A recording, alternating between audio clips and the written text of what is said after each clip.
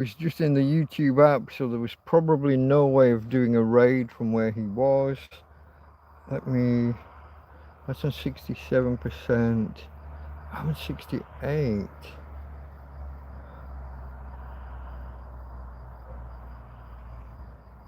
What's all the comments? This is the Delta Dog stream now. Okay, you're filling in for Scrufdog. Not filling in, but I was going to take over when he finished. But I had no clue. We hadn't communicated.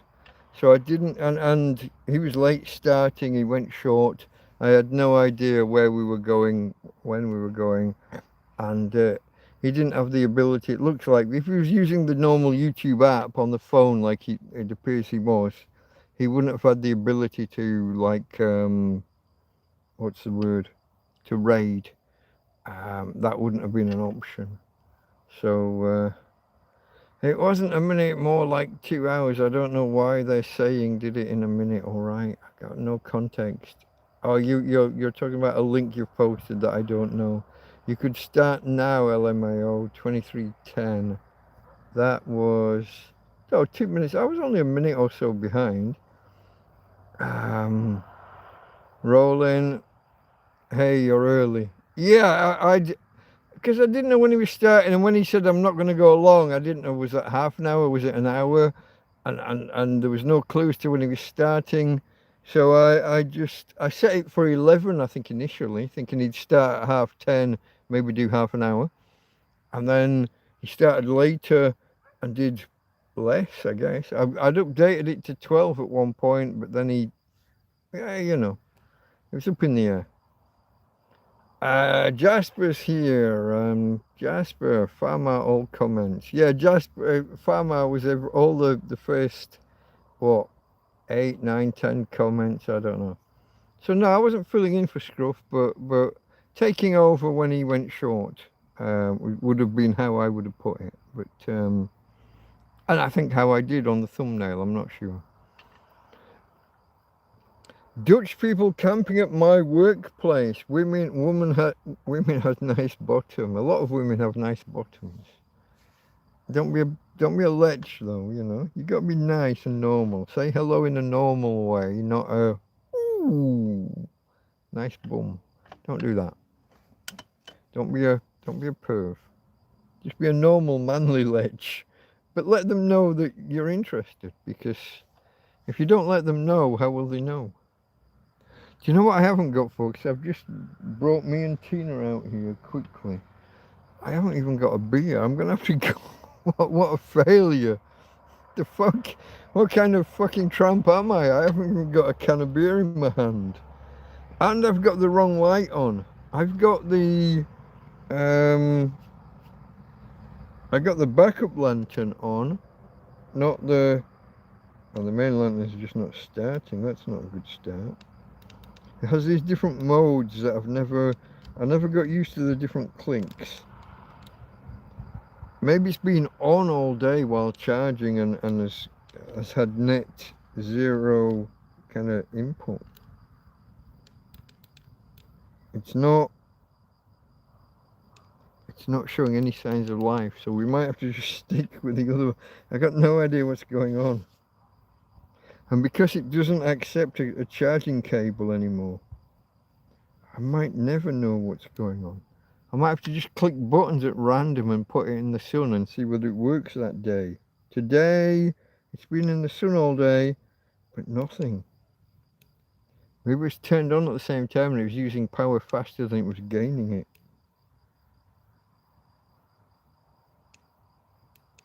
I've got nothing.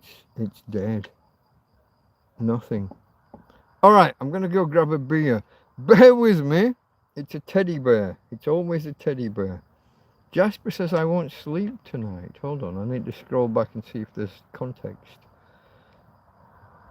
Farmer all comments. You're going to see more, Jasper. Dutch people camping at my work, nice bottoms. Okay, the Dutch okay, I won't sleep tonight because of the women. No sleep. That always reminds me of no sleep till Blackpool. Radio 1, BBC Radio 1 used to do a road show, which was a set of daily, not exactly concerts. It wasn't like nowadays where they do these what do they call them? Festivals. It was more just a, well, it was a road show. The DJs came along, they talked to you, they told some jokes, they discussed things, they played some music just from records. It wasn't bands. Maybe they'd interview some pop singer from the area. Gary Davis on the radio. No, sleep till Blackpool, they said when they were in Morecambe. 30 or 40 miles from Blackpool. Oh, Tina, you were right. Hey, babe, you're right under my chair. If I stand up and try to edge this back, will you take the hint and move? Will you, fuck? Okay, darling. I got out anyway. Let me get a beer. I'll be right back, folks. That's how unprepared I was. Stuff was more sudden than I expected. Have a look.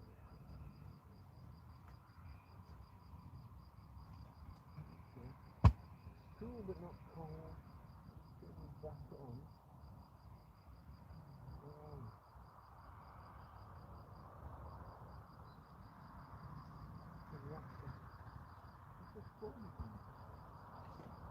I thought it was that cold from the feel of it. Hey. Alright, I'm back. Hey, where are you going? Hey. Hey.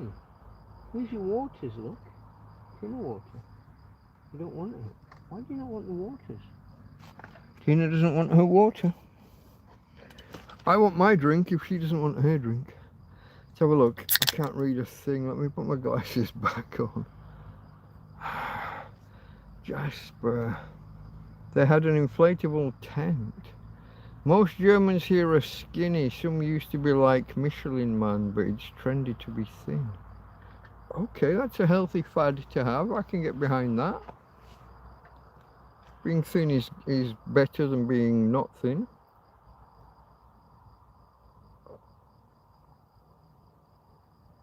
You can take it too far, as I think Karen Carpenter would attest. Tina girl, I'm going to bring this back in. Oi. No. Move. I'm not being nasty. I'm trying to protect you. I just had to pick her up and move her kind of 1 foot that way. I've been discussing with a friend whether I can get another dog afterwards. You know, after Tina. I think it's a good idea generally, just because of my situation.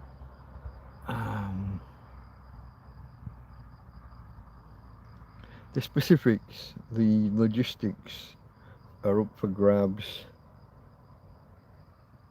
The costs of a younger dog, I don't think they're that bad. I'd have to register it, put in my name. I think the dog we're talking about has a passport already. It's about 16 months old. It's a male, which would be my, I've only ever had one dog and she's female, so this would obviously be my first male dog. There'll be a difference there. When I'm cuddling and stroking, I want to keep my hands away from there. And I don't want any rutting on my personage when he gets in the mood.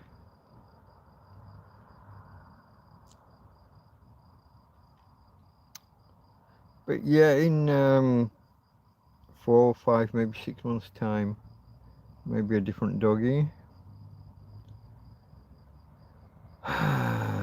Maybe conditioner stabilized, says Farmer. I think the deterioration isn't as rapid as it was kind of a month ago when I thought she didn't have much time left. But it's still not going to be too long, folks. Don't get your hopes up too much.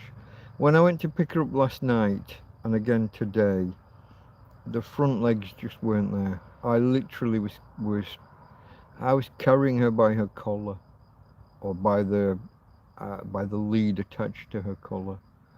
So I'm carrying the back, and now I'm kind of more or less carrying the front at times. I tell her, I kind of shout at her, get a little bit angry a little bit, saying, come on, you have to do your part. You have to pull your weight. at least carry some of your weight, because I'm not strong enough to carry all of your weight. And then I kick myself for getting angry, because she must be doing her best. She wouldn't do anything less than her best, would she? But it's difficult. Gary's in the house. Oh, okay, I see Gary. Good evening, fellow Deltas. Happy Saturday to you all. Farmer says welcome. Hello, Gary. Gary says hello to Farmer and Jasper. Jasperino. Okay, Jasper's now got a new nickname. Hello, Tina. I'm hoping you're plateaued, stabilized. Jasper, I was at a lake swimming and lots of Polish bathers and tanga strings. Is this a specific style of underwear? A bikini kind of thing? We're out. My Jesus friend said, look away. It only damages your thoughts. Yeah, okay, this is a specific tangas. Okay. I think it's Tangas, I think. But yeah, I think I know what you're talking about. You're talking about a specific style of feminine underwear. Feminine bikinis. The cut around the legs and into the crotch. Yeah, okay. I mean, we're all guys. We like to look at the ladies. Oh, well, not all guys, but 95% of us draw the line where you may, but oh, that's a good start, isn't it? We're 12 minutes in. I haven't even done the intros. I haven't introduced Tina yet. Let me do that. For the people who are new here, let me introduce my co-star, my glamorous co-star. Hey, babe. I've got to keep my hand out of the way. Hey, baby girl. Hey. Is that somewhere near? I think I've got... There you go. There you are. It's a Tina girl, isn't it? That's a Tina girl. Hello, baby. We're probably not going to manage 4 hours tonight, starting this time of night. It would be unlikely. But you never know. I'm not against the idea. I'm just yawning after 12 minutes. So who knows? That's my glamorous co-star, Tina girl. I'm going to switch the camera back around to me. I'm sorry, folks, but it's kind of... Oh, hand over the camera. What a dick. What am I, an amateur? Hand over the camera. What can you do? Okay, folks. We started late. It was all a little bit rushed. I didn't know what was happening with Scruff. Itsy bitsy yellow polka dot bikini that she wore for the first time tonight. It was an itsy bitsy teeny weeny yellow polka dot bikini, etc. That's pretty much the lyrics of the whole song. Jasperino sounds quite nice. Oh, fuck. Am I going to make the first hour? Am I going to get through to... I might not get through the first hour. Thumbs up if you haven't already, folks. I'll do the intro in another minute. We'll do it on the 15-minute mark. Now that people have arrived. Not many of you. Because Scruff couldn't do the raid. Give it one more minute. I'll have another swig of my beer. It's nice and cool. It's not cold. I have just put the fridge back on because it's probably now only using 30 or 40 watts, whereas through the day trying to keep it cold it was using 80 watts.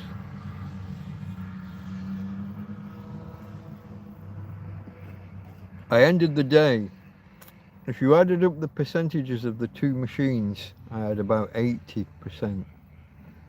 80% of one EcoFlow between two machines. So not very...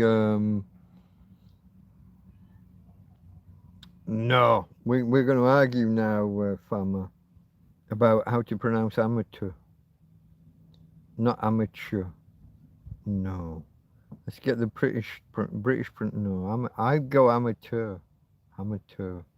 There's always a thing about gentlemen versus, in cricket and indeed in rugby in Britain, there are still matches between gentlemen and players. A player is a professional and the gentleman is the unpaid amateur. Hello Hannah, how are you doing, lass? Not amateur. I'm not a fan of the ch pronunciation of the T-E-U. Amateur would be my, I've got no idea. I might be like the play, but I am a POV. You have to remember, I'm just a lad from Yorkshire. We talk like thee and thou and shut the cake oil. That means shut your mouth. Your cake hole, cake oil. Bucket of coil, that's a bucket of coal. Put your coat on when that goes out in winter. Put your coat on when you go out in winter. Cup of water, that's a cup of water. This is how people speak where I'm from. A cup of water. Is the laking out? Are you playing out? Are you coming out to play, young Johnny or whoever? Is the laking out? But we maintain the these and thys and thous as in the Bible. Thou shalt not. We've got the these, thous, thys and thous. We have all of those. We still have those. Most of Europe still has the informal you, the tu instead of the vu. And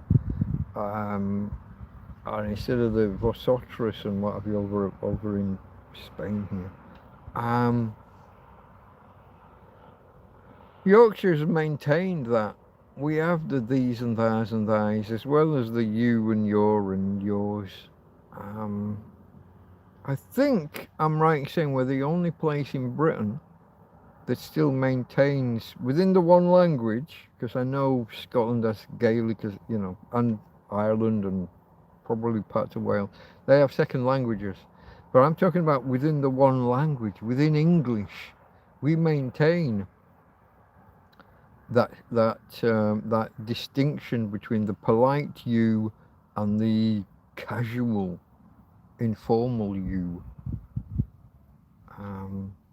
It's probably more pronounced than in most other places. We're kind of vitriolic about it. Shut thy face, thee, or else thou's gonna get a kicking or a beating or a whatever. All that thee, thy, thys. I don't know. I couldn't enumerate all of the different words that we have, but we have them. And if you make us angry while you're in Yorkshire, we'll let you know. You'll hear them. How are you doing, Mike? I'm all right. I'm all right. But it's been quite a day, and suddenly a couple of hours ago, so we had these thick clouds overhead that were more or less past, and then the weather forecast said, oh, thunder and lightning and like a 97% chance of rain, and my roof's wide open still. This just came out of nowhere. But I'd looked at the clouds an hour earlier. I'd seen where the clouds were, bank of clouds kind of ending almost above my tent, and the wind going that away, so taking the bank of clouds away.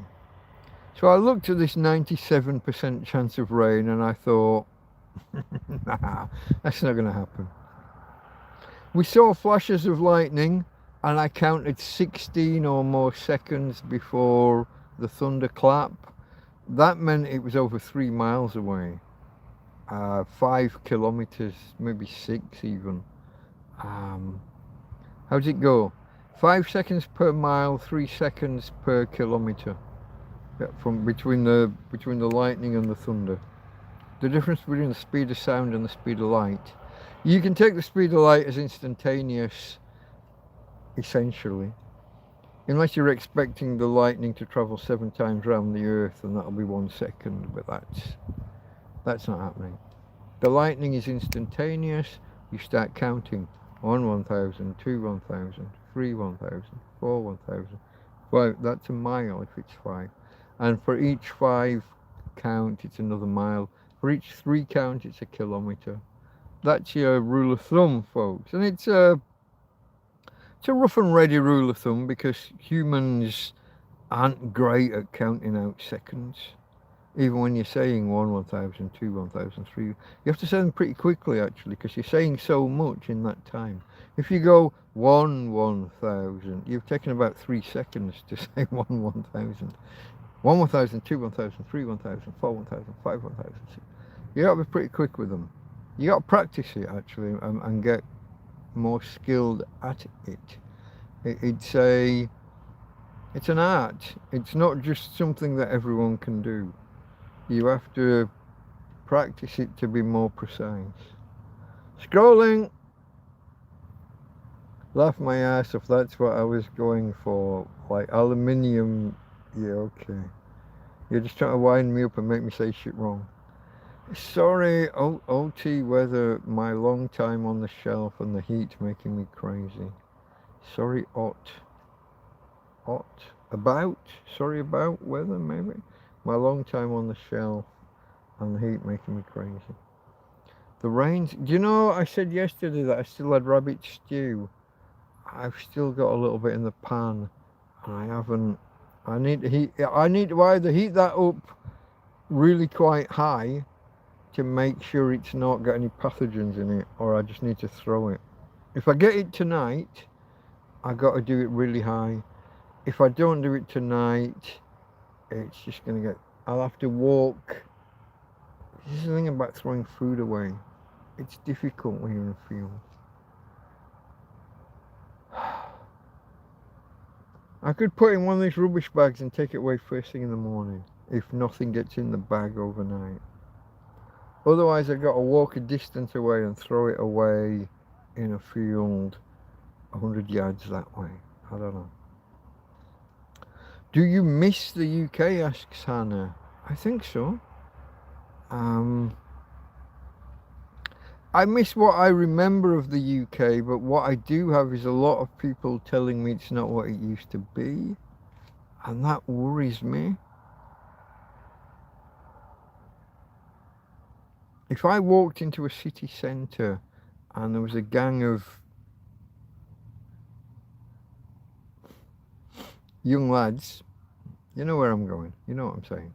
If there was a gang of young lads there that were being aggressive and a little bit violent towards people, I would not be able to stop myself from intervening, interjecting.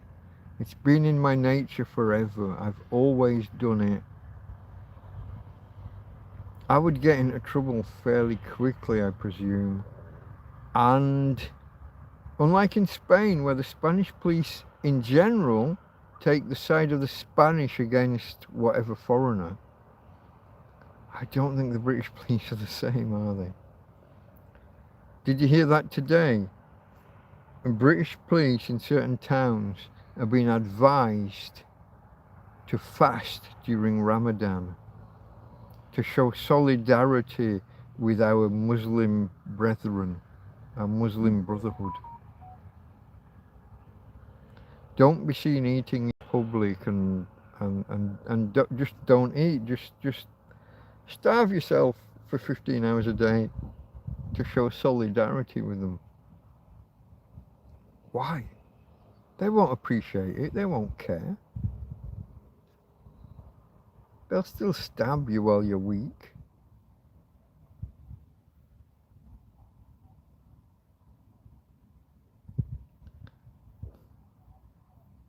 I don't know that I would recognise, because I've been away for 10 years. Now I've lived in heavily, I remember the words. I've lived in places that were heavily brown. I lived in Tooting Broadway, and I'd walk through Tooting Beck at times, and this was in the very late 80s, 89, 90, and yeah, you could walk down the high street on market day and play Spot the White Man. But they weren't aggressive with it. They weren't trying to assert dominance that you could tell.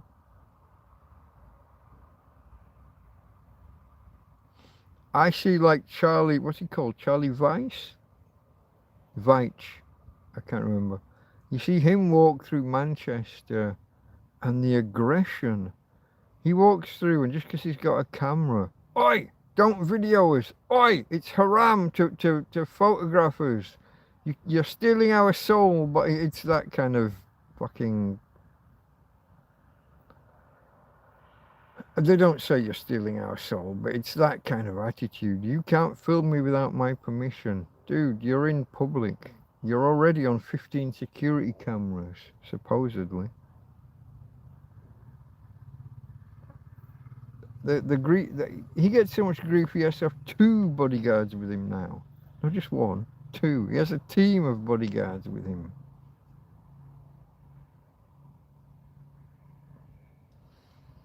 I'd be there with no video camera and no bodyguards, and I'd be steaming in just the same.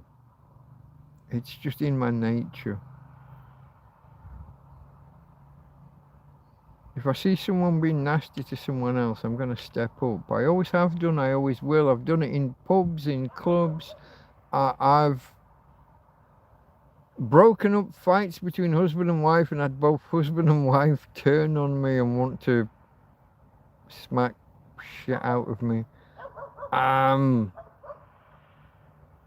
Despite my dad's advice, never get between a husband and a wife. If he wants to smack her, his advice was let him. They'll sort it out tomorrow. I never could. Sorry, Dad. It's not in my nature. Even if they both turn around on me. If they both turn around on me, then I'll smack her. And him as well, but that's different. I've always, and this has been a thing since childhood, I was brought up, someone smacks you, you smack them back. Man, woman or child, boy or girl, they smack you, smack them back. You might lose the fight, you know, if you're going against someone who's bigger or stronger, whatever, but at least make it be a fight for them. Don't let them just hit you willy-nilly. Make it be a fight. Make them fight for the win. Always been my philosophy. And you see videos online now. Some woman gets stroppy in a bar and goes up and slaps a bloke and he just... and she flies across the fucking bar. And I just... yeah. Good on you. She assaulted you. You're allowed to defend yourself. She hit you once. How do you know she's not going to hit you again? Smack her. Smack her as hard as you can. Knock her 15 foot that way. Now, some people will disagree with me and will say, oh, a man should never hit a woman, blah, blah. She could be pregnant. She could be this. She could be that. That's on her, isn't it? If you're pregnant and you initiate a fucking fight... what do you think's going to happen? Why is it on the guy that you just attacked to take into account that you might be of childbearing years and that you might be pregnant? Fuck that shit. You just slapped a guy full on as hard as you could across the face. Now he's going to smack you back full on as hard as he can. And you're going to go flying 15 yards that away. And you're going to wake up in about an hour and wonder what happened.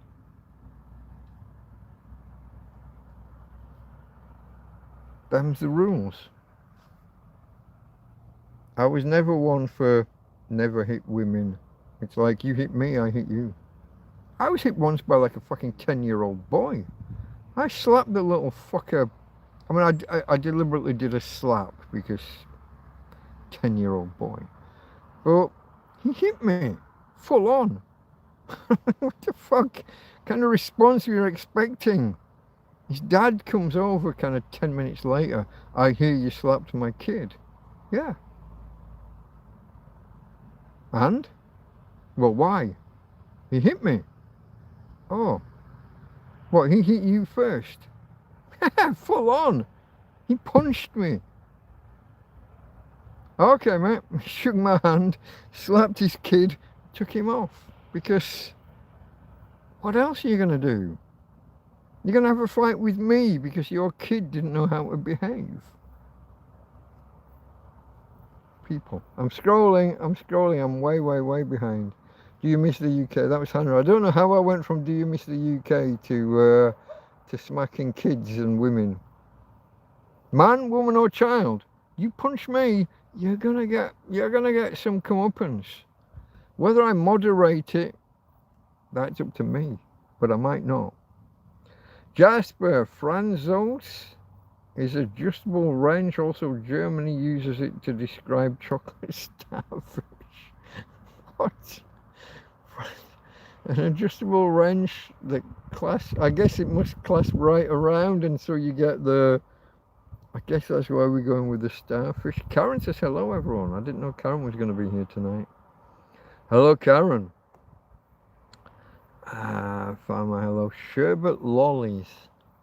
Sherbet lollies. Not sherbet dip, not sherbet fountain, just a sherbet lolly. I'm not sure I remember them. Is it something you suck and then you dip into sherbet? Or is the sherbet in the lolly, in the boiled sugar? I don't know. I don't know that I remember it. If you do miss the UK, what do you miss about it? I had friends and family. I had a life. I had a business. I had a life. But rain, green grass, leaves, autumn, jumping in puddles in your wellies when you're 5 years old. I don't know. What do you miss about the UK? The seaside, Morecambe Bay. I lived in Morecambe. I mean, I'm not from Morecambe originally, but I lived there most of my adult life. Not all, but most. When I wasn't away elsewhere in the world. Morecambe Bay. I was talking with someone the other day online about cockling. So you find the patch of sand that stays wet all day. After the sea goes out, you don't want the sand that goes dry. You want the stuff that's nearer the sea and that stays wet. Just stick your hand in and dig around. Or you can get one of those little, you know when you buy a little trowel set, you get a little trowel, a little fork, and like a little rake.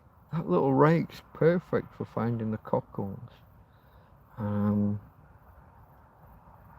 course, Morecambe's famous for its cockles because a bunch of Chinese drowned while trying to catch cockles. They stood in the water while the sea came in and it submerged them all. What year would that have been? Late 90s, I think. Let's see. Morecambe, they were all Chinese, but they had mobile phones. They while they're about to drown, they called home to China to say goodbye to their wives and stuff. Morecambe, that's with an A, A-M-B-E, Morecambe, cockle. That's not his fault. I missed the C somehow. I caught the space bar. Morecambe cockle pickers deaths. Here we go. 2004. Okay, a little bit later than I thought it was. 23 Chinese migrant cockle pickers drowned after being trapped by a rapidly rising tide on the treacherous mudflats of Morecambe Bay. So Morecambe Bay is kind of famous for sinking sand. There are patches of the sand you can walk on, but when the tide comes in, they turn into sinking sand. You sink. You can't get out. The more you struggle, the more you go down, the more you go into the sand. So these guys were brought over. They were Chinese. You get a lot of Chinese around Morecambe and Lancaster because of the university. So I don't know whether that played into it at all. But there's a lot of foreign students at the uni. But these cockle pickers were part of, they're these guys, these gang masters, basically like the charge hand who hired them, or some would say forced them, brought them across, take the passports away, and you have to earn so much before you get your passport back. And then they put them out in the sea, well, in the estuary, in the bay, 3, 4, 5 in the morning when the tide's about to turn. And they're supposed to, like I was saying about raking the sea, but they're doing this on like an industrial scale. They're using something bigger than a garden rake. I was talking about doing it with like a hand trowel or a hand rake, but they're doing it, and they've each got these things, and they go out, and you want that sand, like I said, the sand that's wet but not underwater all day. So, but not the sand where the water goes out and the sand dries. So in that gap where the sand doesn't get too dry, but it's not still underwater, you want to be in that gap, and they were raking and bringing up the cockles. So for anyone who doesn't know, a cockle is like a little clam. It's a little white shell, and looks like a clam but smaller. And they're worth quite a bit of money. And these guys were being forced to work off their, not so much their visas, but they're forced to work off their transport to the UK, their trafficking, having been trafficked to the UK. And the guy who was organising it got it wrong. They went out at the wrong time of day. The tide turns, and when the tide turns in Morecambe Bay, it can be quite rapid. It's a lot like Cleethorpes on the other side of the country, the Humber Estuary. There's another one. So both Morecambe and Cleethorpes, the tide goes out a long way, and you think you've got forever, and then it turns, and the next thing you know, you're needing to be helicoptered out of there. As me, my brother and sister, and my mum and dad almost had to be in Cleethorpes one year. The tide turned so quickly. We were just sunbathing on this sandbank. We'd walked out, there was this protrusion, this higher sand than everywhere else. We got there, and the tide turned. We didn't notice, and oh, there's water, and you're trying to paddle through it, and pretty soon it's waist deep. And we had like Coast Guard or RNLI or whatever. We had helicopters overhead while we were all trying to flee. We all got out of there just about. I mean, it was just about. My mum and dad had money in their pockets, like notes, that we had to spend like a week drying out. It had been quite hairy.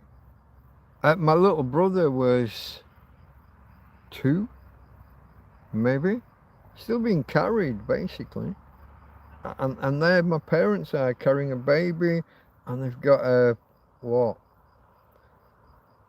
8-year-old and a 9-year-old with them, trying to get through what was waist high water for my parents, even higher for me and my sister.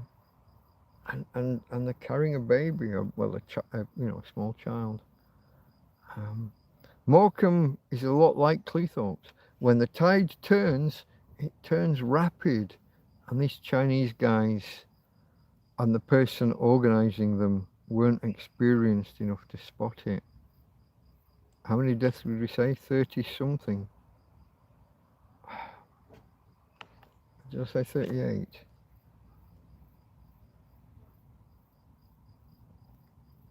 No, 23. 23 migrant cockle pickers, Chinese migrant cockle pickers drowned, trapped by rapidly rising tide. And that was in 2004. 22 years ago now then, yeah? They closed the cockle bays. They made it illegal to pick cockles for years and years afterwards. They closed those beds. It's been too dangerous. But eventually they opened them up again, because dinero, money. It's rained, it's cold now, says Jasper. Zap Sparky says, good evening, sir. I'm watching Calvin Harris live from Scotland, some banging tunes. I couldn't name a single one. Sure, I must have heard them at some point. I'm not a great one for associating tunes with names. And I wouldn't know a Calvin Harris if I fell over him. Wasn't there a pastor on not GMTV? Great, what's the TV channel that's supposed to be really right wing? Wasn't there like a pastor or a priest who was a Calvin someone or other? If he'd said Calvin Harris to me, I would have assumed him. Be careful in Germany with pronouncing words like schwummel means humid, schwummel means gay. Yeah, I can't, from reading, I don't know what the umlauts do to the U. Schwul, I'd go schwul versus schwule, schwule. I don't know. No idea. It's the same in Spain. Soy in glass. I'm English, but in glass, if you mispronounce it very slightly, means church. I'm a church, and I don't know whether I pronounce it right or wrong. I don't know which is which. I don't know what the alternates are, but in glass and in glaze, I guess it must be. You remember Julio Iglesias? I'm guessing he was Julio of the church rather than Julio the English. In glass, in glaze. I'm not sure. I don't know which way around it is. I don't know which is right and wrong, but yeah. Words, you can just look at certain words in English. Present, present, and there's a third option with present. I am present, I present, and the present, but no. I think there's a third pronunciation. And I can't think of it. Matey Boy did. The French guy from the SOE, from the French, no, well, not from the SOE, but from the French Resistance that taught French for many years. Michel Thomas. That guy lived quite a life. If you've ever tried learning a language with the Michel Thomas methodology, you want to go read up on that guy's history. Because he was. That guy was a genuine fuck-off hero in the Second World War.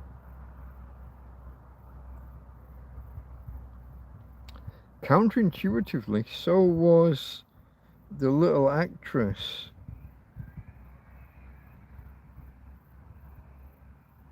Breakfast at Tiffany's.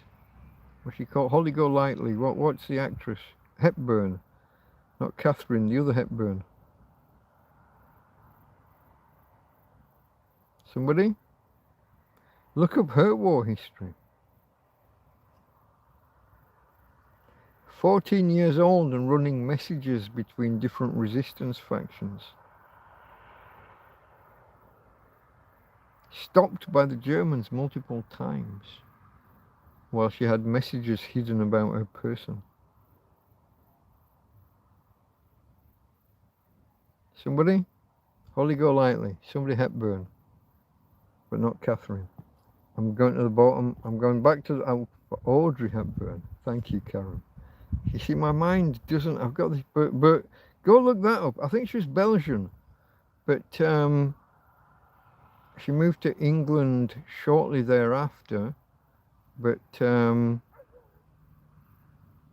war heroes, folks. Audrey Hepburn and Michel Thomas, the guy that taught us all foreign languages. Audrey, everyone's saying it. I'm sorry, folks. I was way up there. I've got to work backwards now. Jerry Dorsey, 90. I remember Engelbert Humperdinck says, Mikey, yo. Mikey, yeah, Mikey Yo-Yo, 6464. Engelbert Humperdinck had a go at the Eurovision Song Contest about 10 years ago, something like that, and it was a total flop. Everyone thought, oh great, we're sending like a, you know, a pop music legend. That'll be well received. But the Eurovision Song Contest is more about politics than about the songs. Every nation just votes for their friends. If you're friendly with your next door neighbour, you vote for them. If you're at war with them, you vote for anybody but them.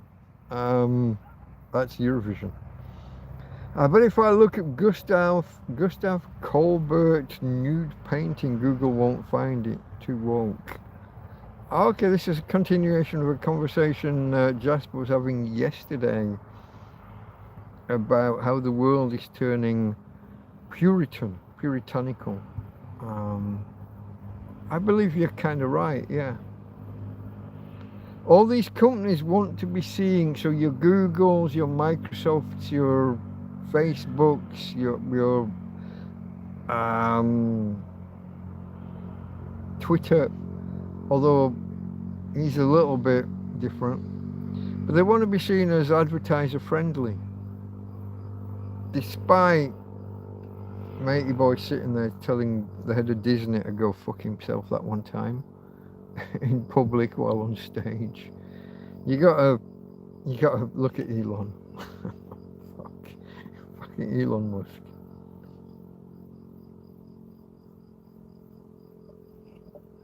Bob, go fuck yourself, he says to the head of Disney. Because the head of Disney had said, no, we're not going to advertise with you anymore. They did within about 3 months. But I look for that statue. Google too won't look. No, and my Google is so woke. Just out of respect for the dead. Farmer, are you Catholic? Yes, but it's just out of respect for the dead. Godspeed and Hail Mary for everyone that died. What are we talking about? I'm working backwards, folks, so I'm seeing the follow-on comments before I see the context. I remember they were more or less slaves and the tide got them. It was the cocklers, Morecambe Bay. Yeah, more or less slaves. When people traffic you abroad and take your passport off you, tell you can't live in that country. You know what? In Britain, nobody would ever be asking you for your passport. You walk into a hospital, you get treated, you walk out. They don't check whether you're British, or at least when I was there last, it's not. So at the time we're talking about, these guys wouldn't have needed their passport. I mean, it's a form of ID. But it's not like in Europe where the police can just stop you and say, ID please, papers please. The UK doesn't have that. Unless you're driving a car, then you have to be able to show a driver's license. It's pretty much the only exception. The police don't have the right to just demand your ID. Now, modern day police nowadays, they've been watching too many American fucking YouTube videos. They think, we've been called for service. We've been called to an incident. We're investigating an incident. We must know your ID. Okay, you've been called. I've been accused of shoplifting or whatever.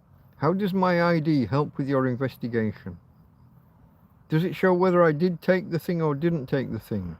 Go get the fucking security camera or the person who said I did it and do your investigation. I'm not helping you with your investigation. I don't have to help you with your investigation. I don't have to give my ID. Maybe once arrested, it becomes a thing. But just standing in the street or in a shop or in a fucking wherever, unless you're driving a car, that's like the one exception in Britain. This is why I object to pubs demanding ID from kids, you know, from youngsters, to check whether they're 18.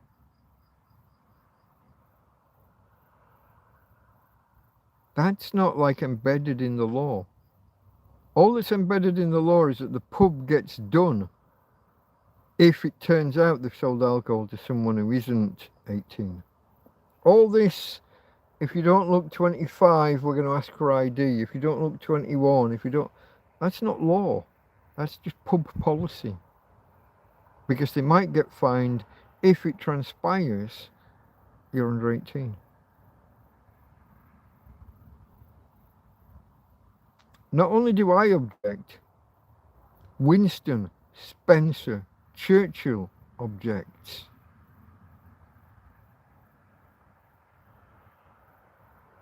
You know that guy? Got a bit of a reputation. He objected to the idea of ID cards during the war. It's one of his biggest regrets. And the only people that could demand it were the police and the military. It wasn't shopkeepers or fucking pub landlords or the glass collector or the fucking barmaid. No offense to glass collectors and barmaids, just stay in your fucking lane and don't be demanding ID. Who the fuck do you think you are? If the police can't just stop me in the street and demand ID, why can a fucking glass collector? I hate that. It is one of my... I went out with my two young nephews when they were young. When they were, I don't know, 18, 19, 20. And we got shit from people. It just grated with me massively. I've told the tale about when I went in a fucking supermarket in Grimsby. I don't know if we were in Grimsby or Cleethorpes. Where's the border? There's no line in the ground. But we went in a supermarket. My sister didn't have her driving license with her, so they were refusing to sell her alcohol. So she shouts over this other guy. You got your ID? Yeah. Yes, Mum. I've got my ID. And he buys the shopping.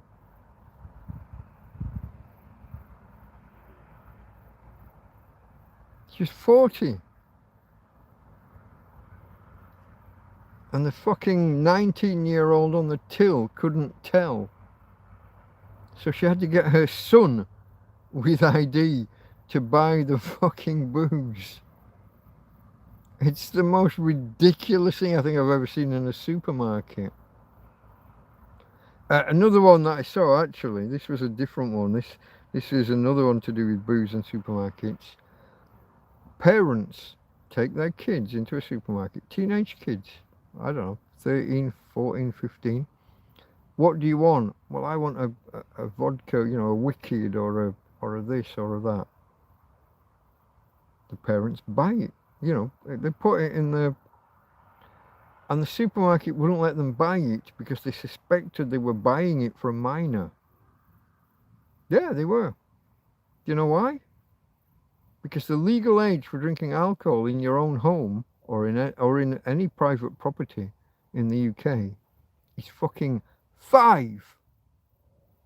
Tell me that 13 isn't over 5. Oh, we suspect you're buying...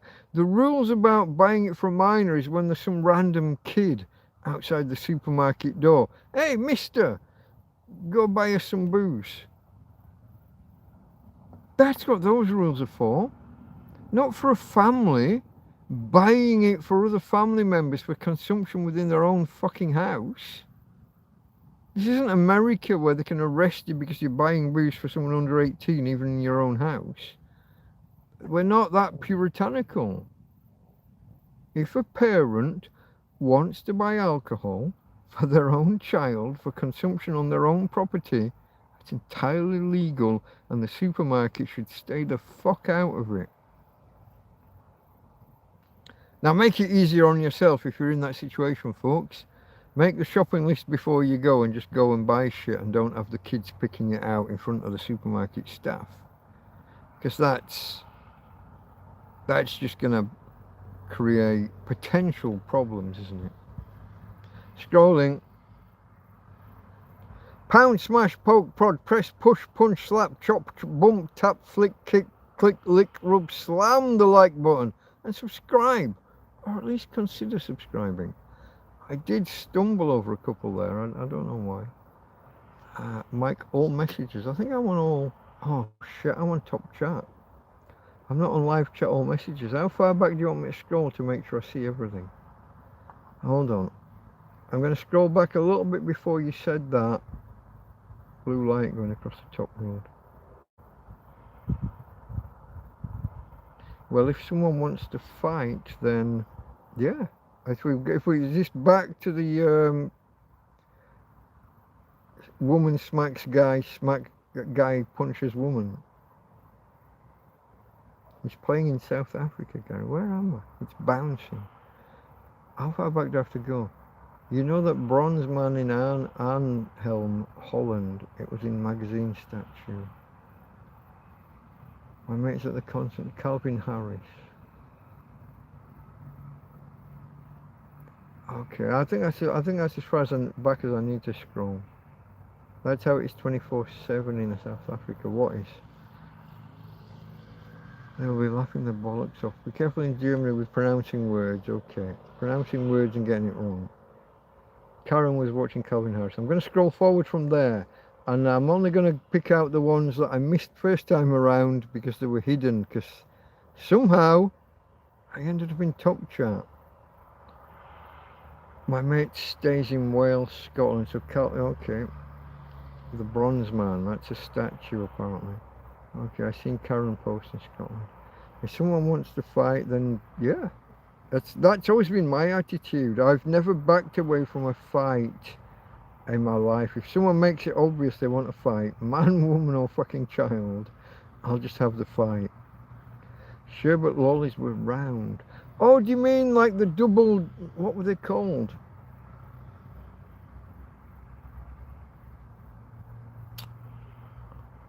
What were those purple things called?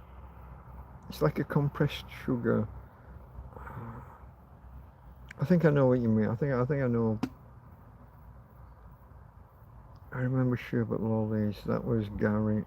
There's no green grass at the moment. The grass is like Spanish grass. In the UK, there's no green grass. Okay.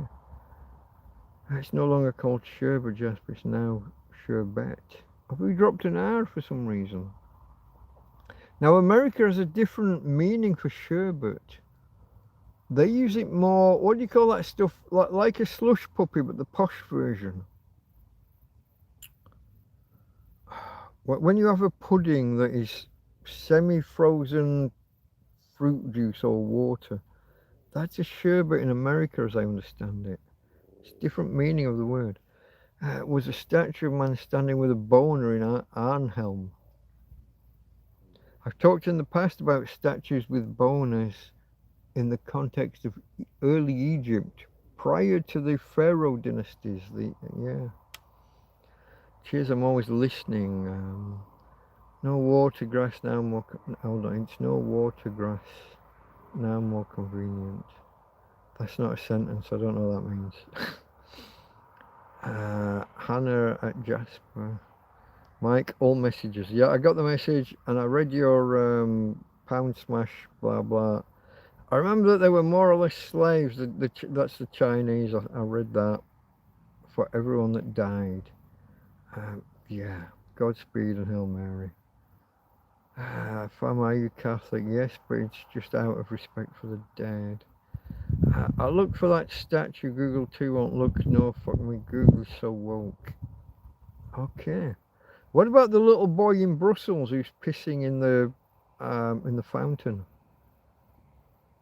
We had a not a corkscrew. We had a bottle opener of that statue. But if I look, Gustav Corbett's nude painting, Google won't find it. Too woke.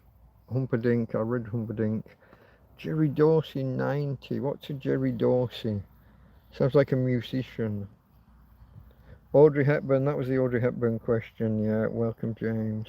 She was from Belgium. Yeah, I think I said that. I don't know whether you got there before me. I didn't see it, but I said it anyway. Hey buddy, it's me, Little Jim, on my other channel account. Forgot to change over. Okay. Hey Jim. I'm fed up with woke. Oh, Google. Have I got a light coming behind me? I do. I thought it was a blue light to begin with. It looked... Okay, it didn't jump. Fed up with Google woke. I need a search engine that doesn't object to profanity. There's probably a setting. If you go in the top right hand corner of the Google web search page, if you go to google.com, there's probably a setting, and you can probably tell it not to remove or not to filter results. I've always done that. I've always told it like I'm a fucking adult. Sometimes because I'm searching for porn, because, you know, bloke. Our house, in the middle of our street, our house. I was watching an American lass react to 1980 hits earlier, and our house was in there. Along with Gary Glitter. Do you want to be in my gang? My gang. When I was 10, I probably would have said yes. But now, if you ask me, would I let a 10-year-old anywhere near Gary Glitter? I'm going to say fucking no. Just fucking no. For anyone who doesn't know, pedo. Just fucking pedo. Can you say that, or do we have to say PDF file because we're on fucking YouTube? Speaking of the people that died while diving for seafood, they weren't diving, but they were raking while the tide came in. Yeah. I offended Wacken. I said that's not metal. I don't know what a Wacken is. I assume it's a metal group, heavy metal band, or that class themselves as heavy metal. Was Karen off? Did I miss something? Back later said Karen just before midnight. It is now just 12 minutes past, so I'm only a quarter of an hour behind chat. I just Googled searched Gustave Courbet nude paintings, and guess what? Found it straight away. But I do have safe search turned off. Okay. That just help. That's to Jim. Is that because Jim was on his second account identifying himself?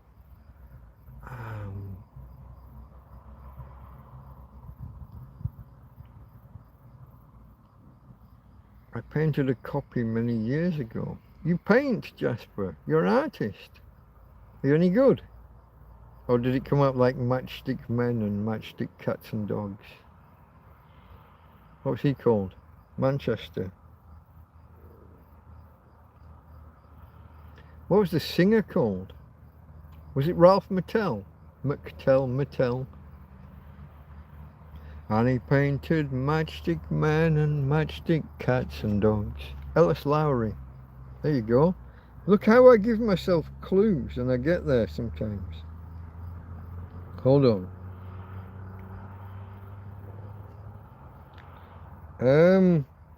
Song. Was it Ralph Mattel? That's not how you spell song. There's no B in the middle of song. Song. Matchstick Men. Matchstick Men and Dogs. Okay.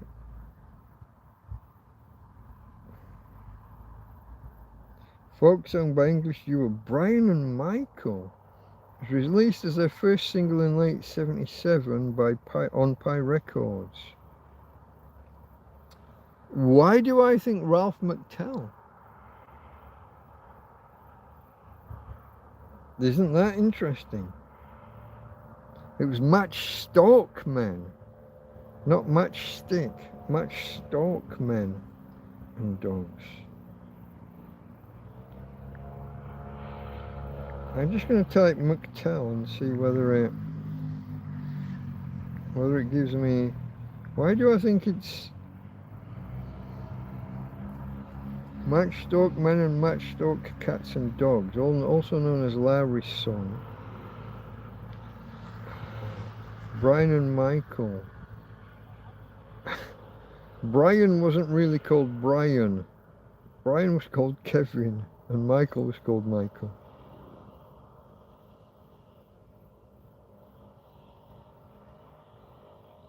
Matchstalk Men. Why do I think Ralph McTell? What did he sing? Ralph McTell songs. Not McHale. McTell. Double L? Single L.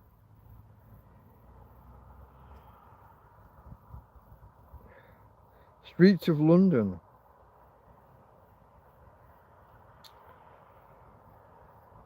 (1969).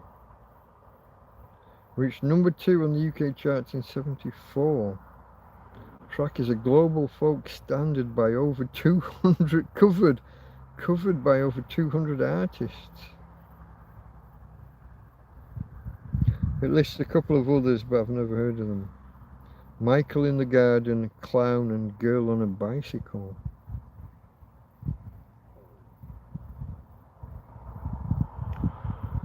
Let me walk you through the streets of London. Bom bom ba dee dee. Dee dee dee dee. Scrolling! I painted a copy many years ago. Have you ever killed a man? Fucking hell, Billy Joe. Who are you asking that of? There are probably guys here who served in the military who might have. I couldn't possibly comment.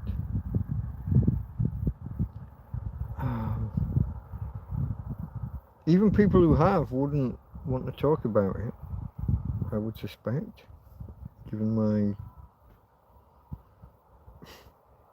knowledge of some military men. Let's keep the questions practical. Yeah, be good. You're getting slapped down. You're getting slapped down, Billy Joe. People who have killed men won't admit to it. I mean, if you've like murdered someone, you're not going to admit to it. If you've killed them legally, like in the course of duty, you're not going to want to talk about it because it's a hell of an emotional, takes an emotional toll. You're always going to think that guy, he had parents, he might have had a wife, kids, brother, sister, aunt, uncle.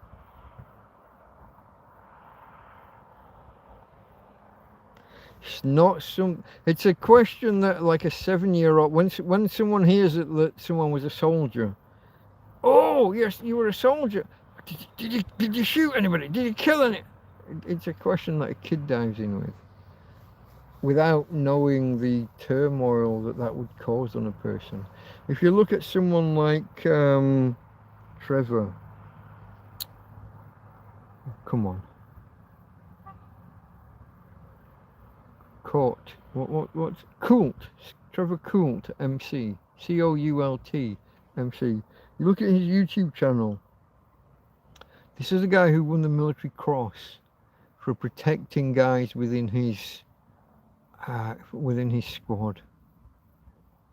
I don't remember the details. Probably stormed a machine gun nest and then machine gunned a whole fucking load of enemies.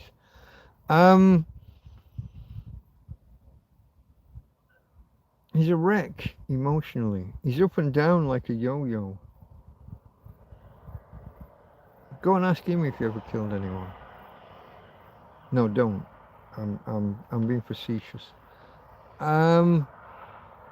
The guy will never come to terms with what he did. He did what he had to do. He did it for the right reasons. He did it legally within the bounds of, it wasn't even a war, but within the, what's it called? There's a code of conduct for once you're in combat. The rules of, it's not the rules of contact. What's it called? There's a word. Rules of engagement. So it's all cleared, it's all above board, medals from the Queen and all of that while he's in his early 20s. Now he's 50 and he's still an emotional wreck with it. Yeah, it's not something to just throw around glibly.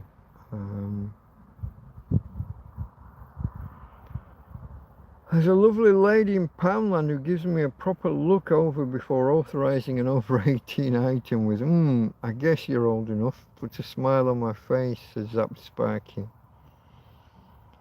I guess, I mean, this was what my sister kind of said when we walked away after she'd had to get her son to authorise the alcohol purchase.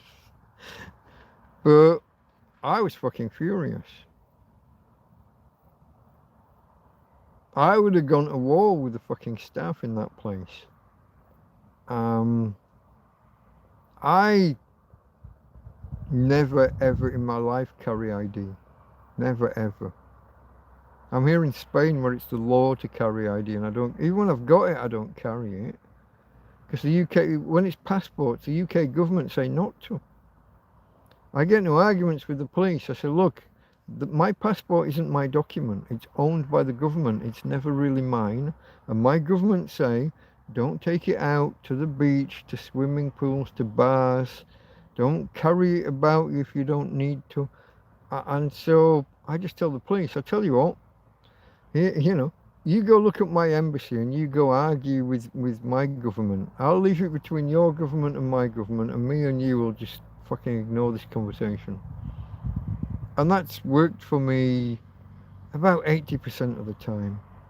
You do get the odd wonk who just fucking insists, but that's, what can you do? You always get the odd wonk.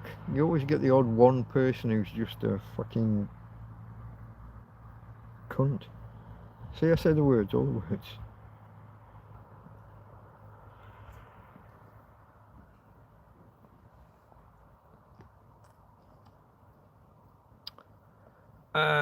That's an awesome account. What is? Tina girl, you've been a bit noisy. Tina, Billy Joe posted something, deleted it. Hey, let's not gang up too much. It was a one-off. It was a one-off question. It's not a big deal. We're not banning anybody or anything over one misplaced question. Pin this mic. Oh, have I not? Fuck. Can I do it from here? Do you know what, Fama? You're gonna not believe this. I cannot pin it from here. I have to go in here. I didn't pin my... Did I post it? I probably didn't. Hold on. I gotta go in here. You will hear me talking about 5 seconds behind myself. If it even loads. What are we waiting for? Fucking Christmas. Get on with it. Why a blank screen? Back out of YouTube, back into YouTube. Now it loads. How to find me? Click on me, click on view channel. Click on this stream.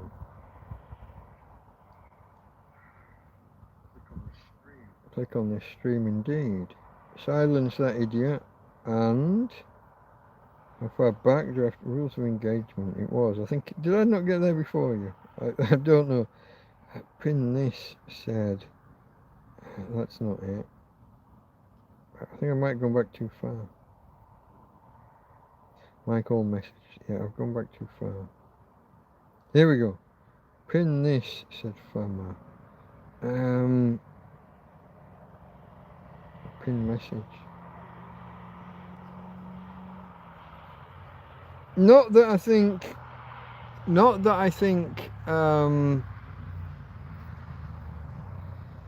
anybody's gonna donate. I had gone a few days without a donation. I'd done quite a few hours of this without a donation, and then my mate Fama there, Fabrizio, donated quite a hefty lump tonight, just before we went live. So thank you to him for that. Everybody, thank Fama. Fabrizio, I don't know how to spell it. I think I got close, but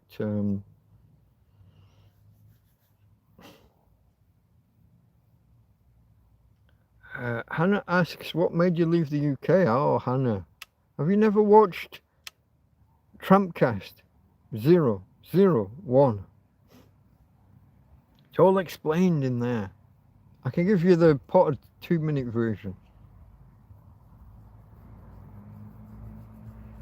When I got together with my missus, I told her I'm boring, and she said, no, you're not. And I said, no, eventually you'll discover I really am quite boring. And kind of 20 years later, she decided, yeah, you're boring. And so she told me to leave. We ran a business together, but why should I bother? So I came to Spain. The business carried on. People are still employed, but I guess without the excitement of me there, they left. And it left just me running the business, and I didn't want to do the work. I could be the manager and owner, but I didn't want to be the one doing the work. But I'd already moved to Spain by that point. So it was in the 90s. My wife's parents, my in-laws, had a place out here in a town nearby, a place called Casada. Well, actually, first they were in Villa Martin, Villa Martin, if you want to start pronouncing it Española.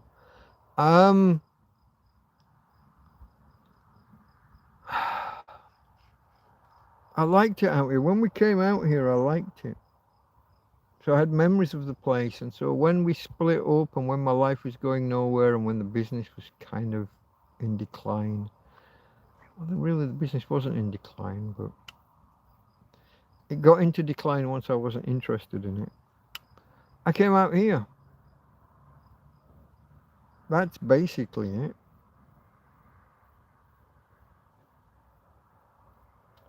Do you want to sit in the fucking rain and wind and cold in Morecambe, where you get where summer was a Wednesday?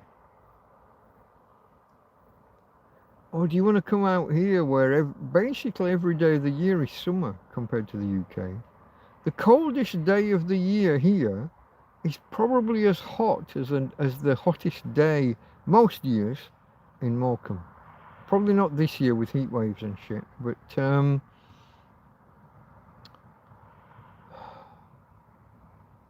in winter here, it still gets well above 20. It sometimes still hits 30. At Christmas. For fewer hours, it's only for 3 or 4 hours in the middle of the day. It's not the full fucking 9 in the morning until 9 at night. I mean, what's the temperature now? It's probably hotter than yesterday. Was it yesterday when it was 27 degrees now? We're 12:30 at night, and it is currently, it's 27 degrees. 27 fucking degrees. 12:30 at night.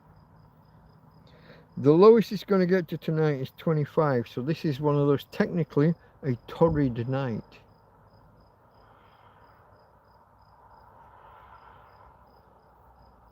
How does it go? I can't remember the name. For when the nights don't drop below 20 degrees, there's a word. And if they don't drop below 25, there's a different word, which is torrid. The other one is one of the words that means it's when something's not temperate, it's the next band down, it's hotter. I can't remember the words.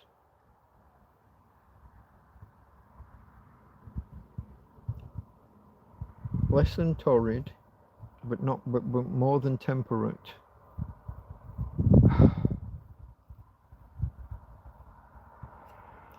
It's in there. It's in there. If it was multiple choice, if you gave me 4 words, I'd be able to pick it out. Hold on. Right? Name for nights above 20 degrees in Spain. Name for nights above 20 degrees in Spain. I'm going to kick myself when I see it. Tropical. Told it wasn't temperate. Tropical. Tropical nights, those are nights above 20 degrees. Torrid nights, 25 degrees and above. Where the temperature does not fall between. There we go. When the temperature stays above 25, they're called torrid nights or equatorial nights. Noches torridas or noches equatoriales. I can read Spanish. I can't come up with the words on my own. You wouldn't, I mean, an Englishman would understand, an English person would understand those words if they saw them. I was going to scroll backwards because I've missed a load. Sometimes not very silent. Silent but deadly. Welcome. It's sign of nature here. I haven't seen Keith. Rules of engagement. It was zapped Sparky. That was what I was struggling for at the time. Thank you. Reconsider Mike. Sitting still. Move that cliff edge over closer. Mate, if I move that cliff edge any closer, I'm going to go over the fucking thing one day.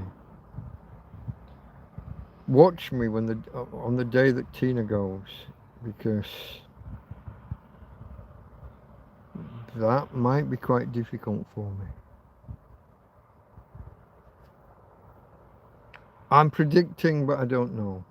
I mean, you can't predict that shit. Welcome, Sign of Nature. Welcome, Keith. I used to get Health and Efficiency magazine, and I read about bronze statue in Holland. I was keen naturist. I couldn't be accepted UK because UK discriminates single men, so read about Holland. You mean if you want to go to a nudist beach and you're on your own, if you don't bring a woman with you, you're not welcome? Andy's computer tube, hello mate. I think that's my first sign of seeing you there. Nice one, Farmer Evening Live Lurkers. What? No, thank you to everyone for being here. I assume the no was an answer to some other question. Good night, little Jim. Hope to see you again in here tonight. Okay. Got to make a move. I'm shattered. Was playing trains with mouse most of the afternoon. Maybe back in a bit on the TV or other channels. Okay, mate. Don't let them fights follow through. Jasper. Okay, there was Hannah with her, what made you leave the UK? Sometimes not very silent but deadly. Welcome, Sign. So Sign of Nature was here even earlier. No, it's jumped. I thought I was scrolling backwards and I end up looping around to the same content. Have I missed anything in between? I only erased the comment, Billy, because of shitter. The grow up part was fine, just no swearing between other commenters towards each other. Okay. It must be like living in a lighthouse because you can't travel far. Yeah, there are similarities. It's a lonely life with just the occasional traveller passing by. I guess, yeah, I can see where you're going with that. Yeah. Only the last, I'll pick a number, 2 years, 2.5 years. Since Tina's, it's only just over a year ago I went to Tweeties with Tina, and when she had her chariot, when her chariot was new.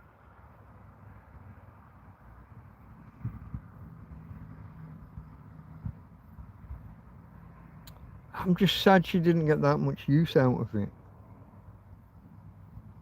For the first month or more, my legs were knackered because of all those, if you remember, those pustule, whatever the word is. All of those infected bites and blisters that I had on my feet and legs, which are still dark now, a year later. So we had a month where I couldn't get out and about. Then once we could get out and about, she was too weak to get up the big hill that way. She was too weak to get up the big hill that way. We didn't have much to go at. It's to see that way, big hill that way, big hill that way. It only left that way. And she couldn't even go that far then. So I'm grateful for the people that supplied the chariot, the doggy wheelchair. I'm sorry we didn't make. We made good use of it for 3 or 4 months after my legs got better. But then Tina's front legs got worse and worse and worse. Now the wheelchair does come with front legs. The problem I've got is getting out of this field or off this track because of it being rough terrain and tiny wheels on the front legs. If they'd been the same wheels as the back of the chariot, we'd have had more of, I could have just pulled her along. But they're titchy tiny little casters like you would find on a supermarket trolley or a chair.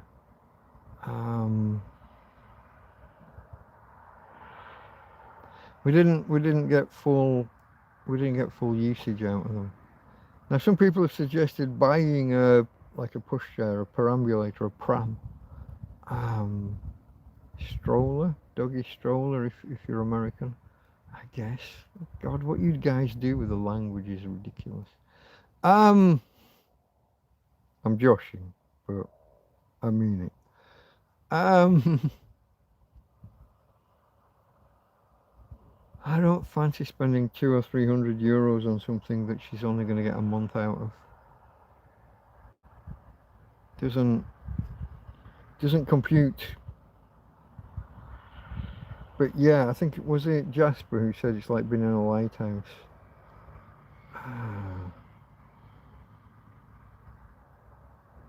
But Mike, it must be like living on a lighthouse because you can't travel far. Yeah, Jasper, it's very similar. I took a trip last Saturday to go shopping. I bought the rabbit and a few vegetables. The broccoli that I had the other day. The peppers are still there. I've still got the peppers. Only 2 in a pack now. For the same money you used to get 3 in a pack. Got to use those in the next few days, otherwise those are going to go bad. Always the yellow one first, remember. Don't understand why. Green, yellow, yellow and orange, red. That's how they ripen. Why does the yellow one fall apart first and rot first? It's bizarre. I don't understand it, but it is confirmed by Google that that's what happens.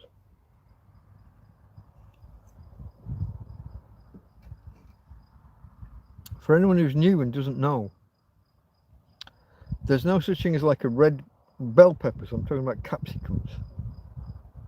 There's no such thing as a red capsicum bush, an orange capsicum bush, yellow capsicums, green. They're the same. They're different stages of ripeness on the same bush. But why? Green is the rawest, the most unripe.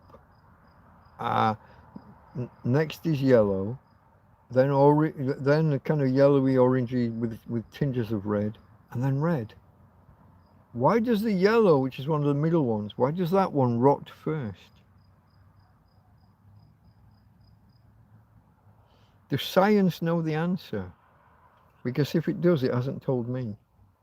Google confirms the general hypothesis that this is a fact, that that is what happens. Yellow goes off before green, before orange, before red. But it's in the middle of the ripening process. Red is the most ripe, the oldest. Why does red not rot first? Kind of bizarre, yeah? Like ripe bananas rot before the unripe bananas. They become deliciously alcoholic, actually. Bananas ripening is a thing. You get elephants in India. I think it's India. Might be Africa, but I think India. Will eat the windfall, the bananas that rot and fall on the floor and become alcoholic.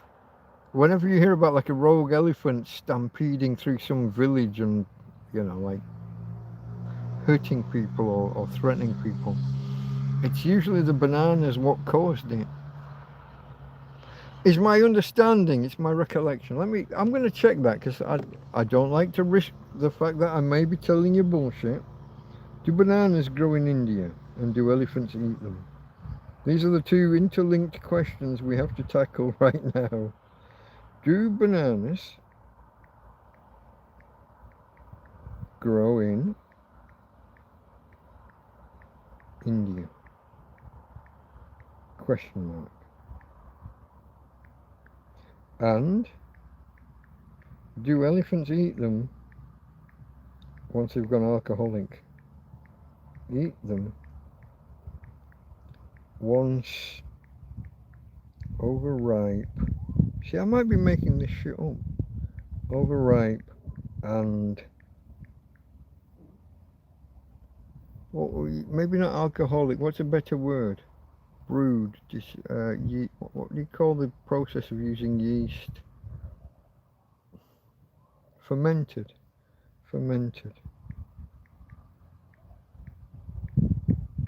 I got there, folks. Question mark. Yes, bananas grow abundantly in India, as India is the world's largest producer of bananas. I didn't know that. Why did I think Africa would have been? While elephants love bananas and the entire banana plant, they rarely get drunk on overripe or fermented fruit because their massive size requires an unrealistic amount of alcohol to show intoxication. Elephants do feast on alcoholic bananas. Fermented bananas. Rarely, it didn't say it doesn't happen, it says rarely get drunk. But this is where the rogue ones, the ones that get drunk, go rogue and stampede through the village and kill people. And don't forget tusks. The drunk myth. Stories claim elephants feast on rotting or fermented fruit to get tipsy. You didn't put myth in quotes, you put drunk in quotes. Scientists note an elephant's enormous body mass and rapid digestions means they would need to consume an impossible volume of fermented fruit to actually feel any intoxicating effects. Well, maybe it's just the wussy ones that can't handle their beer.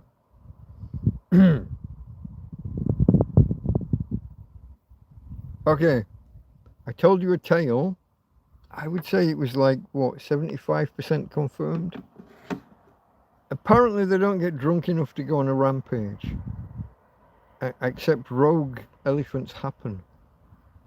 And it's usually at the time of year when there's rotting or fermented bananas on the ground. Make up your own mind. Was I right? Was I wrong?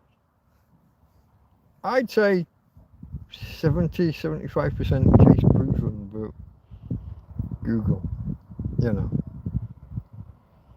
I sometimes worry too many farts give me the earth of kits. Let's not get there, let's not go there. Hannah is asking what made you leave the UK. I think I've visited that. Here's Roger. 25 in the sun, but at night it is 5, which is where it's cold. Hold on. 5? It's 27 here now. What are you talking about, Roger? 25 in the sun. Oh, you're talking about winter. When I was talking about winter, at night it's 5, which is okay. Yeah, okay. When I was talking about how in winter it's still warm, but not as warm and not as long, you get 25. I've sat here 2 days before Christmas at Tweety's and it's been 30 degrees. I don't know how many years ago that was, but it's definitely happened. But yeah, we have like, usually there's like 1 week in February, beginning of February, and it'll get down around 3, 4, 5 degrees. And your ears get cold, and I've got the snood pulled up on my head and around the ears. I've got an electric blanket, which I haven't used in anger yet. I've used it as a test, but not for real. But yeah, 25 through the day, 5 at night. We get that for maybe 1 week. This was when I was going to say Green Cross, like the Green Cross Code. That's not what they're called. The Red Cross. The Red Cross found me. Came and visited, asked if I needed a hot drink, hot food. Took one look at the solar panel that I'd just acquired, I think that week. And fucked off. They were like, well, out of here. This guy's not homeless, he's camping. Not quite, guys. I am homeless. I just take the donations and apply them strategically or tactically. Never did know the difference between strategy and tactic. They sound like the same thing to me. I've listened to about 30 different descriptions of the difference. One's the overall umbrella thing, that's strategy, and tactics is the small scale detail. But I don't see the difference. No, I get your donations, folks. People who do deign to. I'm pointing at the top because that's where it's for me. For you, it possibly is down there. The screen might be reversed for you, and it might be down fucking there. I've no idea how YouTube does this shit. It's at the bottom under chat nowadays. The PayPal link. Excuse me. I take your money. A small percentage does go on libations.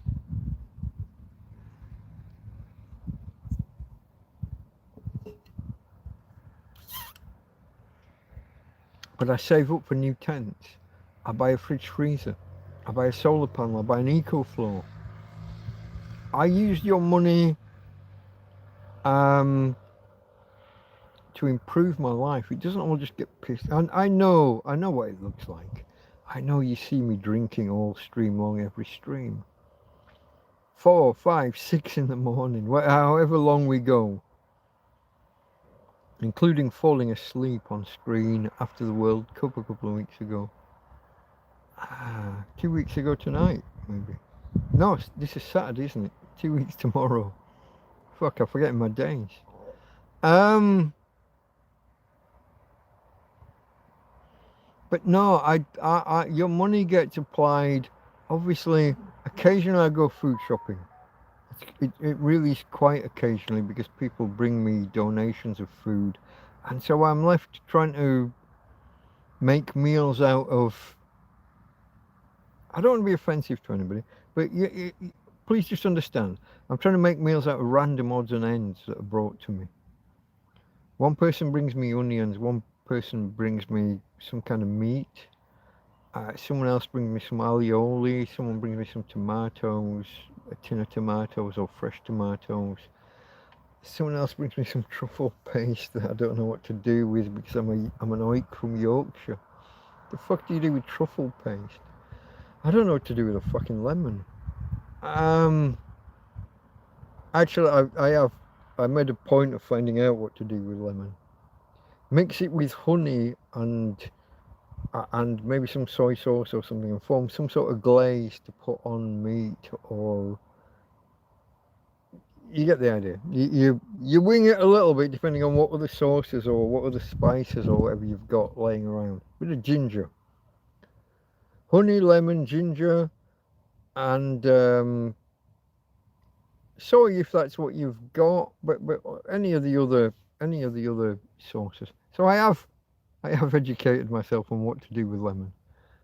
I previously had no fucking clue, except to squeeze it over fish instead of vinegar. That's a common thing with lemon. Just use it in place of vinegar in a recipe or in a thing. If you've got real milk, squirt some lemon juice in and it becomes a kind of a buttermilk substitute. It's a buttermilk analog. It's not quite right, but it's used often. It is a recognized thing. So if you've watched me look stuff up when I don't know stuff, when someone gives me something, what the fuck do I do with that? I go off and I read or watch videos what to do with that.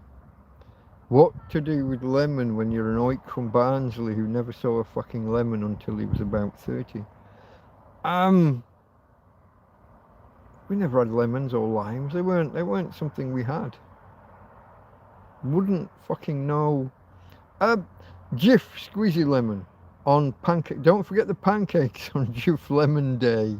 If you ever saw those adverts. Tomorrow I will post a link to a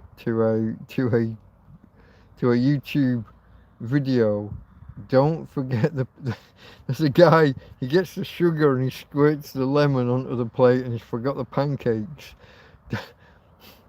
Don't forget the pancakes on Jif Lemon Day instead of don't forget the Jif Lemon on Pancake Day. I thought it was a really clever advert. I loved it. I laughed and laughed and laughed. Almost became a eunuch. Scrolling. So DJ Sonny's Roger. I left supermarket. The drains were so smelly I almost threw up over smell of sewage coming from drains. That happens sometimes. Drains get backed up and blocked. Fat burgers, do they call it?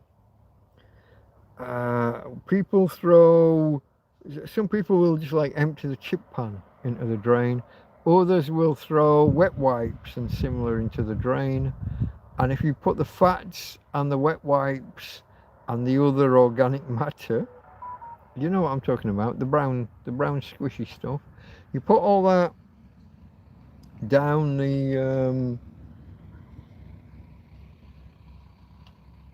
drain at the same time, they'll all mix, emulsify and become a fatberg, not fat burger. It's not for eating, but it's a fatberg, like an iceberg but no ice. It's shit and fat and non-biodegradable wet wipes. Croc Turnbull roasted. Hold on, I wonder if I had a comfy chair, would I still move floor to chair? I don't know. Farmer says lonely, question mark. Probably something to do with the link he posted, so I'm not going to answer it as if it was a question. People sometimes ask me, am I lonely? UK Richie, hello my friend. People, whoa, lightning. There's no clouds over there, but there's lightning. Well, there are clouds, but they're here. That was over there. It's been about 8, 9, 10, 11, 12, 13, 14, 15. Somebody's got a laser or a torch that's shining into the clouds. It might not have been lightning after all. It could have been some dumb fuck pissing about. Someone need hitting. I don't know. Hey baby girl, are you okay? Tina's okay. You still got water here, yeah? Tina's water. Shall I bring it over? Let me put that. I'll put it there. See if you want some. It's there if you want it. I'll move it away in a minute. Go on, have some waters. Yeah. Good girl. She's having a drink of water. It was probably just out of reach of her, and like, she does manage to wriggle around and move around, but probably not under her own direction. She's probably wriggling and moving at random and not necessarily in the direction she wants to move in. So I just move the water to her and she's drinking that. Not a penny for peace, says Keith, Sign of Nature. I don't know what that means, mate. Is that, you're going to have to give me some context. Have I missed something? Maybe I've missed a prior post. I'll just scroll back quickly, a few posts, see whether it connects. I don't see anything. Keith sometimes loses me because he's my favourite conspiracy theorist. But Jasper says I got dentures. I don't. I do. They're just in a bag in there and have been for about 4 years, 5 years. Ever since COVID, I haven't put them in. Robert, you are a kinky. Robert McIntyre, Johnny come lately with come spelt. Like Cholton come hardly? Cholton come hardy. I don't think it's hardly, I think it's hardy. There are a lot of villages in England with cum as a... What does it mean? Hold on. Let's ask Google, because I obviously know the sexual connotations of cum, obviously. I'm a bloke. We know about these things. I read I read readers' letters in Mayfair in the 80s, whenever the fuck that was, I don't know. No, that's not. I caught another letter first. What does CUM mean in English village names? Village or town? I'm going to go village. Village names. Question mark. Put a question mark, you're far more likely to get an AI answer to just give you the answer rather than go off and read. Cum means with or combined with. So Chorlton cum Hardy means there's two villages, Chorlton and Hardy, and maybe they've become a conurbation, maybe they've merged. As their boundaries are expanded and there's no gap in between the two, it used to show that two different parishes, manors or settlements merged into one. Conurbation, right? Let me just ask. I'm going to just follow up. So, conurbation. Conurbation. Question mark. Right? Question mark. And now Google's going to tell me what an intelligent chap I am. No, not quite. Okay. Oh, slapped down by the Google AI. Hold on, let's... A conurbation refers to a massive modern urban area formed by expanding cities merging together. That's not right. That's absolutely not right.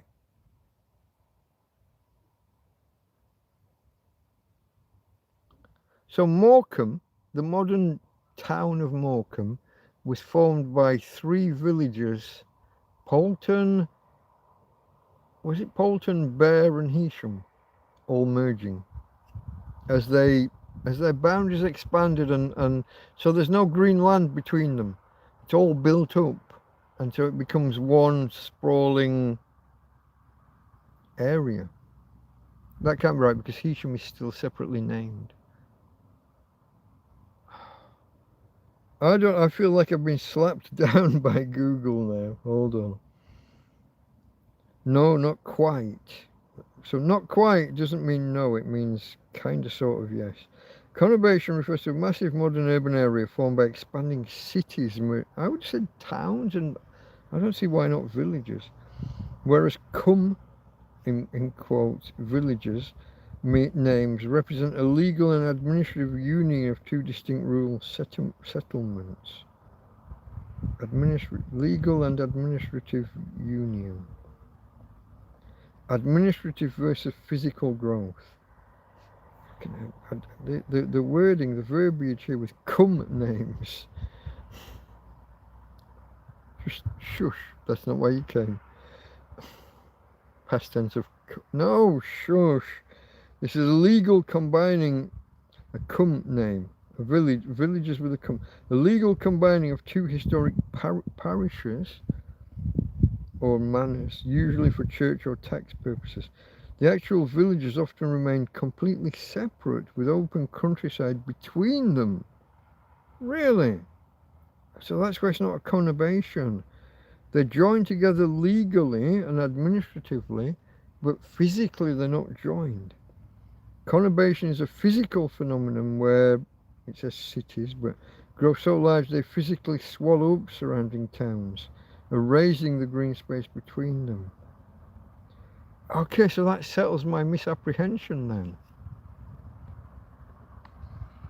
Two villages can agree to become a separate entity legally and administratively, but still be distinct with space between. There can be fields between them. Probably with sheep and cows in them. Whereas a conurbation eradicates that green space in between. Morecambe and Lancaster, pretty much. The only green space between them is the college, I don't know if it's a cricket ground or a football football field, whatever it is, football, rugby, cricket. That's the only green you see when you go from Morecambe to Lancaster. Today I have a sore tooth, not been to the dentist in the last 30 years, just hoping it goes away. Cloves? Or stuff that packs in the hole if you can identify a hole with your tooth, or if it's an abscess that's growing. Is it in the gum under the tooth? Or it could be an abscess, they're nasty. It usually involves a root canal. Dentist cuts off the top of the tooth, drills down and in, hollows it all out and drains out any pus and whatever. He gives you antibiotics, packs it with a temporary filling, kind of a cotton wool thing that he sticks in, and then you go back a couple of days later and he crowns or caps the thing off, rebuilds it with some plastic that sets under ultraviolet. That is my experience of dentists. This is from a guy with no teeth.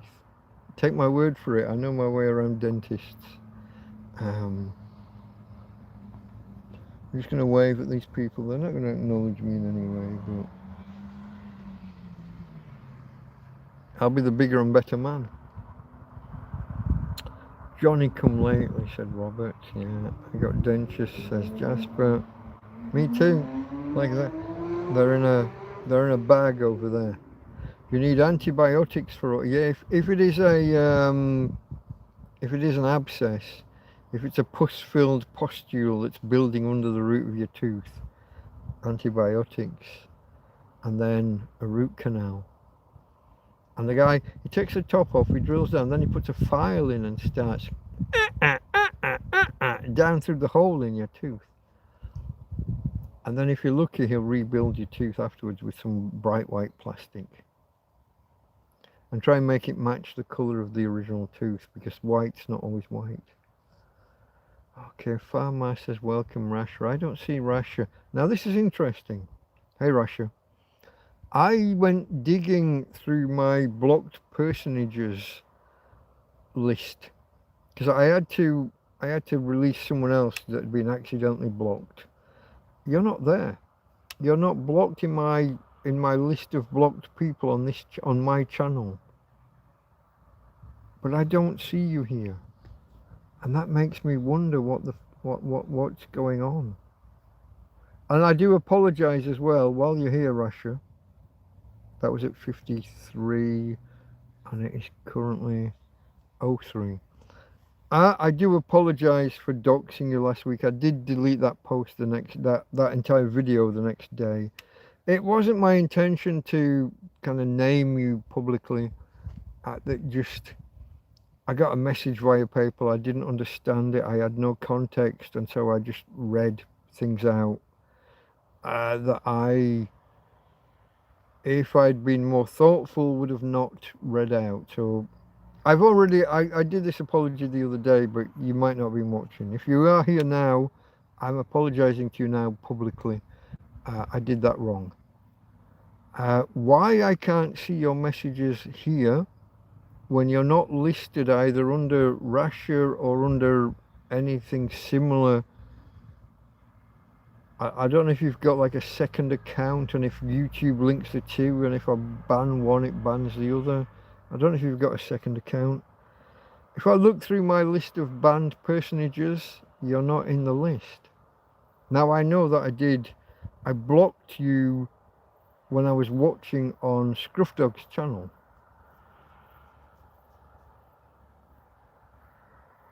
But you shouldn't, I don't think that should have followed you here. And you're not listed in the people that are blocked. I just don't see you. I don't know how that works.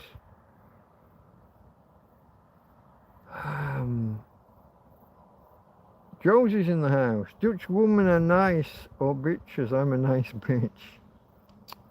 Josie, don't be saying that. I'm scrolling backwards because it just jumped on me.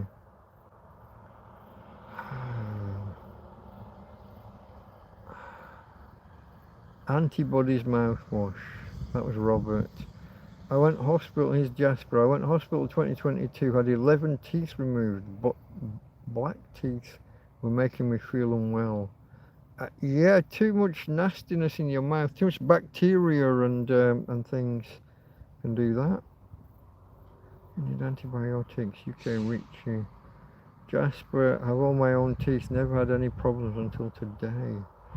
I used to, as a kid, every time we went to the dentist, like from like 4 years old onwards or whatever, there was always 2 or 3 fillings each. I don't know if you know this. This is fact, and this should be looked at and investigated more. It's one bacteria that causes dental caries, that eats your teeth and causes gum problems and what have you. And a few years ago, they brought out toothpaste that was kind of antibacterial at that one bacteria. And then they removed it. And I never saw why.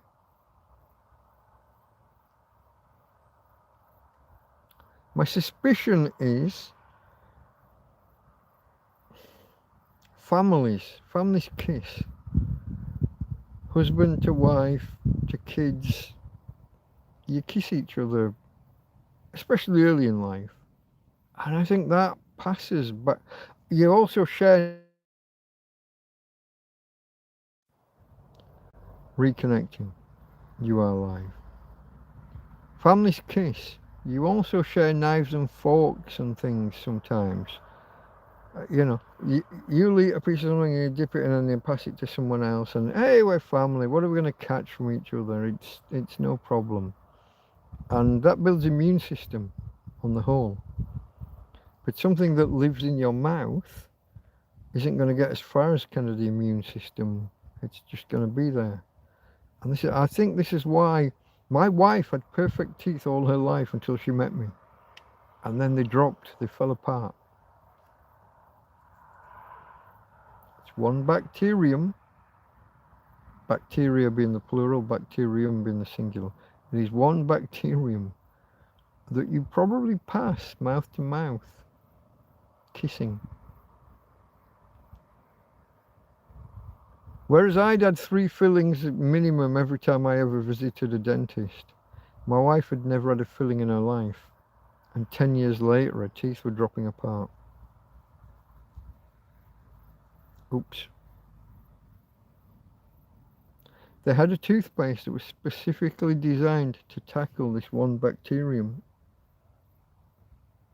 And everything said it worked fine, and then it was just withdrawn from the market. Why?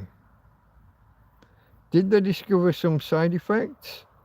Or was the only side effect that it put dentists out of business?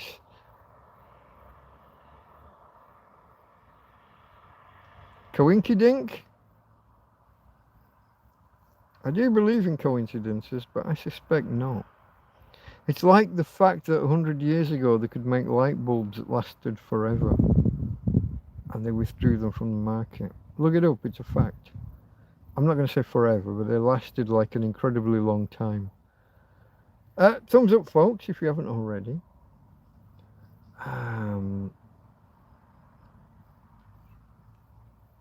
UK Rich, had all my own teeth, no problems until today. You need antibiotics.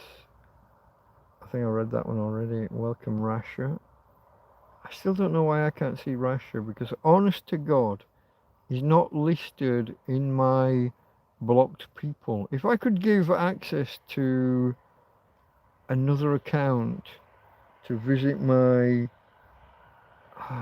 studio, the web page, the studio web account, you can. There's just a process to go through to grant access. I want someone else to verify that I'm like not bullshitting.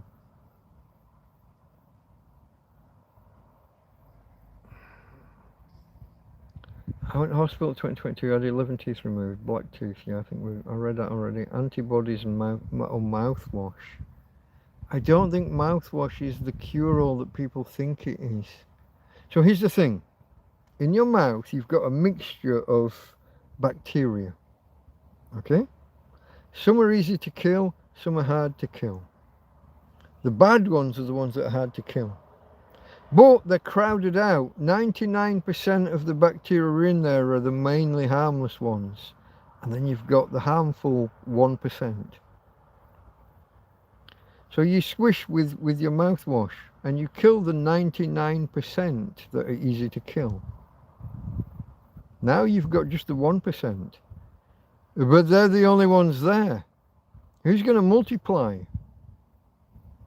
By the time the other harmless ones repopulate from your gut or from food or from the world, the harmful ones are now 5 or 10% of your mouth bacteria. And so you gurgle with more mouthwash. And you kill all the easy to kill ones. That's the 90%. And you've got 10% left because they're the more difficult ones. And by the time your mouth all repopulates with the harmless, the nice ones from wherever they come from, the baddies are now 20 or 30%. Over time, you're just building up a population of the hard to kill. Was that a Steven Seagal film, Hard to Kill? You're just building up a population of the hard to kill. I'm not a big believer in mouthwash for the reason I just espoused. You feel free to correct me and tell me I'm wrong. Here was Josie coming in, Dutch company and me. Are they nice, Jasper? Yes, but women very nice. Oh, this was the women that you were talking about. Okay. Dutch women are nice, or bitches, I'm a nice bitch. Try having a... Robert. Can someone tell me what Russia said? Great price. I don't see it. I don't know why I don't see it. He's literally not listed in my list of blocked people. Roll boss Google. Don't like to look, then says Glenn Saxon. That's just a list of words to me. I can't... Is that a sentence? Anybody? Roll boss Google. Don't like to look, then says Glenn Saxon. Robert says works for me. Jasper, my libido gone and my right hand damaged. I get no effect from the left. Doesn't the left hand feel like it's someone else doing it then, no? Shush. I suspect you have an abscess under a back tooth. Yeah, could well be. I had one once. It got so big. I was on a college trip to London. I was staying in a hotel. And they gave me an address of a place to go to and assured me it was NHS. Harley Street. The hotel assured me it was NHS. So I go in and oh, do you want coffee? Do you want that? There's me and a mate, or maybe two mates, two friends taking me, and cheeks out like that, and we get halfway through the treatment, and I said, I'm really amazed that I'm getting all this on the NHS. And he's like, NHS? No, we're not NHS. It's fucking Harley Street. What are you on about? And he'd taken a metal thing and pushed it into my gum and kind of slightly into the bone, it felt like. But we had this confusion. I said, I'm sorry. I'm staying at a hotel. They told me that you're their dentist and that it's NHS. No. If you'd come here and said you wanted something for free, I might have been amenable. But I feel like you're trying to con me. No, sorry, no. Kicked us out. Anyway, on the tube on the way back to the fucking hotel, I just take hold of I put a finger, one inside, one outside, and I just squeeze the lump, and it bursts all over my hand. Orangey, it's kind of pus and blood, and single big press, and it kind of shoots out and all over my hand, and then a couple of days for it to drain and everything's back to normal. But the hotel insisted on talking to me and saying, yeah, we're staying out of this. This is an argument between you and the dentist. The dentist wants his 300 or 400 or whatever. And I'm like, you're not fucking getting it from me, mate. I asked and asked. I confirmed. You gave me the address and I said, Harley Street, are you sure? NHS? Harley? Yeah. Fuck off. You don't get to just opt out of this miscommunication like you had nothing to do with it. But that's what the hotel manager and the the college lecturer that had taken us were trying to get me to do, trying to get me to sign documents to say I'm letting them off the hook.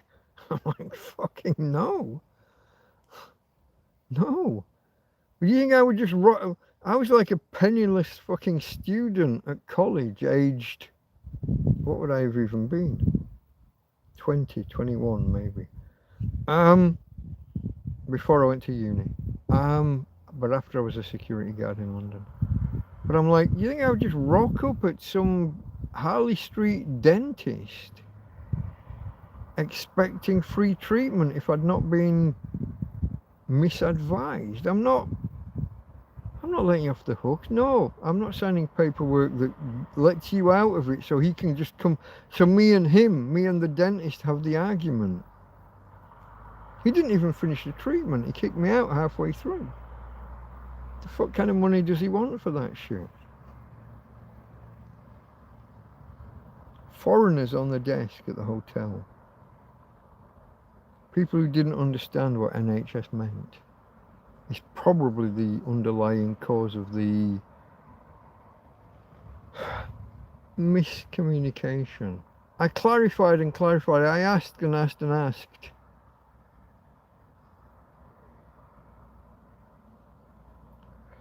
And believe me, till now you only know the nice me. I only want to know the nice Josie. Jasper says you sound nice, I'm interested. Peter will come after you, he's a big bloke. And don't tell Peter. Sharp equals sheep in English, does it really? Jasper's been translating. Josie says he don't mind. Not sure if you know this song, Josie, says Farmer, and then I think he's going to post a link, or is it a link he's already posted? I don't know. Is it Don't Get Mad, Get Even by Samsung Farmer? Not even close. Josie, I did not, but I love it. Gonna send it to my sister, she's gonna love it too. Thrash Dutch metal band Vortex. 300 bacteria on your mouth. It's not the number that you see these stories all the time about how some people's toilet has fewer bacteria than their kitchen sink. Here's the thing. Nobody's dying from whatever's in their kitchen sink. Whereas if you start eating food out of your toilet, you're probably going to get sick pretty quickly. It's not the number of bacteria, is it? Not the number of types of bacteria, it's not the count of how many actual bacteria. It's cause and effect. It's if someone says, oh, the average person's got like 5 trillion bacteria on their hand. Yeah? And if I lick my finger now, or my thumb and finger, do I die? Do I get the shits? Did anything bad happen? Will anything bad happen? It's not the number that counts, it's the virulency. It's how active, how poisonous, how malicious, how nasty they are. I haven't got the vocabulary, folks. It's not the number of bacteria, not the number of types of bacteria, not the amount of bacteria. We're all surrounded by bacteria all the time. Every time you shake hands with somebody, you risk the fact that he might not wash his hands properly the last time he had a poo or a pee. And then you'll pick up an apple and eat an apple. There's the risk. Arse to mouth is the big one. If he didn't wash his hands properly, then he shakes your hand and then you pick up an apple and eat it. But we all live with this all the time, and we very, very rarely have any after effects. It's just not, it's just, I'm not saying it's an irrelevance. I'm saying it's almost an irrelevance. As the, what's it called in America at the minute? Cryptosporadium or whatever that thing's called. The explosive diarrhea outburst that that you're having, and whether it's caused by, what's the place that sells the Mexican type things? I've never seen one. I've never been in one. I don't remember the name. Tortilla.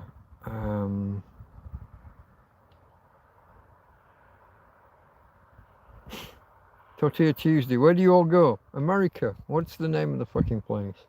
Somebody tell me. I'm glad you like Josie. It's really a complimentary song. It's not the negative connotation. Some good, some bad. Elizabeth Taylor said the best gift was ankles for earrings. Get your ankles at the back of your head, lass. Or just up and over the guy's shoulders. Shush. I'm not saying. Geez, Mike, I just ate. I don't know what I said. What did I say and when? That was at 1:15. That is. I'm only 7 minutes behind. There's a PayPal donation. Hold on. Let me scroll and see what we're. Oh, UK Richie, you do this too often, my friend. I'll throw rashes in as well. Says Jag Attack. I'm scrolling. UK Richie, thank you, my friend. But I do caution you just to maybe back off a bit. You don't have to throw me like 20 euros or whatever it is every time you watch a stream. It's.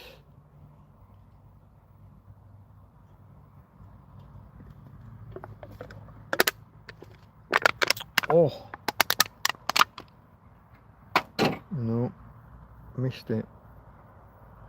I had a tooth removed many, and now it's jumped to the bottom. Human body is 99, I think that's meant to be percent bacteria. I don't know about the 99%. There are more cells within our body that are not us than are us. So it's over 51-49. I don't think I'd go 99% one. Even our own immune system stores back. This was where CRISPR came from.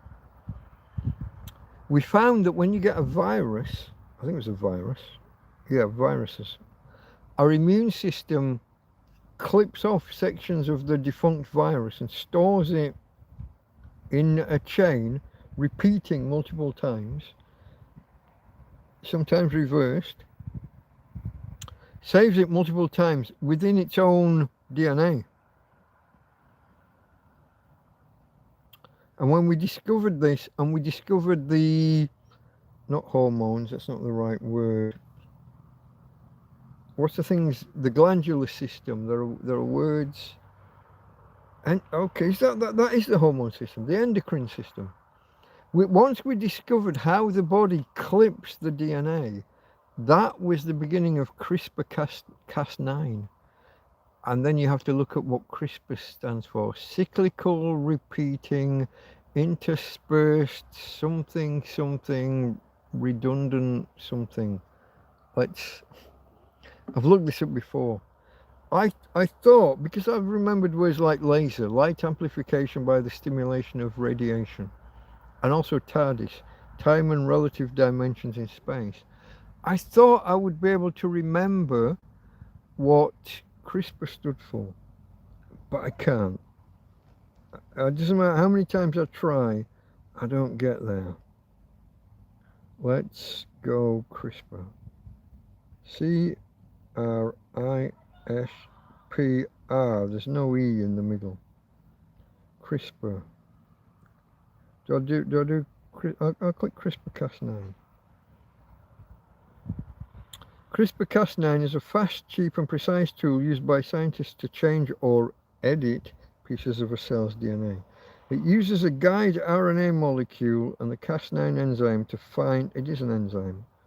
No, Did I say what endocrine system? I did. No, I didn't say enzyme, did I? What did I say? Endocrinology. I don't remember what I said. I talk a lot of shit a lot of the time. Cas9 to find and cut specific DNA strands. I want CRISPR, like the. I wanna. What does it stand for?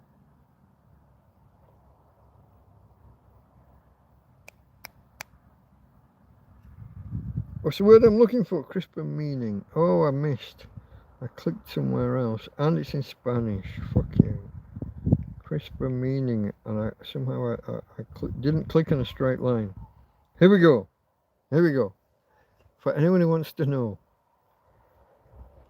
Clustered, regularly interspaced, short palindromic repeats. Palindromic means, Madam, I madam, was allegedly. It's bullshit, but you could allege that the world's first palindrome, Madam, I'm Adam, reads the same backwards as forwards. Madam, I'm Adam. Clustered, regularly interspaced, short palindromic repeats. I should make a point of memorizing that, but it's not easy. Oh, scrolling.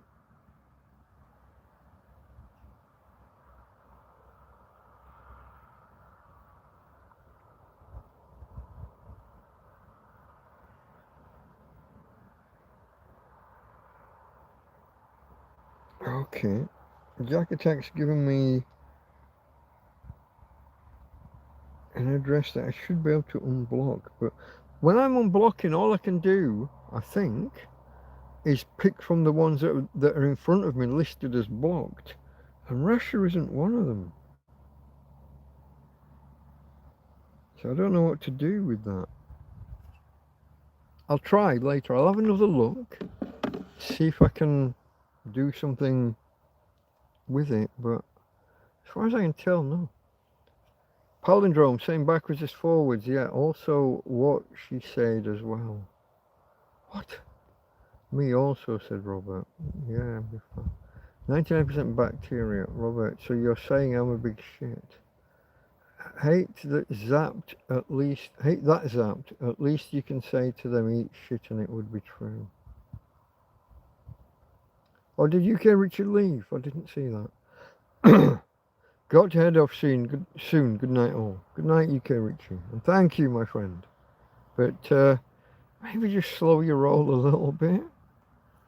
This woman on Chat Show with Jimmy Carr, double R, she says she had laser on her Jack and Danny, and Sandy Toxvig said, what? Laser. Oh, Jack and Danny, Cockney rhyming slang. Funny. Okay. Taco Bell, thank you. Little Jimsy. Oh, Little Jim's Electronics Fun. You're back again. Okay. Little Jim's Electronics Fun. Something different about how YouTube split the lines, the line breaks in the name. Going by my workplace, a third of folks have a shit and leave without washing their hands, grotty bastards. You know, the worst people are the germaphobes. These are the people that will come out of the store. They won't flush the toilet because they don't want to touch the handle. And then they'll wash their hands, but they won't. They'll grab a paper towel and open the bathroom door and then just throw the paper towel on the, not in a bin, but just on the floor, because they don't want to touch the handle or be around. So they leave the whole place, shit in the toilet, and paper towels all over the place, because they're total germaphobes. They create, and then they walk into the toilet the next time and think what a shithole it is, because there's shit in the toilets and paper towels everywhere. They created the the cesspit that they then don't like. It's kind of a self-fulfilling prophecy being a germaphobe. Oi! Fuck off!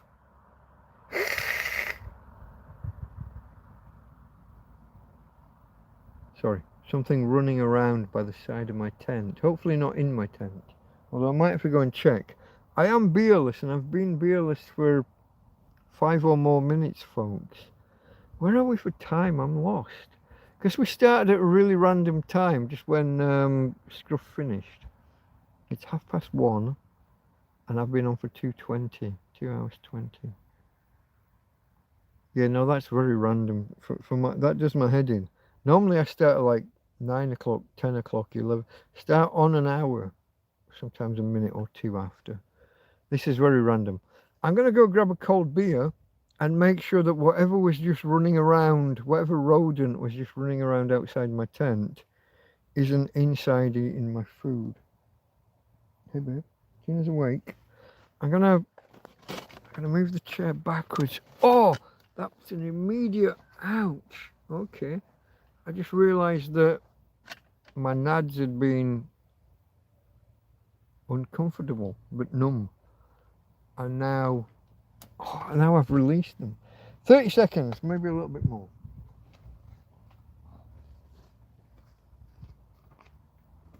Get out, you fucker, whatever you were.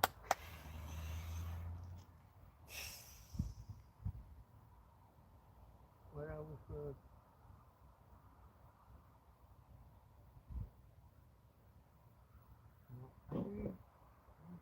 You're out of power, are you? Where are you? Yeah, you're out of power.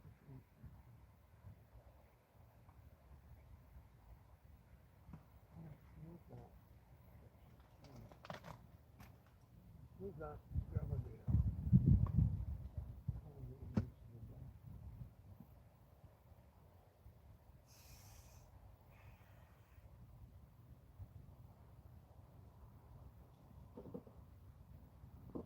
Okay. I'm on my way, folks. Sorry, it took a little bit longer than normal. Sorry about that. The E-cup, I'm sorry about the man flesh on display. I'm not putting a fucking, I haven't even brought my t-shirt out. I'm not putting a t-shirt on when it's still 27 degrees at whatever ungodly hour this was. What did you say, 1:30? 1:30. Yeah, no, I'm not putting a t-shirt on when it's this hot. Fuck that. And the only t-shirt I've got within reach, I've misplaced one of my thin t-shirts. I've somehow misplaced. The only one I've got like to hand is a thicker, like a polo shirt. I'm not putting a fucking polo shirt on. Not when it's this hot. Scrolling. I heard toilets are cleaner than your mouth. Yeah, you see, it's that thing about number of bacteria versus which bacteria. It's always a coin toss. Personally, I prefer my mouth to a toilet because of what goes in a toilet. But it depends how often you clean your toilet and how much domestos or whatever you're putting down. Kills 99.9% of germs. Guaranteed. It's more likely it kills all of them. They just can't say that because one day we might find that one bacteria that survives it. So it's like the stomach acid thing, isn't it? It's like the ulcers. All those years they told people that ulcers were a lifestyle thing. You're too stressed, calm down, drink milk, not alcohol, do this, do that, do the other. And then Dr. Barry Marshall discovered Helicobacter pylori. It sounds like a baddie of Doctor Who, doesn't it? What were they called? I can't remember. But they were Doctor Who baddies in blubber suits and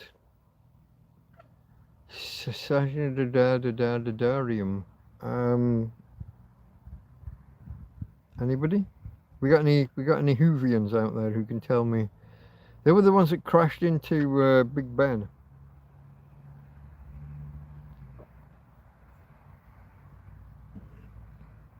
It was a family rather than a race. It's a family of scavengers. Hold on. Let's find out. Pelicaporium helibactor. No, that's. I'm just making up noises now. Doctor Who. Aliens crashed into Big Ben.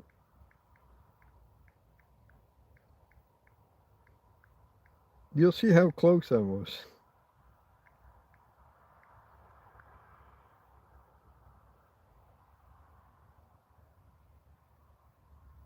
They were the Slitheen. No, was it the Slitheen? Hold on. But what was the family? Have I got the right story? The crash was a fake. The green bulky aliens compressed themselves inside hollowed out human business suits. Family name.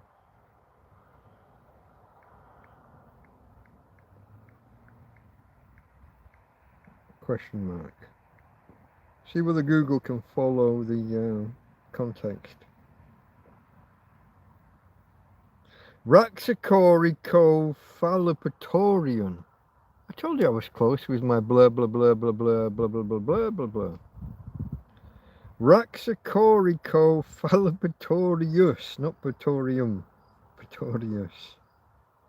How did we get here? I've got no idea what we're talking about before I went off on one with Doctor Who. Helicobacter pylori. Helicobacter pylori. Raxacoricophalopatorium. There's a similar meter to it, isn't there? Isn't there? Maybe that's just me. Dr. Barry Marshall, folks, Nobel laureate.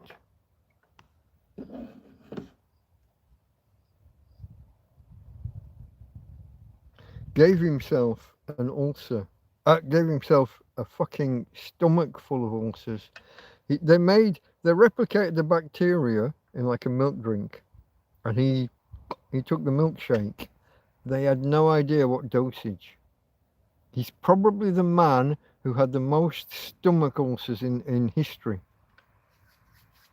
And then he took 3 antibiotics, I think it was, to get rid of it. And since then, stomach ulcers have almost become a thing of the past. All those people that were, for hundreds of years, it's a lifestyle, oh, no stress, cut down on stress, don't have alcohol, don't eat anything too acidic, don't do this, bullshit.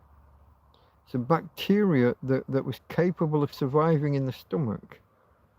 Leading back to my Domestos 99.9% guaranteed, it's probably 100%.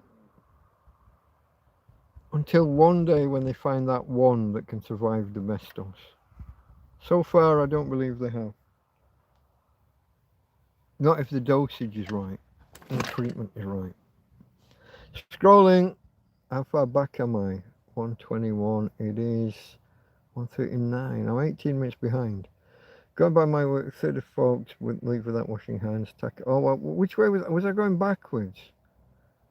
3 September, we go to live there. Yeah, early September. You are indeed, Josie. Josie and Peter are on their way out here. It's just over a month, isn't it? Today was the 1st, wasn't it? I never said, well, it's now the 2nd. I never said Happy August to people. Yeah, Happy August to people. I've got that right, haven't I? I've not lost track of my months. Have I lost track of my months? Why am I only on 13%? Why do I not know what date it is, and why is my phone not telling me? It is now Sunday the 2nd of August where I am. I think for most of you in Europe also, I'm going to have to take the cable out of the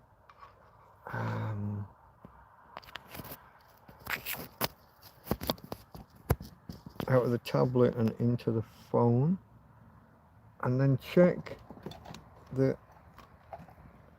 This, I think this is getting a little bit dimmer. Whoa, that's full. I was on the lowest. Medium's probably good. Yeah, are we all okay with that? It's not too much. If I face that way, there's a bit of glare on there. Could I move it around a bit? Could I put it further away? Stand it on top of the other one? Whoa, I just made it dim again. Full, medium. Medium, but at a different angle, so I can move my head a little bit more without getting the glare. Maybe that works. You tell me. Maybe you don't like half lit, half unlit. Maybe you want it more in front. You tell me.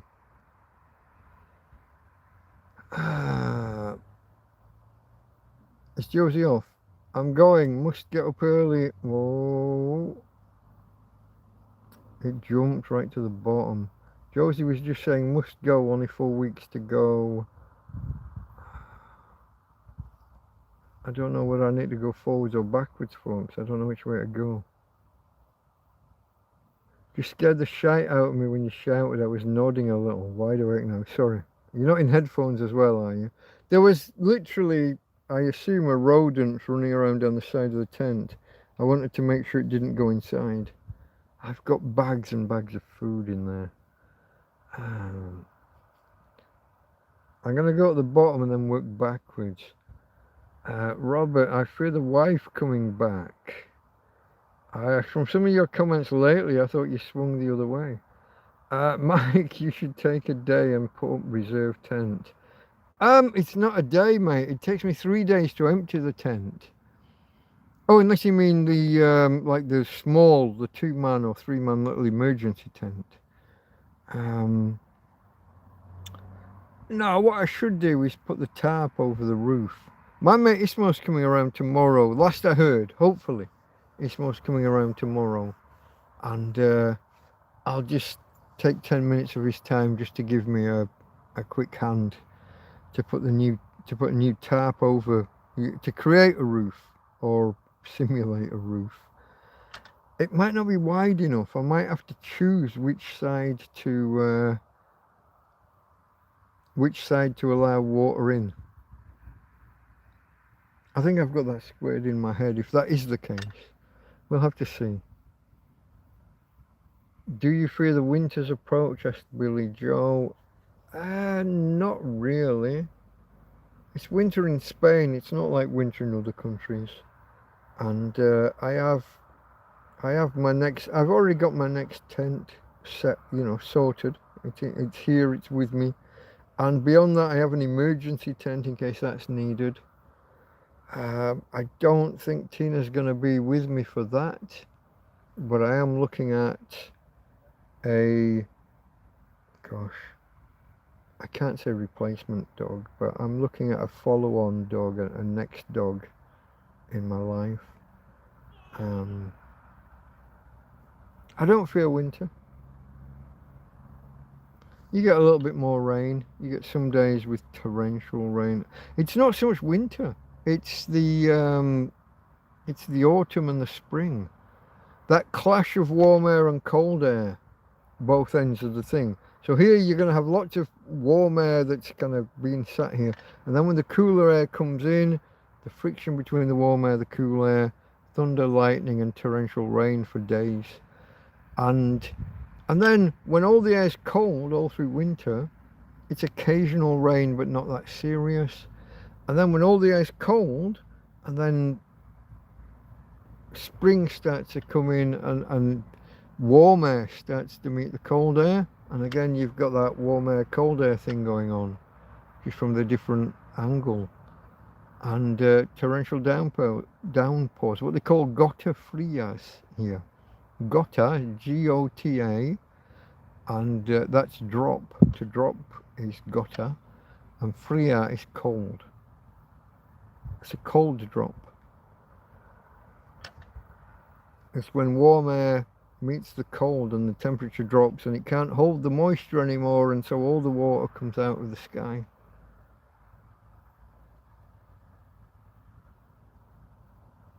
You get them in the autumn and you get them in the spring. Winter, I mean, the nights are obviously colder. I think I've mentioned I do have an electric blanket that I've never used in anger. I've got many blankets. I've got quilts. I've got blankets and quilts that are ready to be thrown away once Tina's finished, because she's been incontinent for a while now, and also some of these quilts and blankets I've been using for years. They're just at the end of their time anyway. Karen brought me a whole new quilt because I had one that I was going to throw away, and then I kept it, and hers as well. And hers, I can't tell apart from the original. I don't know which is which. I don't know which is the one that Karen brought me and which was the one that I was supposed to throw away that day and didn't. They're both as brown, and so they haven't got covers on it. They draw moisture out of the atmosphere, and they become kind of then in summer you're laying on them or around them and you're sweaty as fuck and everything gets damp and moist and stained. People don't like the word moist, so I say all the words, moist. Yeah, no, I've got two duvets, two quilts here. Comforters for you Americans, I believe, is the nearest approximation I can get. I got two that need throwing out, but I've got backups, and I've got a big pile of blankets. I've got more than enough bedding to get by through winter. I've got electric blanket with the EcoFlows and the solar panels. The fridge isn't going to be taking all my power in winter, and I am going to have to buy another solar panel. There's no doubt in it. These have been an absolute fucking disaster. They were fine for the first 2 months, and they've just fallen apart in the next 2 or 3 months. They're supposed to last, rather than lasting 25 years like a solid solar panel, they're supposed to last 15 years. They're nearer to 15 fucking days.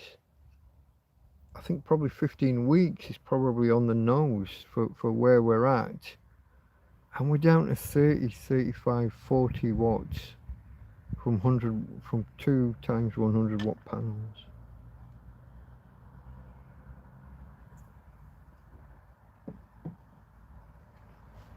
I got off on one. I think I was at the bottom and scrolling backwards. I want the most acidic food and a litre pint of draft beer. H. pylori is a precursor to stomach cancer, lung cancer, and heart disease and lung disease. It's implicated in 4 or 5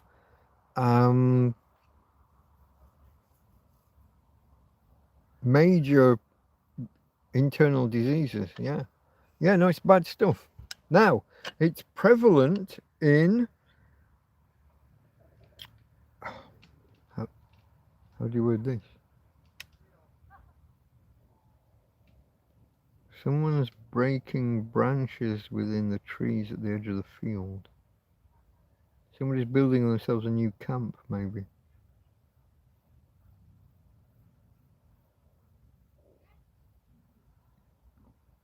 Where was I? H. pylori, 4 diseases. Oh, it's prevalent amongst people of a lower economic status. Like Depression era and between wars and the wars. And again, it's one of those ones passed from person to person within a family. Again, it's the gastric tract. It's probably kissing, certain sex acts. I don't know. Yeah.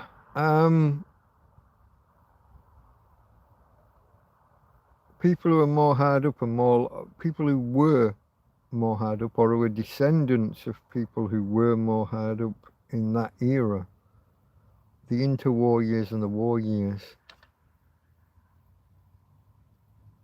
apparently, allegedly. I guess once one family member gets it, You're passing it, and your family have it. And this is probably why heart disease and things. Do you know, once the treatment for H. pylori was discovered, Helicobacter, you can just, if you go to a doctor and call it a helicopter disease, go get tested for it. If you have any suspicion, if you have like a bad acid thing that's developed over the years, you didn't have it when you were a kid. You could eat orange juice and whatever, no problem. Now you can't drink orange juice. It's too acidic. It gives, you're retching and having problems for the rest of the day. Just ask your doctor. Can I be tested for H. pylori? Or you can say Helicobacter or helicopter. If you go to the doctor and say, that helicopter virus, well, can you test me for it? My dad died of heart disease or lung disease or this, that, and the four things I listed earlier. It is deeply, deeply implicated in certain stomach cancers, lung disease, heart disease, blah blah blah. But it is a defining factor. It's a major factor. It's not just 1% of people who get this had that. It's not an ancillary. It's not a nothingness. It's a fucking major factor. This is probably why heart disease has fallen off so rapidly. Does anyone remember when heart disease was like the biggest killer in the UK? Now it's not. Let me just, I don't know, let me just double check, make sure I'm not talking shit.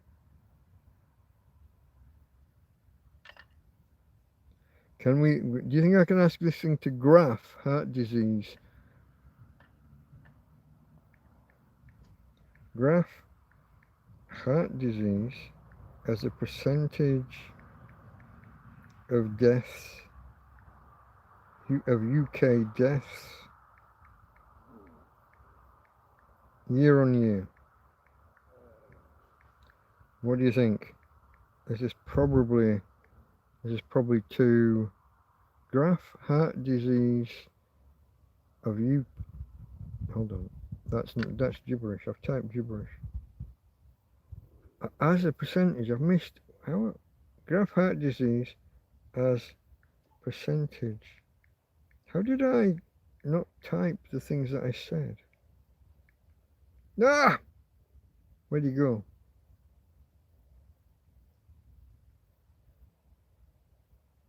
Here we go. Percentage of UK deaths year on year. Now I asked you to graph it. Cardiovascular diseases cause roughly 26%, about a quarter of all deaths in the UK annually, remaining relatively stable year on year, though down significantly in overall rates since past decades. That's what I said. How are you saying stable year on year, but past decades? I guess it's a time scale thing.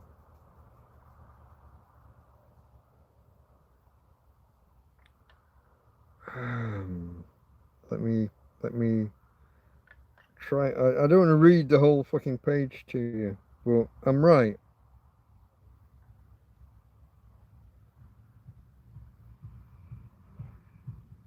Basically, folks, take my word. Trust me, bro. You go research it yourself. Since we started treating Helicobacter pylori in the mid to late 90s, heart disease, lung disease, lung cancers and stomach cancers are all way down. See, I don't know about way, they're significantly down. There's a definite. Turns out that cancer, how would you put this? Let me put this in a way that doesn't sound too over the top. Swelling. swelling. That's probably a posher word. Swelling is a great predictor of cancer. Swelling is your body's reaction to some other disease or cause. Can you see that my glasses have kind of clouded up? Do you see that?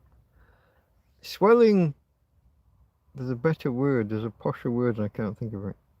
But inflammation, that's the, there you go, look at that. Look how clever I am. Inflammation is a great predictor of later unhealthiness because some underlying infection, disease, virus, bacteria, the body's immune system reacts, and part of the reaction is to swell. Long-term, consistent, persistent swelling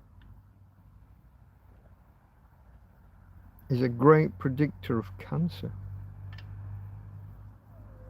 So having infections like the one in your stomach that caused ulcers, which again swelling is implicated,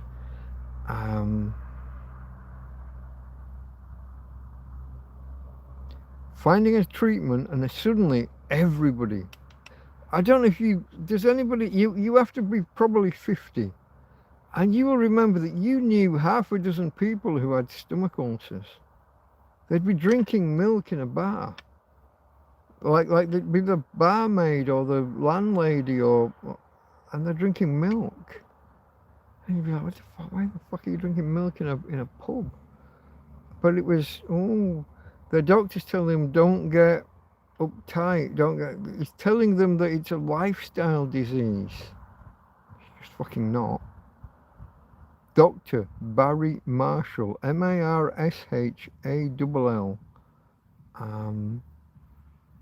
Nobel laureate. He had a partner or two, that he wasn't working alone. I don't want to give only one guy the credit. I just remember his name more easily for reasons. Some of you will know the reasons. I think it was in New Zealand, Australia, or I think New Zealand. But I have a reason for remembering that name more easily.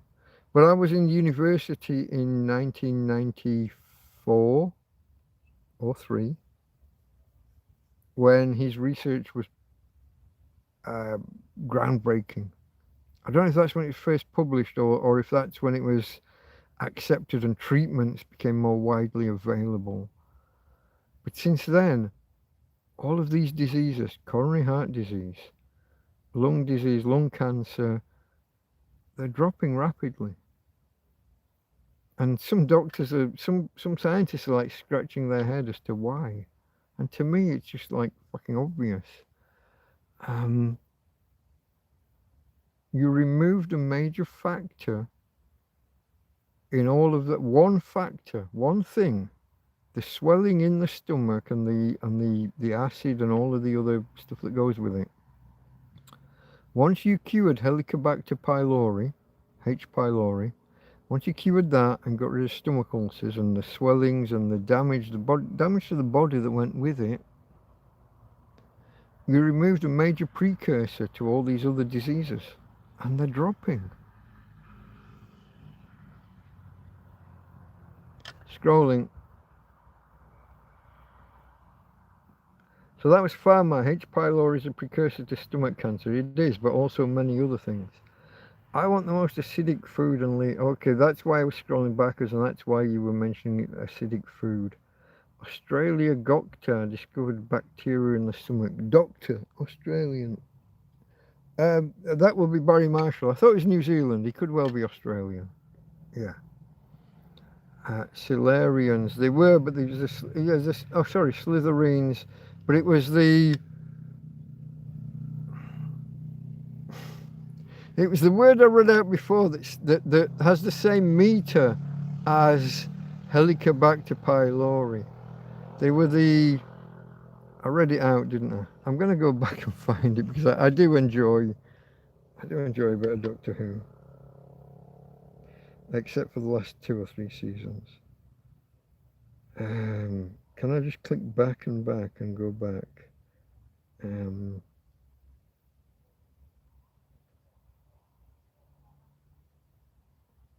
They were the Slytherin or whatever, but what was the family?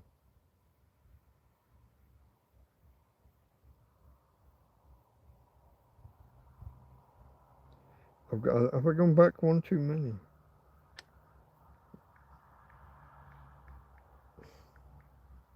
Tell me it doesn't sound like Helicobacter pylori though. That they are the Raxacoriphobalibatorius. I mean, okay, it doesn't actually sound like, but there's something about the meter, the rhythm. Raxacoriphobalibatorius, Helicobacter pylori. I mean, it's probably one or two syllables short. But there's a... Is it just me? It could be me. I could be being a cunt. I often am. So I'm told. Often. Scrolling down. Which way am I scrolling? I'm supposed to be scrolling backwards. Farmer was about to nod off, and bam, a blood-curdling scream. I'm sorry. I had to scare. I couldn't let like a rodent just run into my tent. I had to. There's only two noises that work. You can sound like a cat or sound like a snake. Or those are the noises when you hear a rodent. Maybe you don't know this. When you hear a rodent scurrying about, you've got to be either a cat or a snake. There's no other. What else are you going to be? I guess you could be a mongoose. No, he only attacks snakes. Rikki-tikki tavi, maybe. I couldn't do a mongoose sound anyway. But no, he's a rodent that attacks king cobras, if I remember correctly. Have I got the name right? Is it Rikki-tikki tavi? Look, now I've got to ask me. Oh, we're in the fucking mood now, aren't we? Every slight fucking question. Rikki-tikki something or other. Rodent that eats. Rikki-tikki. We've got a Rikki-tikki tavi, short story by Rudyard Kipling. Does he eat mongoose? Mongooses? No. He is a mongoose. Does he eat cobras? So look, it looks like a mongoose. And he is facing up to what looks like a cobra. I got the right one, Rikki-tikki tavi. I did not know that it was a Kipling, Rudyard Kipling.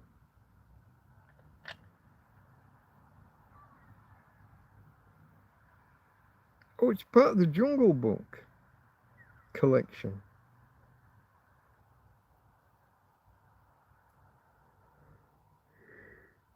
Oh, short story, 1894, folks. Makes it 132 years old. If my maths is anywhere near. It usually is quite close.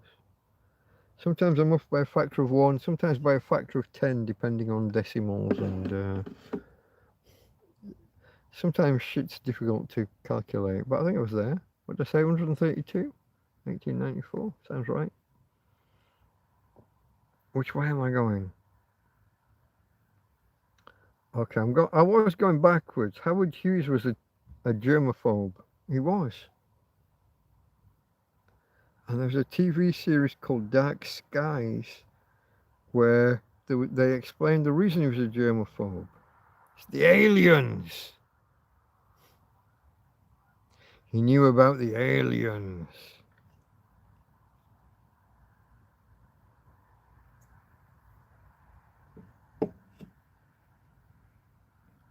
Well, I only found out recently. So Dark Skies, there was a man and a woman, like solo detective, two of them. Two solo detectives working together. If I remember correctly, 7 of 9 was one of them. She was the female half. Obviously, she wasn't the male half. But I think that's right. Let's check. Just in case I'm spinning you a fucking line. Hold on. God, I'm doing this a lot now, aren't I? Once I've started, I get in a... I'm telling you random facts that I'm pulling out my ass, and then I'm double checking myself. Dark Skies. TV series. Not the movie. TV show. What's she called? Jerry Ryan. Let's have a see.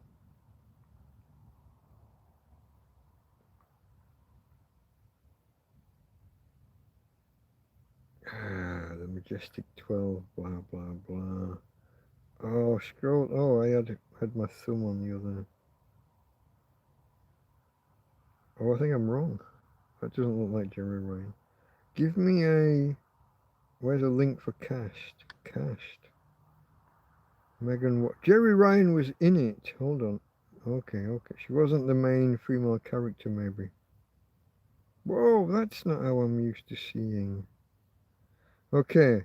Eric Close as John Loengard. Megan Ward as Kimberly Sayers. And a bunch of other people. Jerry Ryan as Juliet Stewart. So she was in it.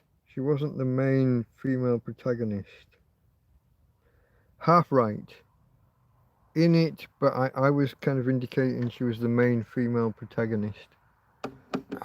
Not correct. Only half right on this occasion, folks. Pulling facts out of my ass. I don't know why I'm saying my ass, but you've been sitting on your gun. Yeah, okay. It happens. Yeah. Oh, did Jasper go? I've missed it. Was Jasper going to bed? You mean Elizabeth Taylor? Okay. Where am I here? Control? Control as in what? The only Control I know was Iwa Wuwa's, or Edward Woodward's, boss in The Equalizer, his former boss. Palindrome, same forwards as backwards. That is indeed what it means. Alright, I've gone back a long way. I think it's jumped back even more than I intended. Scared the shite out of me. That was when I... Can anyone remember the name of those fucking aliens again? Something Palpatorius. Bomba Bomba Dum Palpatorius.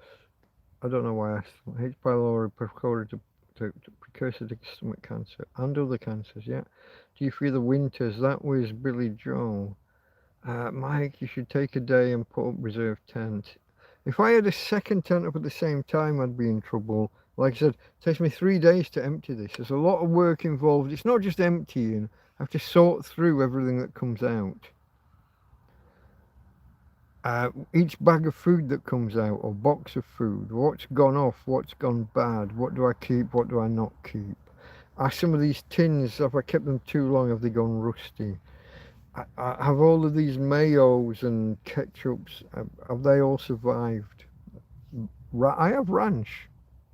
For you, for anyone Americana, I have ranch as well. I had English salad cream. That one actually did go off. That's the first one I remember going off. But I have other stuff. It takes me 3 days to empty it all out. Bring it out, sort through it, decide what to keep, what not to keep. Empty the tent entirely, usually with a little bit of help on the final day, to be honest. Then we take the tent down. Decide if there's anything salvageable from it. Can we keep the poles? Can we keep like the bedroom liners? Is there anything? Collapse it all down. Maybe cut off the floor to add to the base for the next tent. And then put the new tent up. So taking it down, once it's empty, taking it down, put the next one up. That's like an hour. It's like nothing. It's 3 days to bring everything back across and back in. And having half a field full of things that I'm not bringing back and that I'm going to throw away when I get around to it. And 2 years later, they're still in the field. I've got a coffee table over there from 15, 16, 17 months ago, whenever it was that we took the last tent down. There's a coffee table. It's like 1.5 meters by 1 meter. It's fucking huge. I think I've decided I'm going to get rid of my big chair. I've gone so long without using it.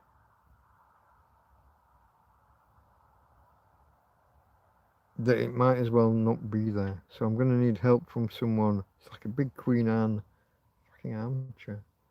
I'm going to need help from someone to get rid of that. I'm not going to have a carpet in the next one. So I can just brush it and sweep it and mop it or do whatever more easily. The carpet's a great idea until the first time it rains really heavily and water gets in the tent. And now you've got a swampy, massive... No. I've had full carpets, I've had rugs. I don't think... Next time, I don't think I want them. I think I'd rather... I certainly don't want a big rug and then like a Queen Anne chair sat on it and a table sat on it and chests of drawers and... How do I get the carpet out from under all that? How do I clean it? I think I'd rather, for this first time, this will be the first, because I've always had rugs and carpets and things in there. I think I'd rather go with the bare plastic and have a mop.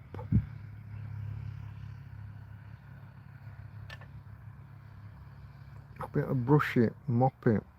Maybe I'll buy a vacuum cleaner. Or maybe I'll find a vacuum cleaner next to the bins one day. The joys, folks, of being off-grid in a field but having electricity. Or at least the potentials for electricity. Should I keep the TV or should I throw it? I've done nothing with it since having it. It's been turned on about 4 or 5 times in 3 years. Just haha, look at this, I'm tramping a field with a telly.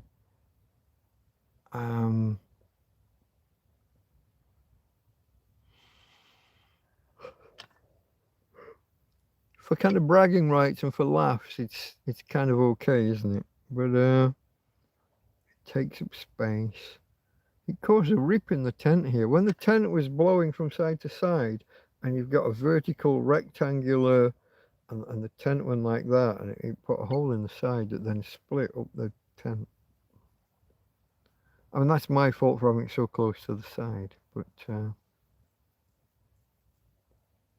32-inch TV. It's got one speaker is slightly iffy when you get to the deep bass. When there's an explosion on screen, one of the speakers busts out a little bit. Not much, not enough to ruin anything, but you can hear it.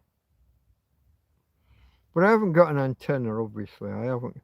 So it's a case of downloading films, putting them on a pen drive, plugging it in the back, and then selecting them via the remote control. But watching a 32-inch TV from across the room versus watching a tablet this far, this far away from you, there's not a lot of difference.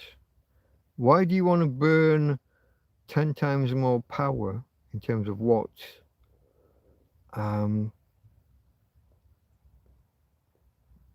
Why do you want to burn 50 watts when your tablet's cooking along at 2, 3, 4, 5 watts, whatever the tablet uses?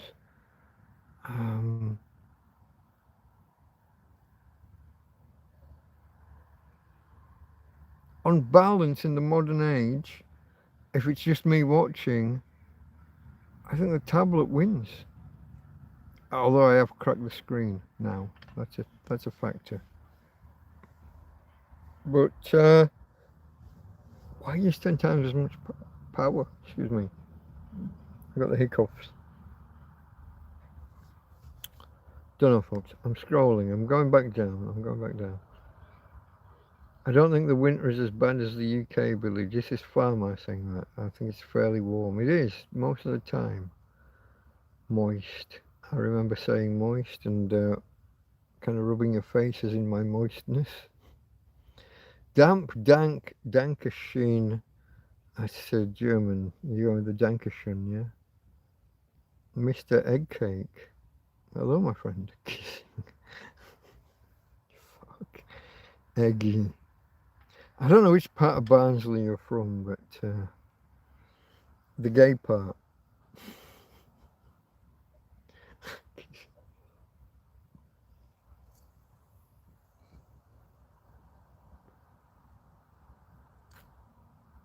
I bet they were holding hands as well. All right, handsome.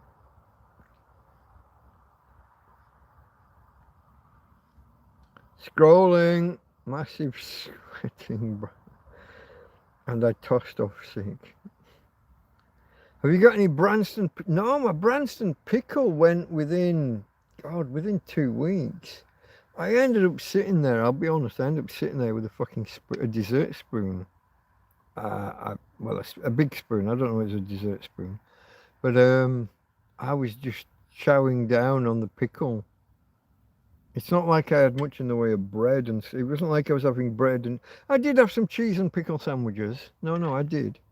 But I've never got that much bread because I don't go to the shop frequently enough.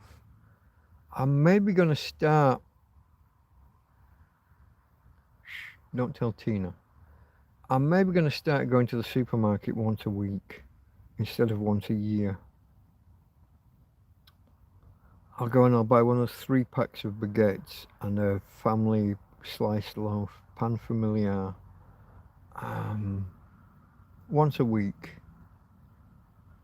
I've got loads of like butter and marge. I've got loads of cheese, and I've got 2 or 3 tubs of Philadelphia. I've got aioli. I don't have the bread to put it on. I don't have the bread.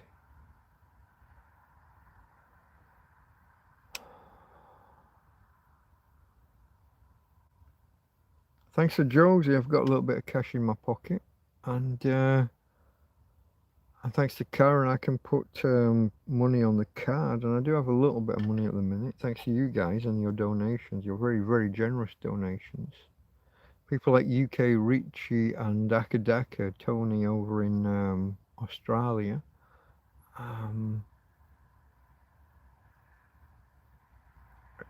So yeah, Josie with the cash, Josie and Peter with the cash, Tony and who else did I just say? UK Richie.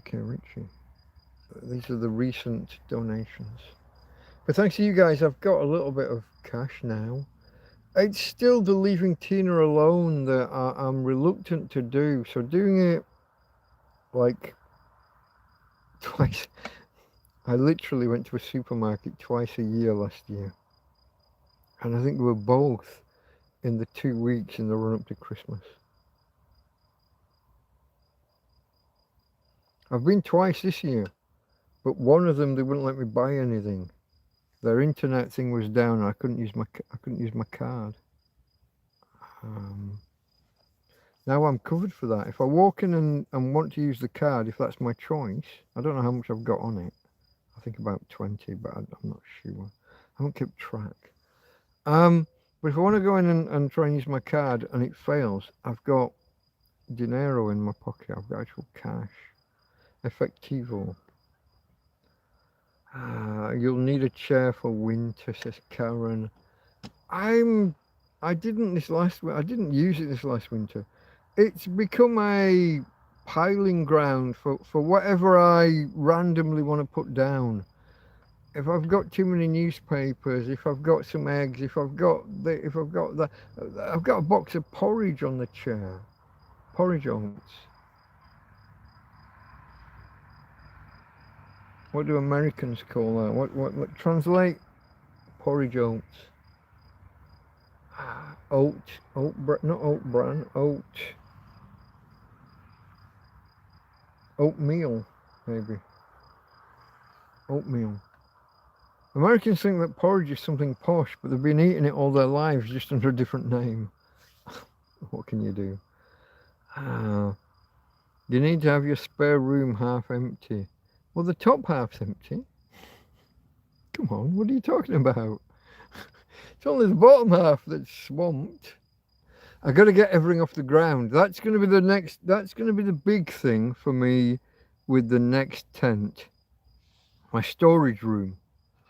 I have to get everything off.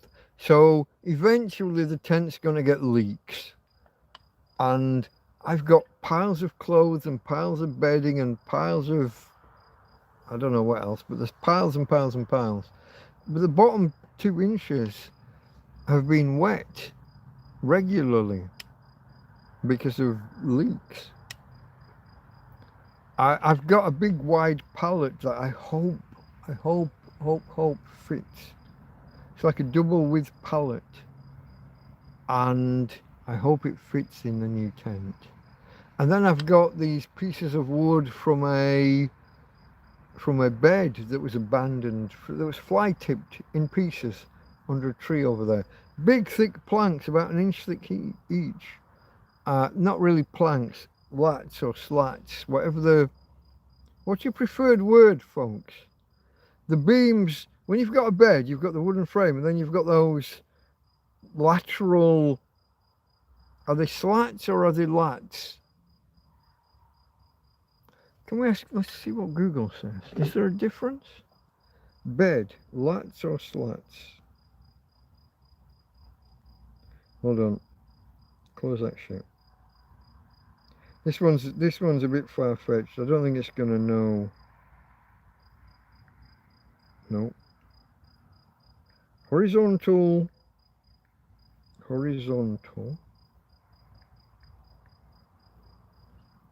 Wooden beams on a bed.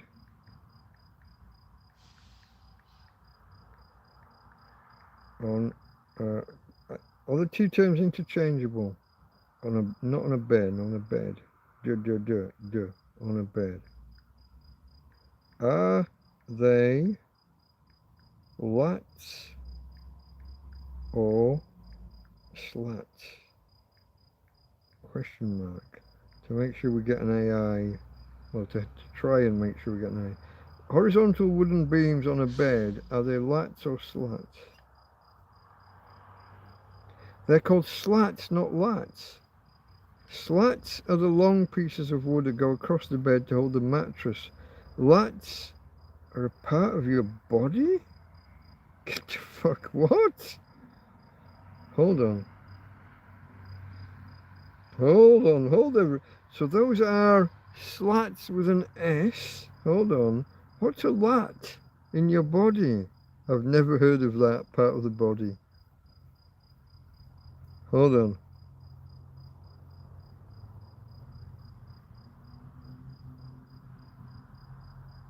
Support the weight of the mattresses and the people on it. Placed side by side across the bed frame, flat or curved wood boards.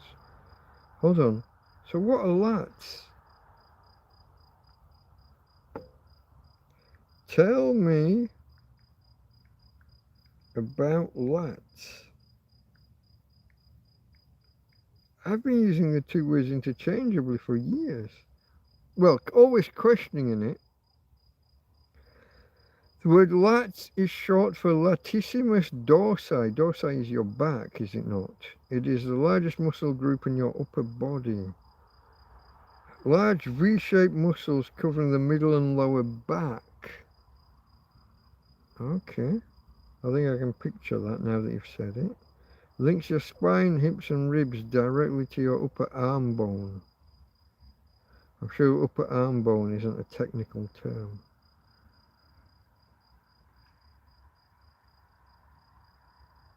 Alright. Lats are muscles in your back, in the center, and well, from your shoulders down to whatever. You know the ones. I can picture them. Lats. Lateral dorsi, did you say? Dorsi. I knew as soon as I saw dorsi it was back. Like dorsal fins. You need to have your spare room half empty. Karen said good night, everyone. Karen's off, I guess. Have we got Branson Pickle? No. Oh, that does eggy. Calm down. Ladies present. I'm going to go top chat and live chat just in case I've missed anything. No, Karen leaving. Yeah, half my spare room is empty. The top half. We're doing volume, not surface area. Okay, folks, where are we? We're only on 3¼ hours. I like to hit 4, as you know. I did start at a weird time tonight. I'm just checking. UK Richie is my only donor tonight. Thank you to UK Richie. Let's do cheers to UK Richie.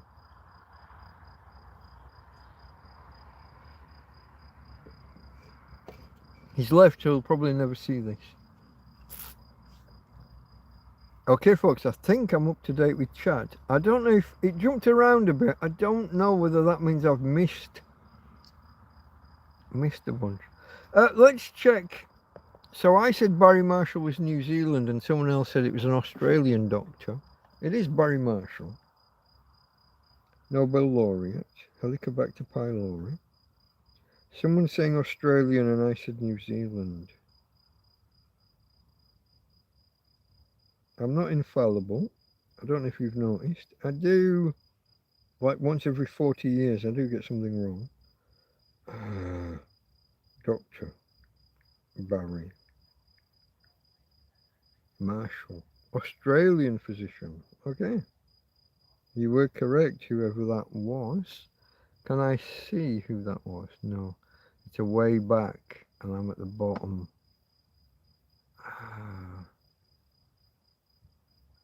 Eggy, you're off on one, aren't you?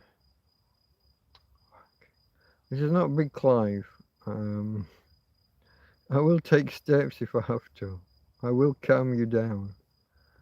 I don't know how far I need to go back. I'm sorry, whoever that was. Probably Farmer, but I'm not sure. He's still with us, age 74 years old.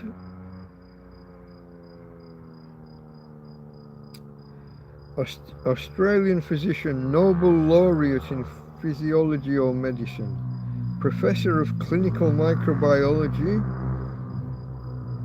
and co-director of the Marshall Centre of the University of Western Australia, and discoverer of Helicobacter pylori and the cure for ulcers. Here's the one. How did Barry Marshall test his hypothesis? Let's look at this. Here we go. He drank a culture of Helicobacter to prove the bacteria could infect a healthy person and cause gastritis.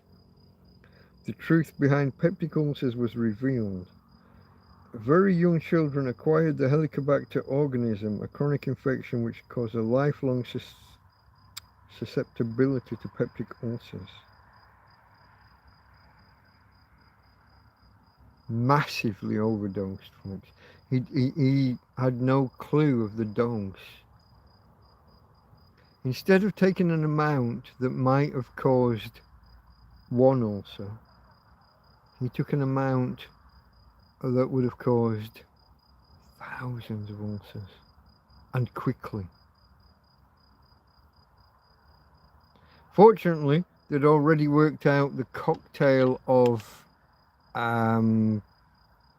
antibiotics, and it was a cocktail of about 3 if I remember correctly, but they'd already worked out what it would take to kill any such infection or infestation, and dude done good, but it's probably harmed his health, to be honest, even because of the massive, we're talking, well, I don't know if anyone's ever quantified how much too much he took.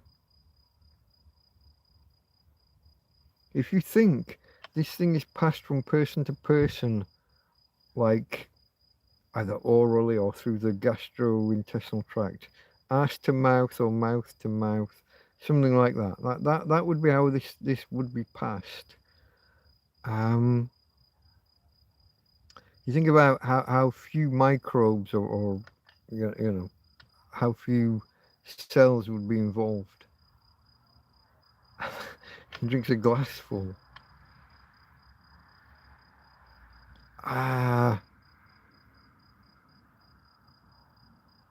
He's lucky to still be with us, I would imagine. He took a real leap. Why you didn't go for something, you know, why not start with like 1% of what you went with and see what happens? And then 2%, and then 5%, 10%. Why go in with glass full?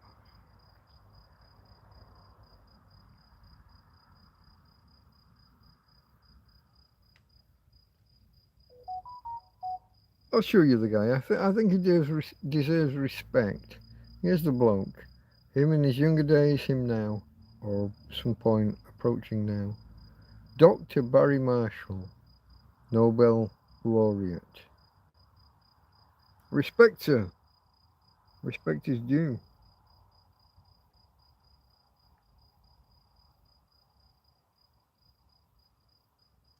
Stomach ulcers, folks.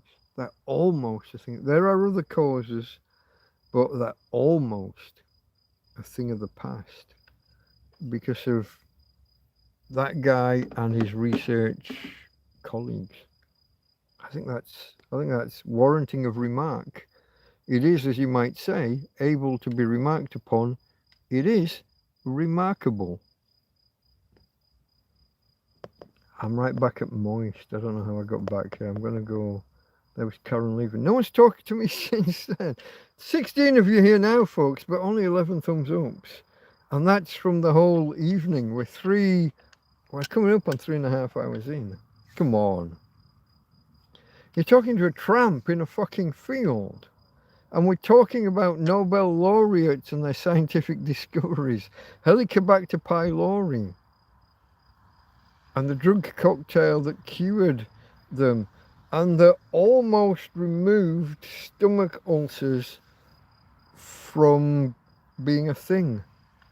They're now vanishing. I haven't heard of anybody having I've never met anyone or heard someone say, oh, I have an ulcer. I haven't heard of a stomach ulcer in the last 20 odd years. And probably neither of you. And yet, you used to know 5 or 6 people that had one.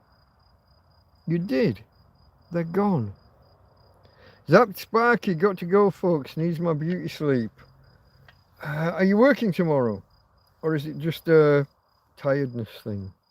I overcome such things by being a tramp, not having to do anything through the day and sleeping half the day. I was listening to sci-fi stories and things today, and I'm just snoozy dozing on and off most of the day while it was too hot. Tomorrow I think I've got Ismo coming around, I think afternoon. I'm going to contact him. I'll contact him mid-morning tomorrow, see what the score is. But I think Tina always looks, if you've watched me, if I say that there are 2 or 3 things I can say to Tina. If I say to Tina, Auntie Karen, or Uncle Ismo, head moves. Now, if she's kind of half asleep, it might move a bit less, but it moves in response to certain words and phrases. She knows the score. My Tina knows when Uncle Ismo's coming, or Auntie Karen, various other aunties and uncles that we have. I don't know, is this just me? Do you do that thing? Friends, close friends, become auntie and uncle to your kids or to your pets. For me, that's a thing. I don't know, it was a childhood thing. I had people in my life that were auntie this and uncle that, but that weren't really aunties and uncles. Most of my real aunties and uncles we never met. Even when we met them, we had nothing to do with them. Get a warning. Don't let that cunt in the house. If that one calls round or that one, don't let them in the house. I now know why. I didn't at the time. But it was the right answer. PDF, folks. PDF. You know the ones. Actual on holiday, so I'm doing the go to bed, wake up, as my body says. Oh, that's good. No alarm clocks, just you wake up when you wake up, you go to bed when you go to bed. I like that. That's my life 90%, 90% of the time, 99% of the time. The only time I have an alarm clock set is for half an hour before I've set a live stream, to try and make sure that I get up and actually come out here and set up and get ready. I gotta bring the fairy lights out. I gotta bring the lanterns, set up the eco flow, set up the phone stand and the phone, and bring out the tablet, preferably without dropping it on the floor like last week, and putting holes in it, preferably.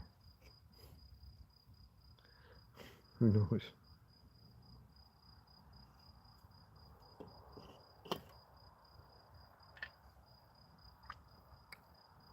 Is that Sparky? Have you got a real name that you'd care to you don't have to, this is optional. I ask most people that become regulars for a real world name. But if you don't want to share, feel free to maintain your anonymity. Just a first name. Are you a Fred, a Dave, a John, a Jack, a Jacqueline? I mean, I have no idea.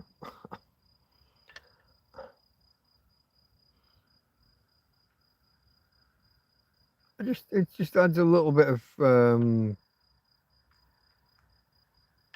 what's the word, folks? Something just made a noise on the other device. Was it? I think it was a power thing. Let me just check. I've got nothing on here. Hold on, folks. Wait a minute now. Ah, yeah, data warning. It's warning me I've used 11.82 gigabytes of data. I don't even know what time period it's monitoring. Oh, I got to pay my internet bill this week, haven't I? Oh, that's the thing. Oh, it runs from the 1st of the month. Hold on. It says I've used 11 gigabytes of data. What was the alert I just responded to? That was 100 and odd. No, it wasn't. I misread it. Or it updated. I misread it. I've used 11 gigabytes of data in a whole day. That's no problem. What's that? 300 gig for the month? I've got 500 or 600 stored up. How have I used it? Oh, live streaming. They're doing this. That's where the gigabytes went, folks. Does any of you guys that are on YouTube and have got the show stats for nerds, am I going out at what, 720p, 1080p? I don't know how I'm going out. Hit the thumbs up if you haven't, folks. Let me do the intro. It's been a while since I did the intro, in case there's anyone lurking and who doesn't know what they're watching. Basically, you're watching a tramp in a field, but let me give you the more complete explanation. You're watching Delta Mike down and out in Torrevieja. Delta Mike, well, that would be me, your eponymous hero, he says modestly. Down and out in Torrevieja. Well, down and out. Someone who's homeless, a tramp, a hobo, a vagrant, an indigent person, a person of no fixed abode. Some would say a bum, usually Americans. Some might say someone who lives rough, perhaps sleeps on the streets, or in my case, in a fucking field. And to prove the point for anyone who can't see it, I mean, apart from the fact that I've got a parasol behind me and street lights off in the background, we'll turn the camera that way. We'll turn the flash on, and we'll show bushes and trees and what's that? That's a clothes maid, a clothes dryer. More trees and bushes and shit. Some of my shit in the field. There's a recliner for laying by the swimming pool. If I had a swimming pool, I don't. Over here, I've got some solar panels leaning against the chair, waiting for the morning sun to come up. Down here, we've got an EcoFlow. This is a device which takes that solar power and gives me various options, folks. It gives me, oh, I'm trying to guide my finger while watching the phone instead of looking at my finger in real life. It gives me 12 volts output, the so-called car cigarette lighter or car power distribution port. It gives me 2 USB-A sockets. It gives me 1 USB-C socket. And it gives me, unbelievably, for a tramp in a field, 220 volts. And I get to choose between 50 and 60 amps, depending on what the device needs. That's a proper real wall socket here in Spain. That's your I'm in a field, and I have got proper real electricity to power things like fans and slow cookers and who knows what else. Electric blankets, televisions, that's one. So that's Delta Mike, down and out, in Torrevieja. Torrevieja is a city on the southeast coast of Spain. I'm a Brit, trapped by circumstance abroad. My bank says I'm not me. And they won't let me just go to a solicitor or a notary public or a court or the police. They won't just let me prove that I'm me by going to somewhere kind of official and proving I'm me. They insist I go back to England. Unfortunately, I have a slight police kind of thing going on and can't leave the country. Or at least, while nominally I should be able to leave the country, they haven't confiscated my passport or anything, although my passport is kind of ruined by floods. Whenever I do try and leave the country, it turns out they've brought out a warrant for my arrest but not told me about it. And I don't get out of the country. So, in order to clear my legal shit, I need my money. In order to get my money, I have to get out of the country. Can't get out of the country till I've cleared my legal shit. We have here a classic catch-22. It's almost a three-sided affair. It's almost a Mexican standoff. Not quite, that needs 3 parties. I guess me, my bank, and the police. I guess you could call it a Mexican standoff. Although we're in Spain, not Mexico. But yeah, you could probably make the case. You could argue it. If you can argue it, you've got a case. Never ask a lawyer, have I got a case? They'll always say yes. Even if it's a case that you're bound to lose, they'll always just say yes. Never ask them, have I got a case? Ask them, have I got a case that you're confident we can win? It's a different question. You've always got a case.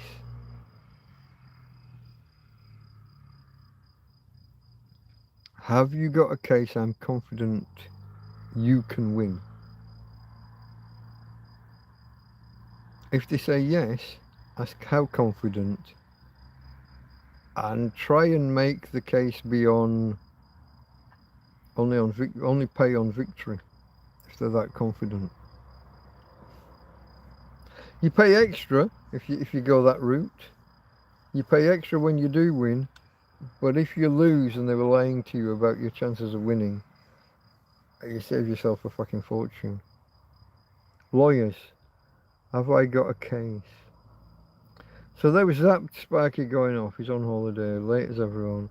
With all the warehouses I've worked in, I've never gone by my birth name. The last I worked at, I was known as Malcolm. Okay. I will therefore refer to you as Malcolm, even though it's obvious from your answer that's not a real...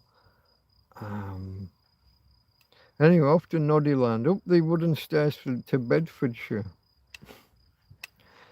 And all the other similar euphemisms for going to bed. I'm now at the bottom. I am now fully caught with chat, folks. Do you know what that means? That means it now gets boring. I've got nothing to bounce off. I've got no I got no spark. I got no these questions or comments, even when I'm behind and back and trying to catch up, once I do catch up, it doesn't really go anywhere, does it? Thumbs up, folks, if you didn't already.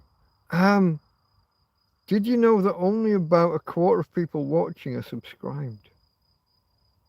Did you also know that in the 3 or 4 hours that I'm live, about 250 people have probably popped in, watched 5 or 10 minutes and fucked off away, wondering what they're watching or why are we even watching a tramp in a field? I mean, I do what I can to explain. It's TrampCast. Come talk to a tramp. I think a lot of people don't know how to use chat. I think that's a thing. So many people watch YouTube without knowing how to do YouTube. I should do an introductory video on that, maybe, with screenshots and replays and telling people what each button does. A lot of people won't press things. A lot of people won't know how to get into chat. So if you're on a phone or a tablet and you're at a tablet horizontal, touch the screen and oh yeah, I don't get it because I'm not. Touch the screen and a bunch of symbols appear at the bottom. There'll be a thumbs up, there'll be a thumbs down, there'll be a single speech bubble, there'll be a double speech bubble. The double speech bubble is chat. Click that and then you can type. Click into you'll get a box at the bottom of the right hand side, and you can click in there and you can, hello, I've never done this before. Type away. Feel free to come and say hello. I don't bite. I can't. I've got no fucking teeth. 0 teeth. Apart from the ones that are in my what do you call the bag that you take into the bathroom with you when you words. Why do I not remember English words? Toiletries bag. I got there. Dadachowski, hello. Well, Mike, now you know someone who has had 2 ulcers. Both aspirin issues, to be honest, but 2, not nice. That's you, yeah? Oh, wow. I'm sorry to hear it. Duodenal or... So, hold on, let me remember. I don't remember my body geography. So, the ones I was talking about are at the bottom of the stomach on the valve on the way out. And then you've got the ones at the top where stuff bubbles up and out and gives like acid reflux and all that. But I think the Helicobacter pylori, I think they were at the bottom. I think they were at the... I could be... I don't want to talk shit. I never want to chat shit. So let me double check myself. Why am I in settings? Get out of settings. No. No. Okay. Different types of stomach ulcer.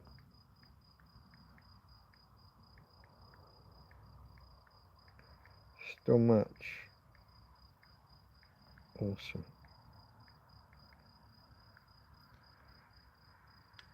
Broadly known as there's peptic, gastric, and duodenal. Oh, esophageal. Sorry, pronunciation was wrong there. Based on where they form. Most cases stem from Helicobacter pylori, which was indeed the thrust of my argument. I don't know if it was an argument, but the thrust of my deliberations. Or non-steroidal anti-inflammatory drugs. Did you say aspirin? Non-steroidal anti-inflammatory. Yeah? NSAIDs, NSAID. I don't know whether that forms a word like laser or whatever. Main lobe peptic ulcers. Hold on. Gastric ulcers form directly on the inner lining of the stomach. Pain often flares shortly after eating. Duodenal develop in the upper section of the small intestine. That's after the stomach, yeah? Intestines are after the stomach. If I've got my body geometry, anatomy, it's probably a better word, maybe. I should go with that. Hold on. Duodenal, upper section of the small intestine, the duodenum. Pain typically occurs when the stomach is empty and may improve with food. For some reason, my tablet turned off. Esophageal, this is going to be at the top. The esophagus is the throat down to the stomach. Lower part of the esophagus due to harsh stomach acids backing up. That's your reflux, isn't it?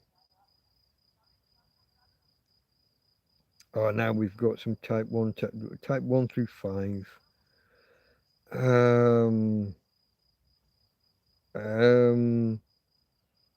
I've maybe not got the patience to read this. Certainly, it's not going to make stunning viewing for you guys while I just read a list of 1 to 5.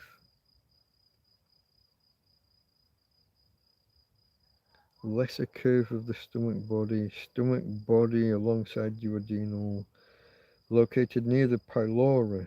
That's going to be the Helicobacter pylori thing, isn't it? The lower exit of the stomach. That's what I said. Helicobacter's at the bottom.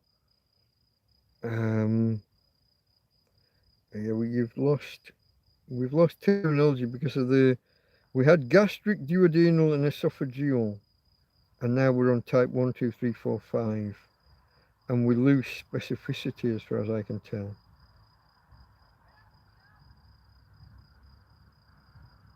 Some of them can just be formed anywhere because of your painkillers, your non-steroidal anti-inflammatory drugs. Then it asks me, is someone you know experiencing blah blah? And it's no, I'm just an inquisitive bugger. I just like to know things. Duodenal, and you are correct as usual. I'm not always right, but I'm usually there or thereabouts. And when I get it wrong, I will freely admit, whoops, got that wrong. It did happen once tonight. I don't remember what it was. I'll watch this back tomorrow and make notes. Maybe I'll timestamp. Delta Mike was wrong initially. Or at least he checked with Google, and I'm the one that told me I was wrong. You know? I think that's something. It's okay to be wrong. It's even better if you're the one that tells you were wrong. I'm here on the bottom of this can, folks. I've got an itchy eye. I've also got a fishwife up on the fucking main road, arguing with her boyfriend.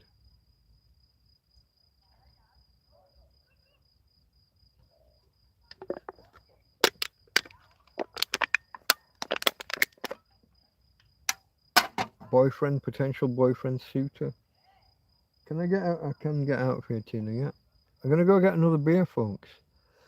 We are on 3 hours 43. What was the start time? Scruff threw me for a loop. 11:15, something like that, maybe. 2:54. Hold on, it's 2:54, and we've been on for 3:43. 11 o'clock. 11:10.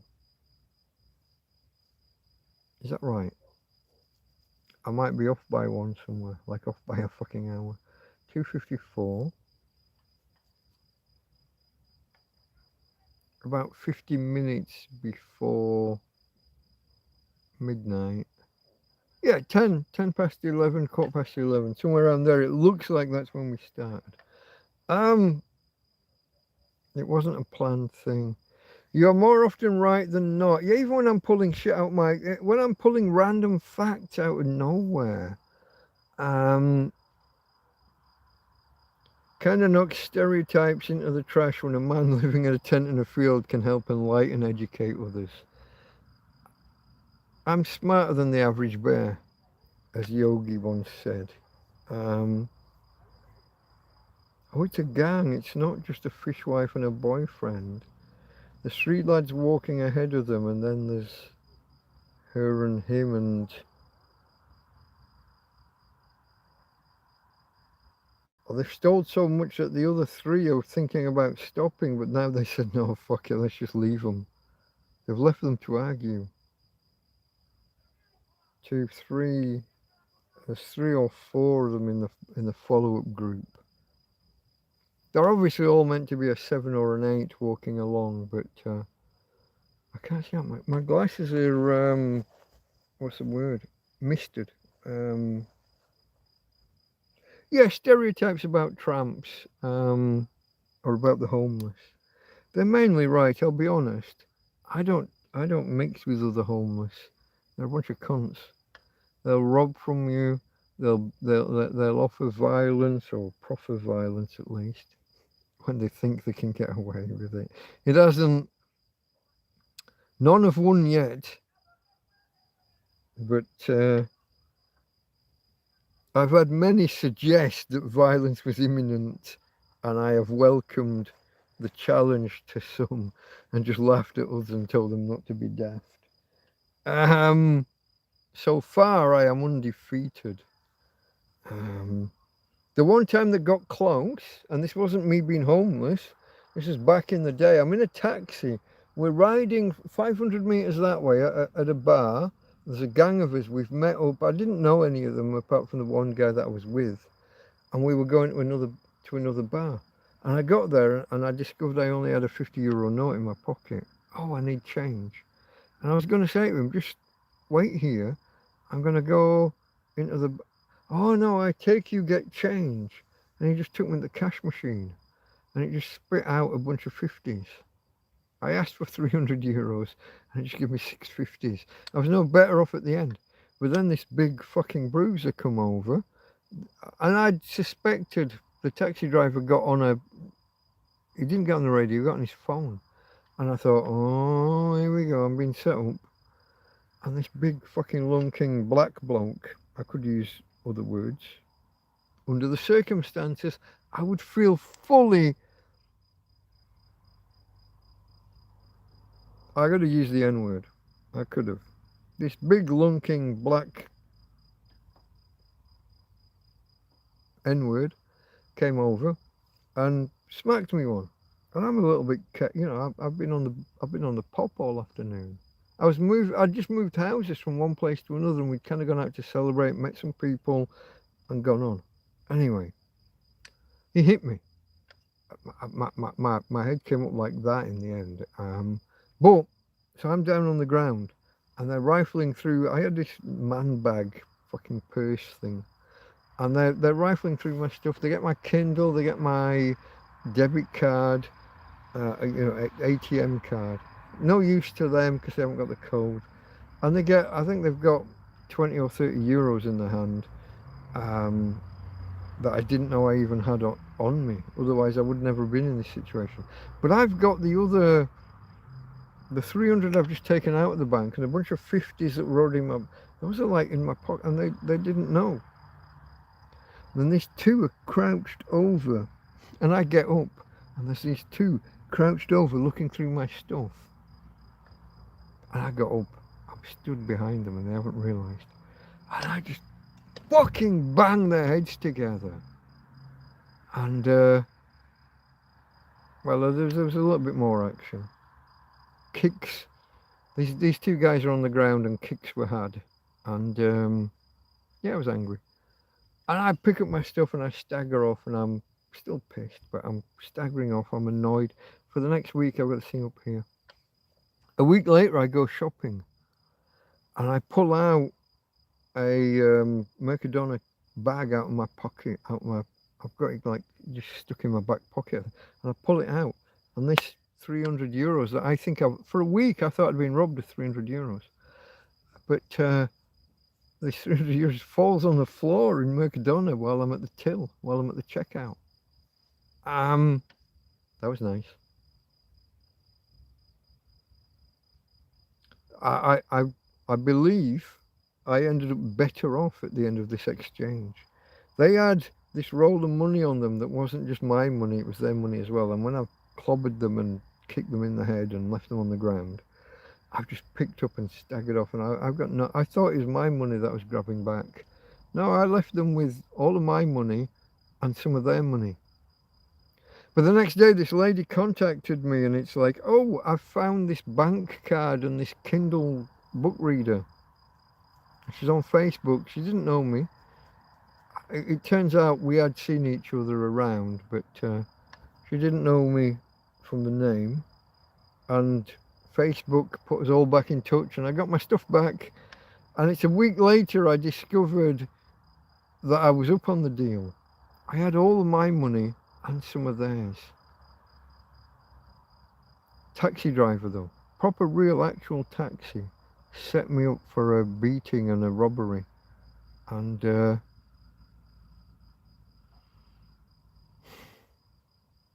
wasn't happy about it. I did have a big, I mean, like literally the bone was bruised. I don't know if you know that bones can be bruised. The bone itself can swell if, from a firm enough smack. I don't know if he had something in his hand or not when he hit me. But yeah.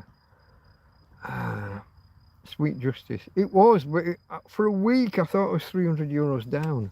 It's only when we pulled this stuff out of my ass pocket and this oh fuck. There's my the 300 that I'd just taken out of the machine, and I probably had in my hand still when he first.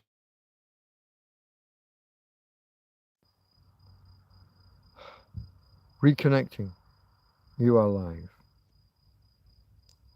If I knew it was going to do that, I would have gone and got a. So I'm kind of undefeated. I mean, I took a big punch there and I did go down, but I think I won overall, wouldn't you say, against two blokes? I got up behind them, smacked their fucking heads together like you wouldn't. But I didn't just as much force as I could possibly put in, and then they're on the ground, and I gave each of them a kick in the fucking head, because although I'm a boxer, in a street, there's no Marquis of Queensberry. There's no fucking referee. There's nobody awarding points. Put them out. They're lucky. I mean, I could have just jumped on their neck. I could have jumped on their spine and stamped. I could have finished them, probably. I could have tried at least. I've got no. He's a big bloke. He came right at me, and it's. I think it's only because because I'd been drinking. What? I moved houses. I moved homes. One house. We had the inspection. We did a final clean on the house I was leaving. Did an inspection. We went down to my friend who I was moving in with, and then probably from like 4 o'clock onwards, we were drinking, and this was somewhere around midnight. We got the taxis as a group. The group got out, and I said, "It's okay, guys. I'll get this. It's my kind of celebratory day. I'll take care of this." And then reached in my pocket and only had big notes.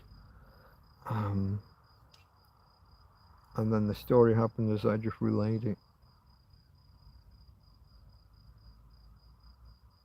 My friend wondered where I was, but he went home and slept anyway. And then I had to wait until 6, 7, 8 in the morning, whatever time it was, with my face swollen like that, for him to open the doors and come looking for me. I didn't have a key yet. I'd moved in, but I'd not been given a key to the urbanisation. Gated community, if you will. So I had to wait for people to come out. Car coming down the road really slowly. Overly slowly. Scrolling, folks, we're on 3 hours 53. Sweet justice. Yeah, like I said, I spent a week with not really a black eye. I mean, I did have a black eye, but it was the fact that the cheekbone was like out, not out here, but it was massively swollen. You can bruise a bone, look it up. Not just bruise the flesh, but the actual bone will swell. And that takes a long time to go down. couple of months for it to fully disappear. It had mostly gone within a week or two. The black eye had cleared up within about 10 days, but the bone, I could feel it, I don't know, 2 or 3 months. I think I could still feel it quite a while later. But still undefeated, folks. That's the fucking message I want to relay. Yes, I took a punch. Yes, I went down. Yes, they got some of my money initially and my belongings. But they concentrated on the bag. And that's not where everything was. That's where they thought everything would be. Just going to get a can of beer. Give me 60 seconds. Oh, man flesh on display. Sorry. Belly and... yeah, mainly the belly.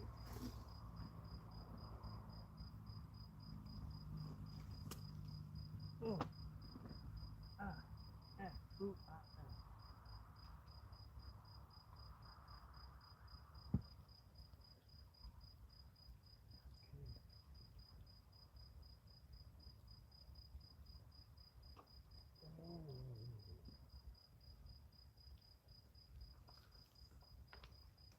Hey, Tina girl.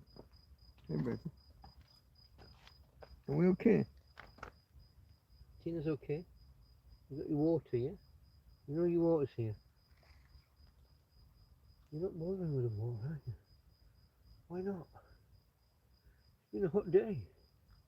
Drink some water. Tina's water. Come on, Tina's water. No? Okay. Don't say I didn't offer. Yeah. What? No. Okay. I offered. Don't say I didn't offer. Okay, folks.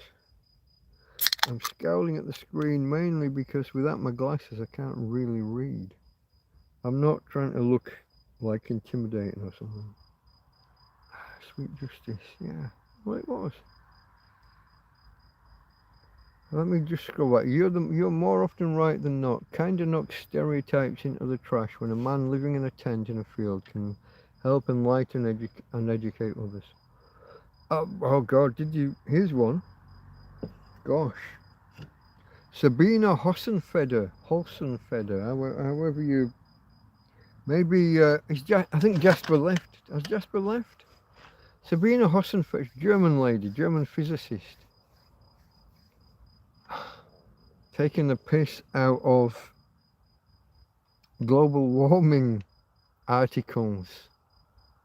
Did you know that in the last month, everywhere on the planet has been hotter than everywhere else on the planet?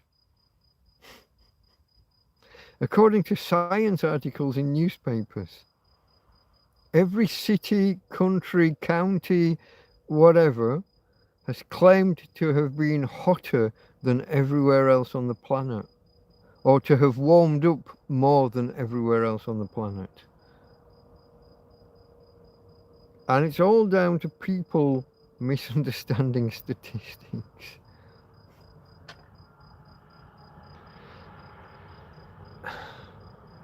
If your temperature rise has been 2 degrees above average,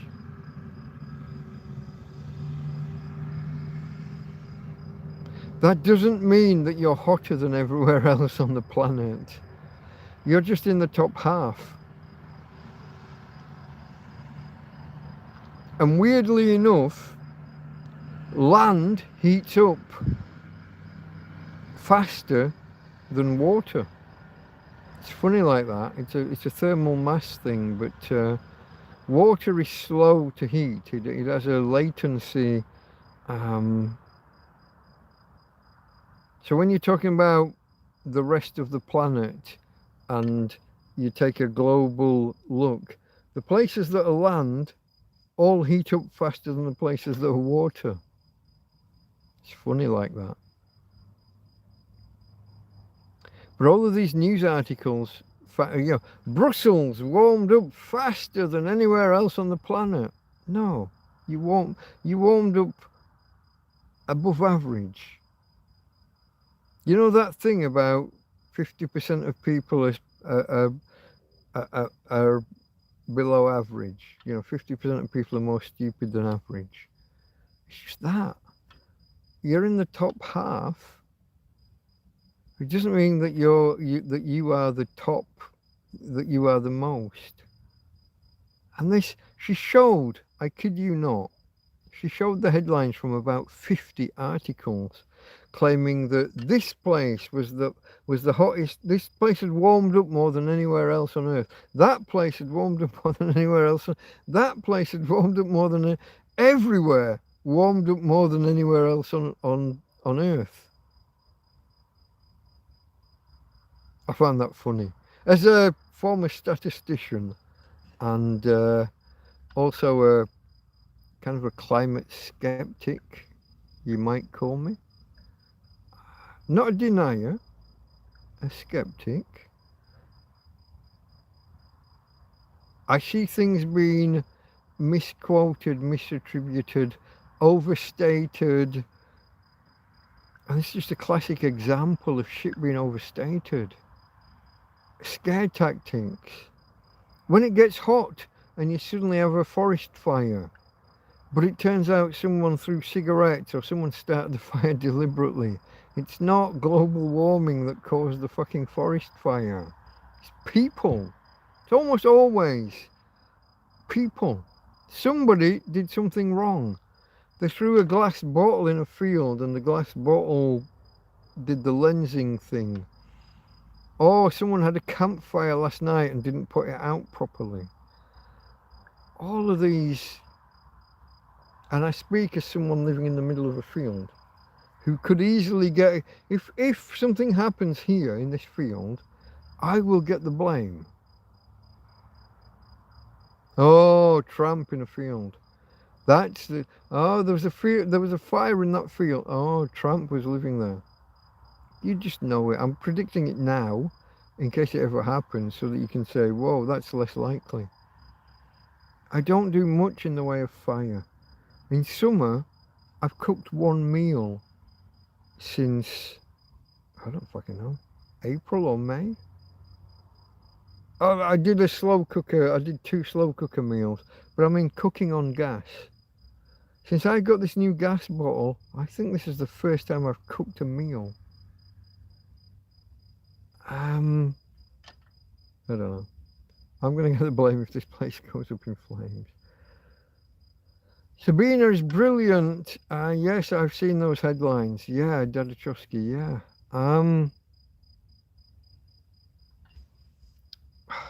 Yeah.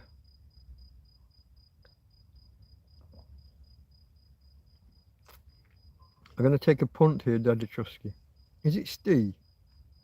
Or have I... I'm going to have to go and look. I should have looked rather than saying. I'm taking a gamble on my memory, which is always a fucking gamble. Somewhere here. People's handles to names. Hold on. Have I even got you in my list? I might not. You might not even be in my list. Chris. Okay, it's Chris. Dadachowski's Chris. I got there. It's been a while. Sorry, mate. Yeah. I was maybe just mixing you up with someone else. I got to Chris before you posted it, but yeah, only just. Cheers, Chris.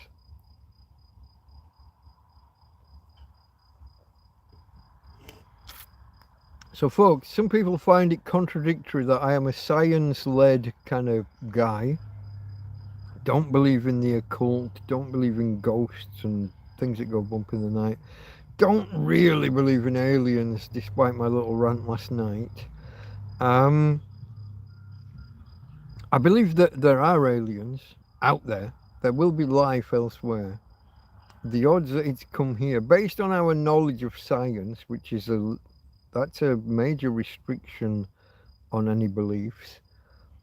But based upon what we know so far, the odds that aliens have actually got here are pretty slim.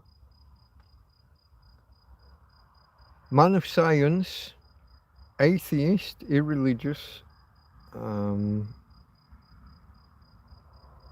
not anti-religious, but irreligious, or we'll go with atheist as the best word for that. But I am a climate skeptic, and some people find that difficult to marry together. But again, statistician looks at a graph, isn't convinced.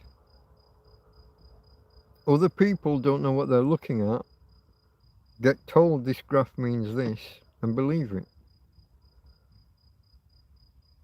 I'm not persuaded by a lot of the supposed climate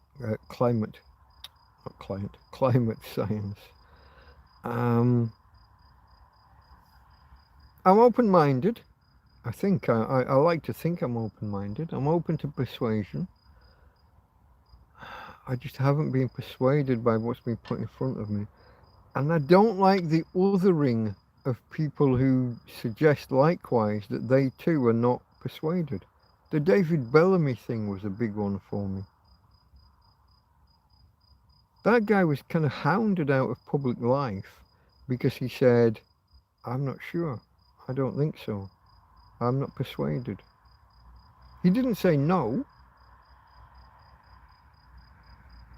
He said, I'm not convinced.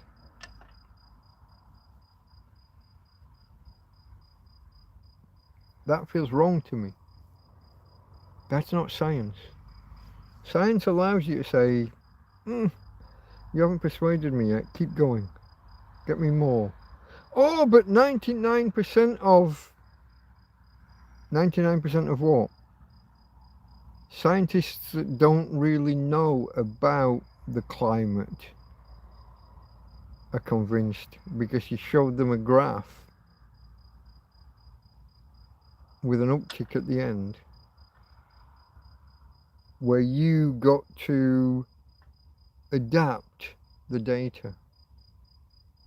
Oh yeah, no, this doesn't fit the pattern, but if we do a smoothing, yeah, no, let's not do smoothing on top of smoothing on top of smoothing. Let's not adjust the data because, oh yeah, but this, back in the 60s, the heat sensors were on top of tarmac and that inflates the heat. So let's reduce that by a bit so that we get a nice upward curve now because back then it was warmer. No?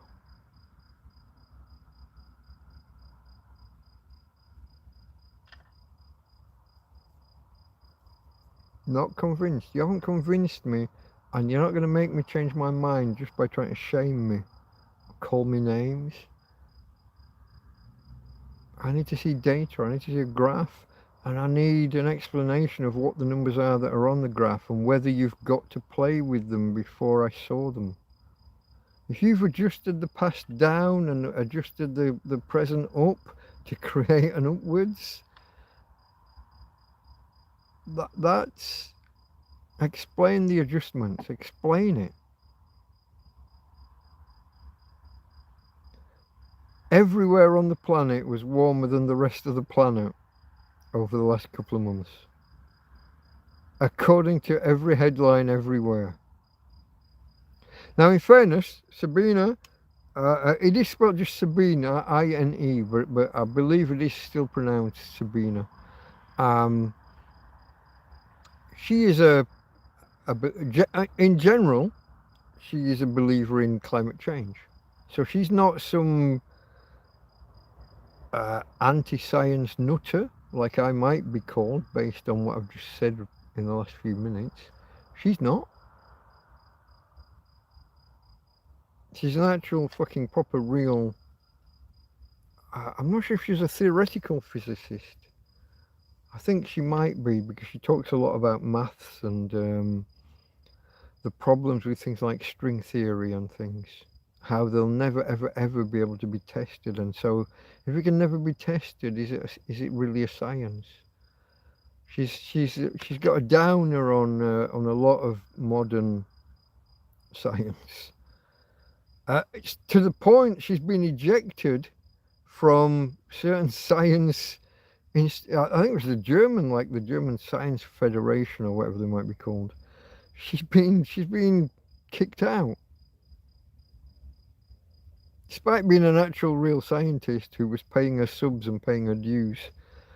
She is now disqualified or whatever from this particular agency because she says that so much modern science, they're producing papers and papers.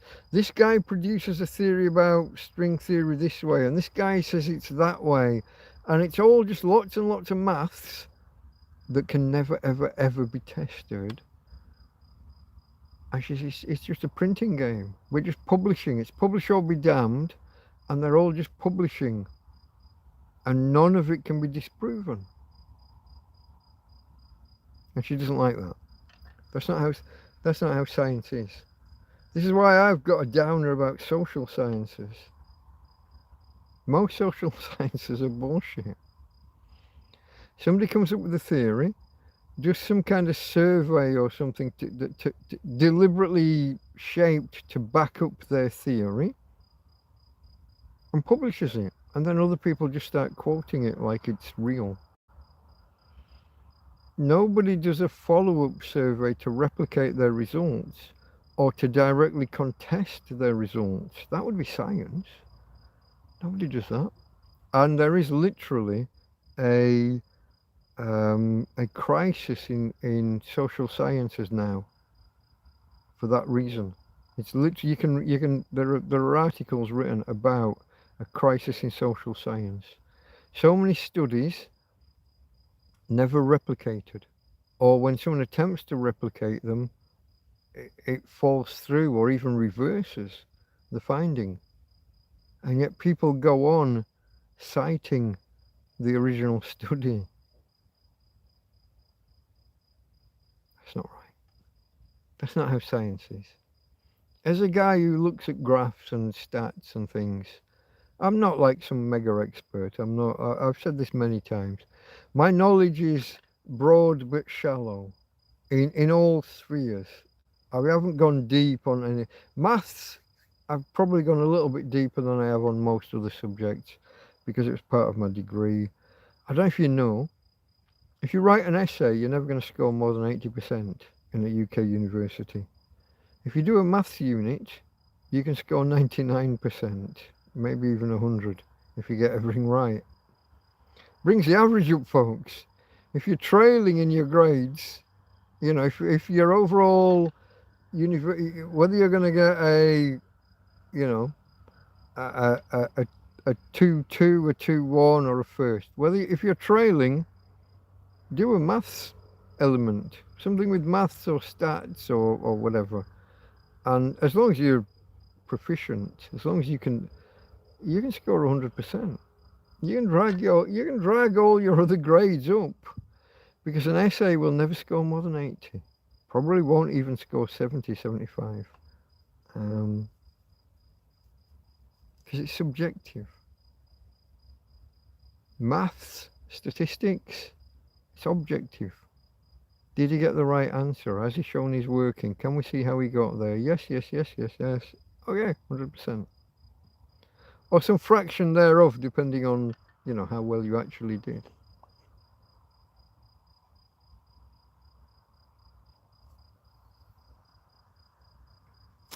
I'm waffling. I'm going to scroll. Barry Ace. Oh, God, I can never remember. I have to pass this. Hold on. Barry Ace Cards Herber. Cards Sherber? Cards Herber. Have you changed that? It used to make sense. Sherbet. Barry Ace Card Sherbet. It wraps. YouTube has changed something. It's wrapping differently. Barry Ace Card Sherbet. Or Ace Cards Herbert. Whichever it is. How's Spain hot? This week's been a little bit cooler. It hasn't been the crazy 37s and what was it, last week or the week before? 37 degrees feels like 45. We haven't had that craziness. At the minute it's like 30 feels like 34 through the day. I'm sat here now, I don't know if you can see this, I'm sat here topless. I haven't even brought the t-shirt out because there's no way in hell the other day I brought it out because I was I was the right side of comfortable until a couple of hours later, and then I put the t-shirt on. There's no way today. There's no way I'm going to feel the wrong side of comfortable. Last time I checked, I think it was 27 still. And that was at like 2 in the morning. 27 still. 27. Every hour it's been saying it's going to drop from 27 to 26, and then an hour later the forecast updates to say no, still 27. 27 feels like 32. If you can get your head around that. That's a 5-degree difference at 3:30 in the morning, almost.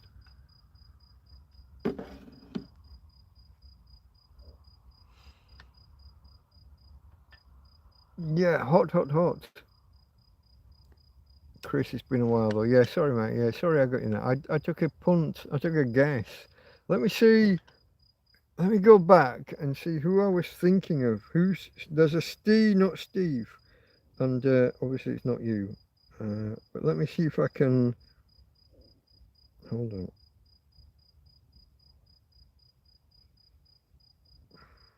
I think you know I've made some rabbit stew a couple of days ago, and there's a little bit still in the pan.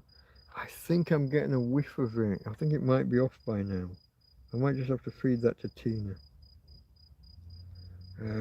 There's a Steve. That's not him. Who's Steve? There's Soul Mining is Steve. Soul Mining in work. There are these people that I haven't seen in a while. Moonhawk, Soul Mining. Well, there was Kev O'Hara. He was here. Was that yesterday or today? He was Manchester U.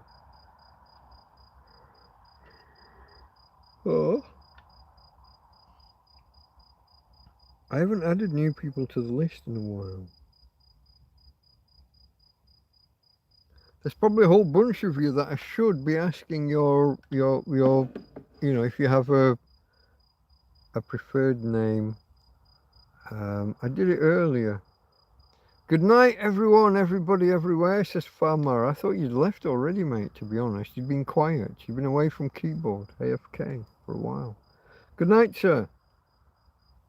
It's not even night. Well, hold on. Where am I? 3:27. You are... I don't think I've ever got an accurate reading on how far behind me you are. You're at least 7 hours behind. 3 o'clock, that makes it 8 o'clock there. Maybe 8:15, maybe even 7:15, depending on how far across you are from her. Oh, Fatma. They are and the T are next to each other. That's a typo. Dada Trotsky. That's Sabrina is brilliant. She is. Yeah.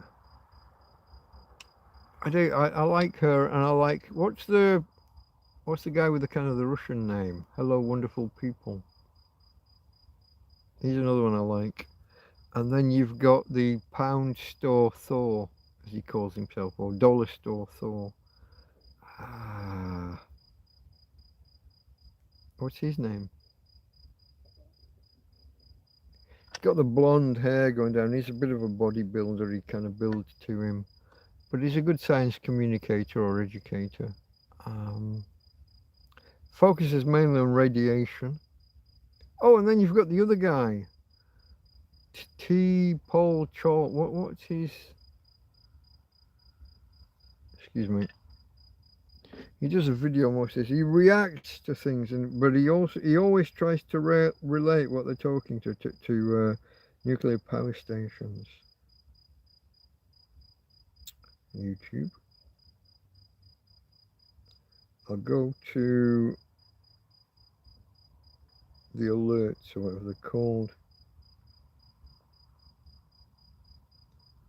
And just scroll and see if I see him. And if I don't do that, what is this? Anton Petrov is the Russian guy, or Russian sounding guy I was talking about. This star travelling at 8% the speed of light breaks all records. That's pretty fast.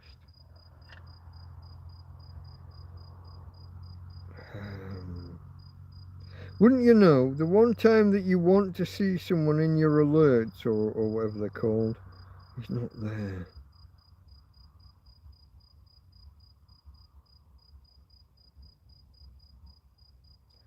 Just scroll a little bit more just in case he was here earlier and I didn't see him. T false, hold on. Okay.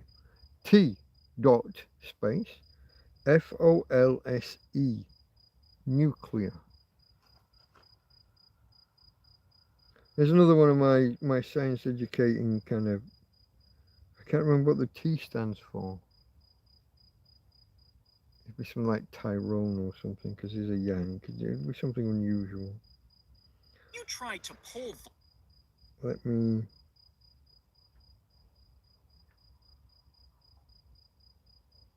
Tyler. What did I say? I didn't say Tyler, did I? He's Tyler. Tyler false with an O, not an A. Nuclear. And his picture shows a bloke with black hair, and he looks like a bit of a ginge in reality. That's not him. It's not his picture. T false, nuclear. I'll post a link tomorrow when I watch this back. No, I'm not. I don't want to get accused of, ripping off someone else's stream. Even though reaction channels get away with it.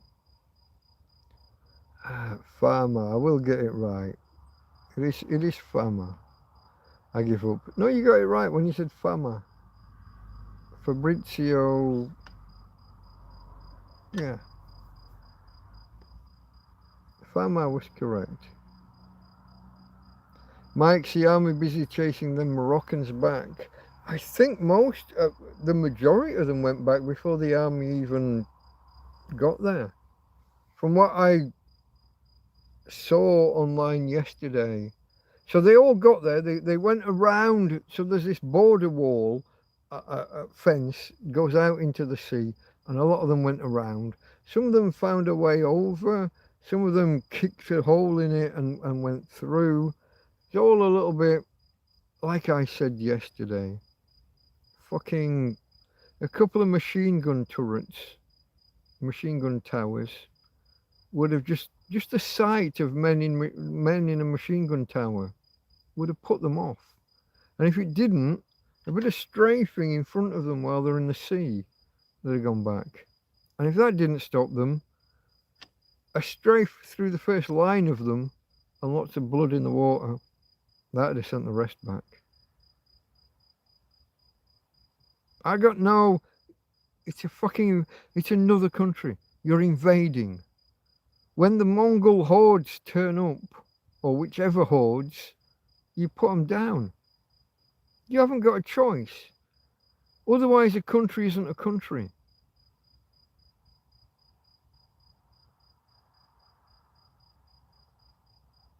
Why are there not machine gun turrets there?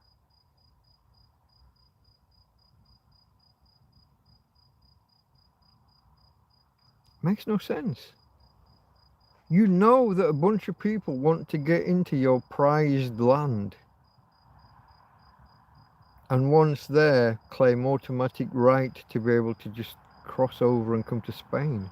And then once there, they've got access to the whole of Europe, whether it's Spain they want or some other place. Germany, France, Britain, Scandinavia, Denmark. These are the places they want to go. The places that have the best welfare states. So not Spain. That's not their destination. I think that's why Spain don't really care. That's why Spain was slow to react until it became major world news. That's why they didn't have precautions in place. I'd have had a bank of Claymore fucking mines. And like I said, machine gun turrets. This side towards enemy, I believe, is the famous kind of inscription on Claymore mines. enemy this side, friendly this side, something like that.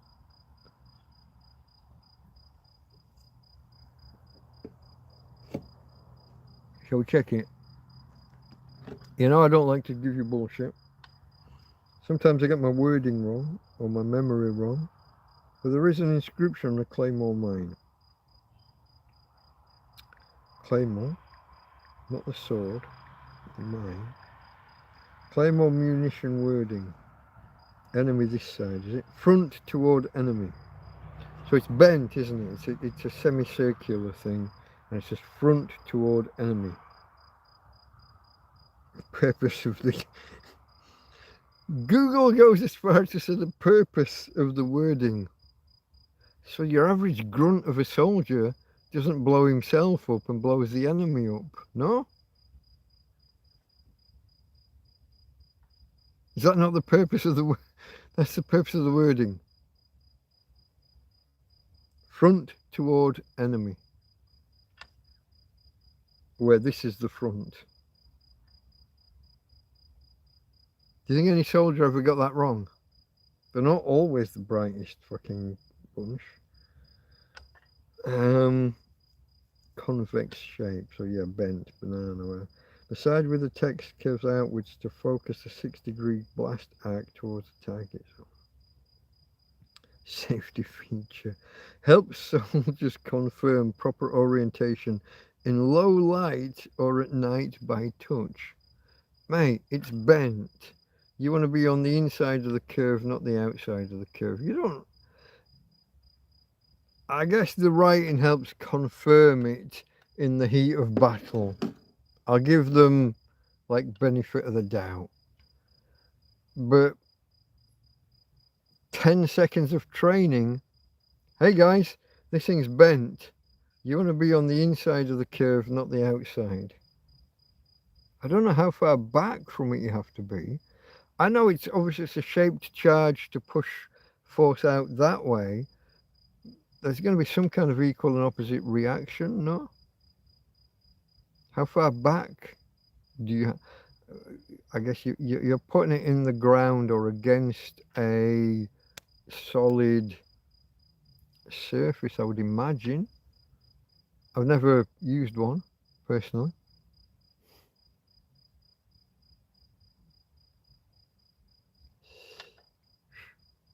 Okay, say no more. I haven't used claymores, no. I get it right, I give up. I served with a few, I wouldn't trust to set them. Yeah, I mean, it has to be said, a lot of soldiers are...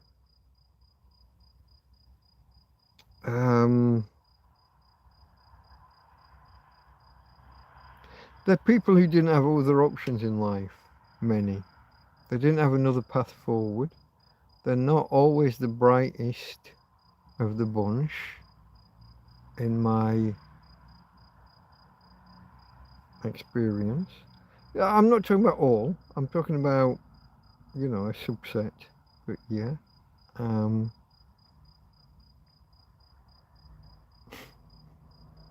Yeah. I got regarded in what I say. People misunderstand soldiers. Soldiers are not aggressive, I want to go out and kill. A soldier's role is to protect.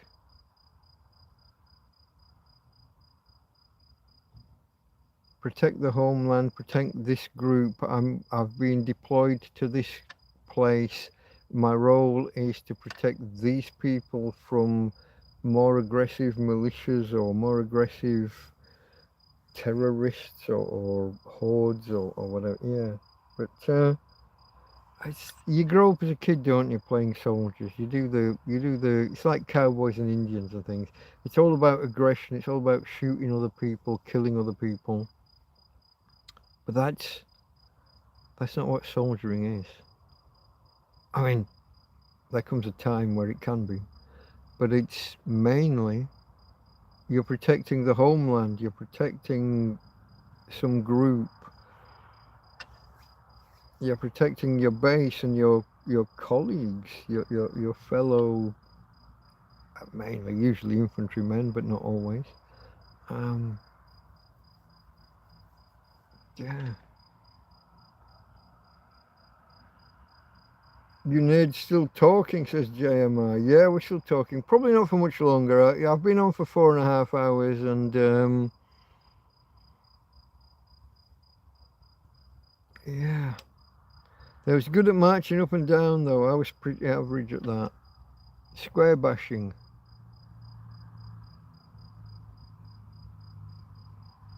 Yeah, you see videos. I'm gonna keep this as video. Yeah, you see videos of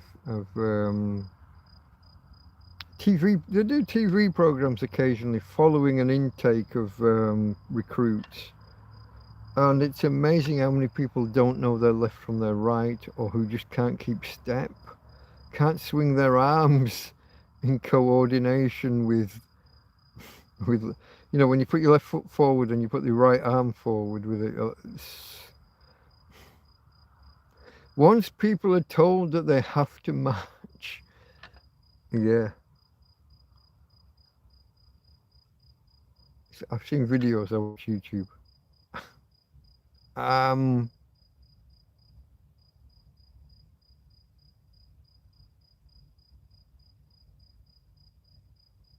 Look at the guy in front. When does his left leg go forward? When his goes forward, put yours forward. Always keep step. Your job isn't to keep step with the whole squad, the whole regiment, the whole platoon, the whole whatever group you're marching as part of. Your job is to keep step with the guy in front. Now, if you find yourself out of step with him, hop. It's one hop. You just put your right leg forward, he put his left leg forward. Hop on your right leg. Now he's going to put his right leg forward, you're going to land on your right leg. Then when he puts his left leg forward, you're going to put your left leg forward, and you're all in step again. If he's out of step with other people, that's on him to correct. You keep step with him. Just look at the guy in front.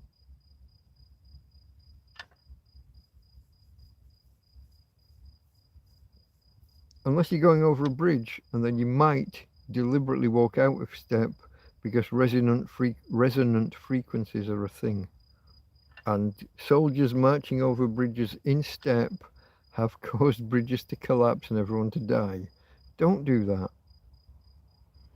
You are allowed to march out of step over a bridge.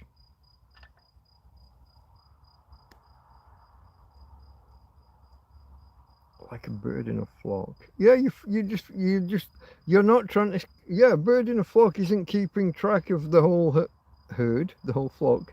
It's looking at the ones one in front and one to the side. Keep your spacing left and right, and keep with the one in front. That was a computer science thing. Guys were having huge problems in the 70s and 80s mapping how birds move in the air. A murmuration of starlings, where there's there can literally be millions of starlings.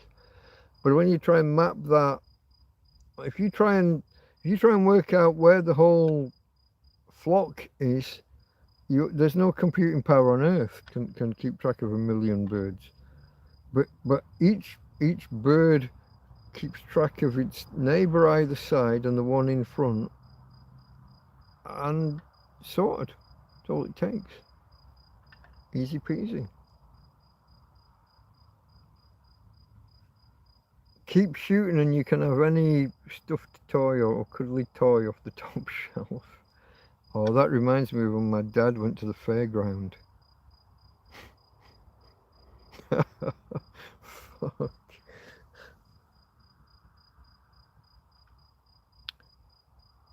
Ex-para. Plinking at the fairground for fun. And the guy behind the counter had never seen anything like it. And he comes up after, he says, ex-military? Yeah. That's what my dad said. He didn't know explanation, didn't name the regiment or brag about it, just, yeah. And, okay, Here's your prize. Now go away and don't come back. Yeah, plinking for. Oh, he took the first shot, and he hit, but he said, "Oh, it's firing low and to the left." Now that's almost a joke. There are people who know guns that will tell you firing low and to the left is usually that's that you're pulling the trigger wrong. You're snatching at the trigger, but no, this my dad's got it. He's got it set right. He's pulling it exactly right, and it's still. But then he adjusted because if you know it's firing low and to the left, you go slightly high and to the right to counter it. Yeah, no, but it was funny. It's funny as fuck. The look in the guy's face. Blink, blink, blink, blink, blink. I don't know how many shots it was, but it was just magnificent to watch. The classic "Fall in, lovely boys, I will march you to save you walking." The "Fall in, lovely boys" makes it sound like Windsor Davies. It's the kind of language he would have used. The command for bridges is break step. That sounds about right. Yeah, you don't want that resonant frequency, as physicists would call it. That regular boom, boom, boom, boom. If that, it would be unlikely, it would be unusual, but if that marching pattern matched the resonant frequency of the bridge, like whole bridges have collapsed because of soldiers walking over them, and the entire, whether it's a platoon, whether it's a squad, a platoon, a regiment, it could be a whole parade. I mean, it could be 20 fucking regiments, depending on the size of the bridge. You don't want that. And it has.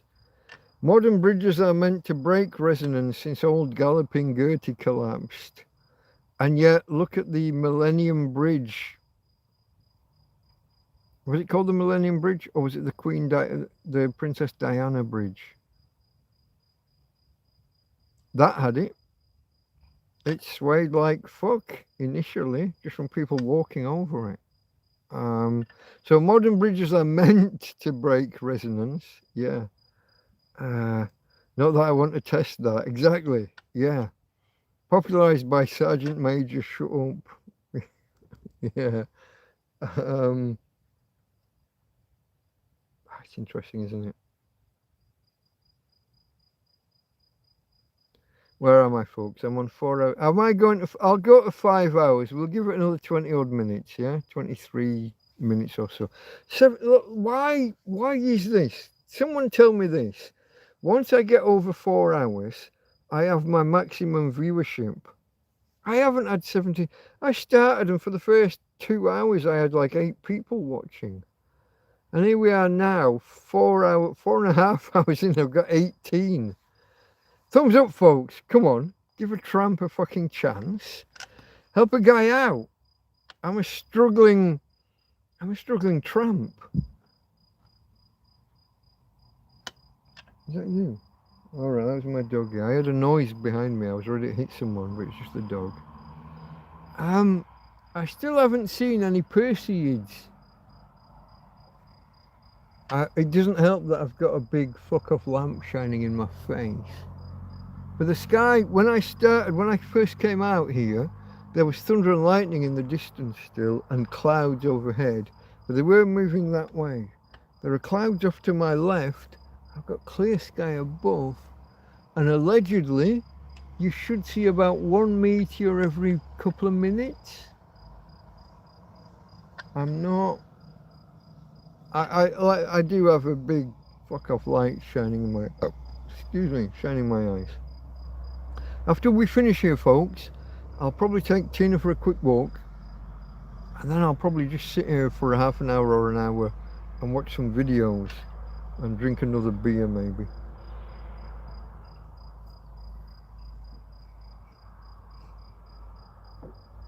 But if I turn the lights off, I'll at least have a chance of catching some meteors. Do you know the difference between a meteor and a meteorite? It's a meteor when it flashes across the sky. If there's anything left up after it's all burnt up in the atmosphere, if anything lands on Earth, then it's a meteorite.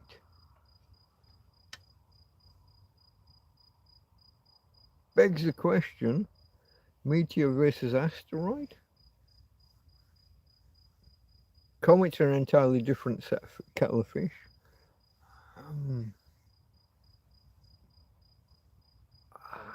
Few days time we've got a eclipse, haven't we? Total solar. Not where I am. I will get 97% totality. But it'll be very late at night and the sun will already be over behind those buildings. So unless I want to put Tina in her chariot and hold her up and go for a long walk, I'm not going to see... I'll sense the darkness, obviously, but it's already almost night, so you know, 8:30. Currently goes dark here about 9:30, somewhere between 9:15 and 9:30. So we'll get a little bit of darkness a little bit early, but it won't be that monumental a thing. And it will be, I think it's off to the west and low, and therefore below the buildings.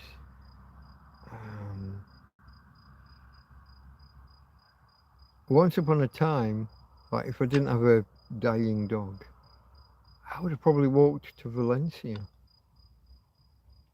It's a few hundred miles that way. I would have walked there or found somewhere getting there to view totality, to be in a total solar eclipse. It's not where I am in life. Maybe I'll get another chance one day.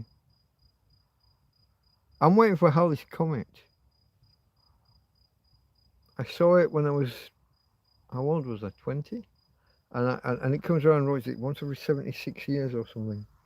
And I said, I'm going to fucking stick around to see that come back. Let me check on the details. Halley's Comet, periodicity, and when. I'm going to say 76. I don't know where I got that from, but it feels right. Halley's Comet, not Halley's. Halley's Comet.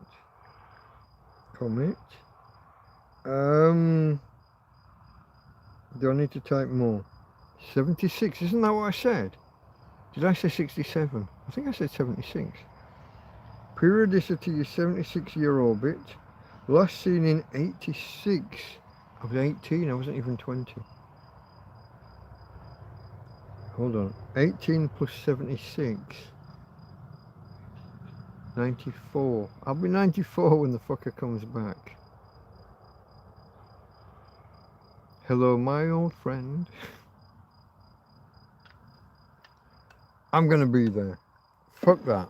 Even though I'm a tramp in a field and therefore my life should really be particularly unhealthy. 94 is not impossible, is it?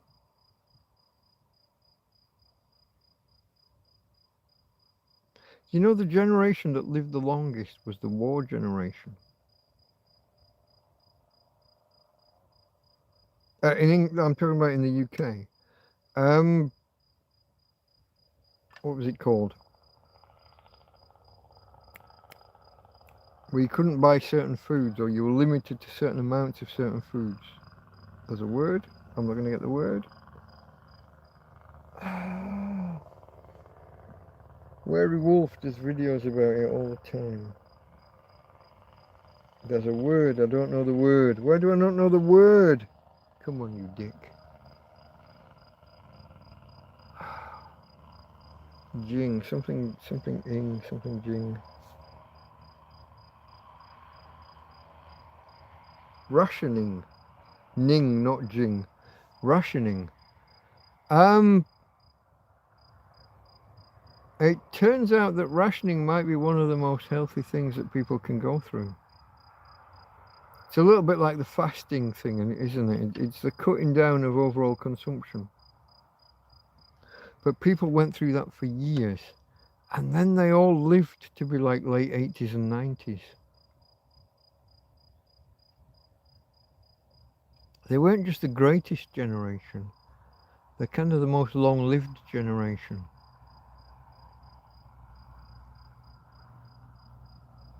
Rationing, folks. Severe, extreme rationing bordering on... I mean it's said that Britain almost starved to death.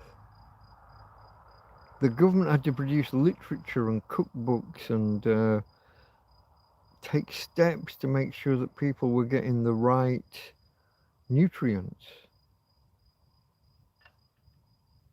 Adjusting the rationing.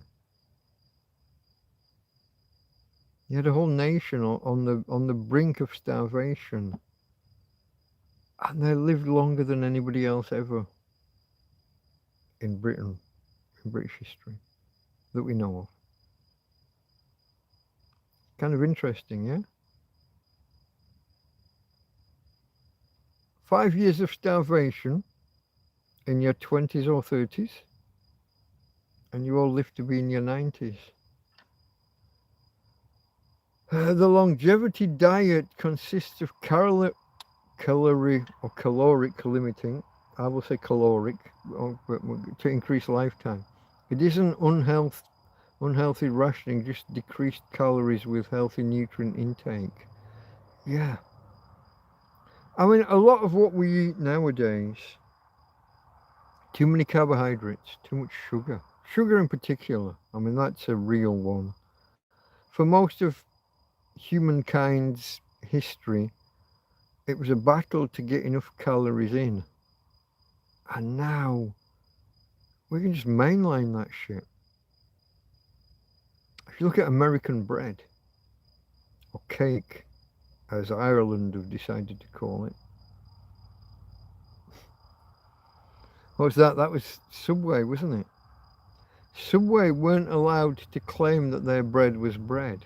That's too much sugar. Had to be counted as cake. In the famous legal case that happened. They lived on biscuits. As a supplement, I mean, a little bit of carbs from biscuits or hardtack or something like that can work. But they had to balance everything. If it goes dark, turn on porn, says Robert. You're a little bit out there, mate, aren't you? Some of your comments the last couple of days. I don't know where you're at. The last eclipse, I got to be in the path of totality for the first time. My house was almost in totality and the temperatures dropped like 8 or 9 degrees Fahrenheit. So what's that, like 5 degrees in real money? I charted it in Home Assistant. Is Home Assistant an Apple thing? I don't know what Home Assistant is. Spot on, Mike, popularised by Sergeant Major Shut Up. Okay, yeah, we're back to soldiering and protecting and bridges and breaking step. Alright, scrolling forwards again because now I know where we're at. Biscuits. I don't know that they live on biscuits. If you watch Weary Wolf, weary as in tired, W-E-A-R-Y, Wolf, W-O-L-F. He's got, I think he's bifurcating some of his channels. I think he's now got 3 or 4. One's going to be specifically about his allotment. One is cooking, and he does a lot of challenges around World War II and other budget challenges as well. Can I feed myself for £1 a day for 7 days? That kind of thing. Can I feed myself for £1 per meal for a week? So that gives you 21. And you look at the difference in the quality of the food that you can get between the two. But yeah, his biggie is the wartime stuff, the dig for victory, allotment stuff, and then the cook for victory kind of the meals that you can then make either from your ration book or supplemented with your allotment. Got a lovely family as well. It's not just him, it's just the whole package. He'll be there trying to do this 7 meals over a week, and sorry about that. The fucking the washing machine's on. I got the wives put the clothes on to wash, or the dishwasher's on, or yeah, there'll be something making noise in the background. Sometimes it's the kids. The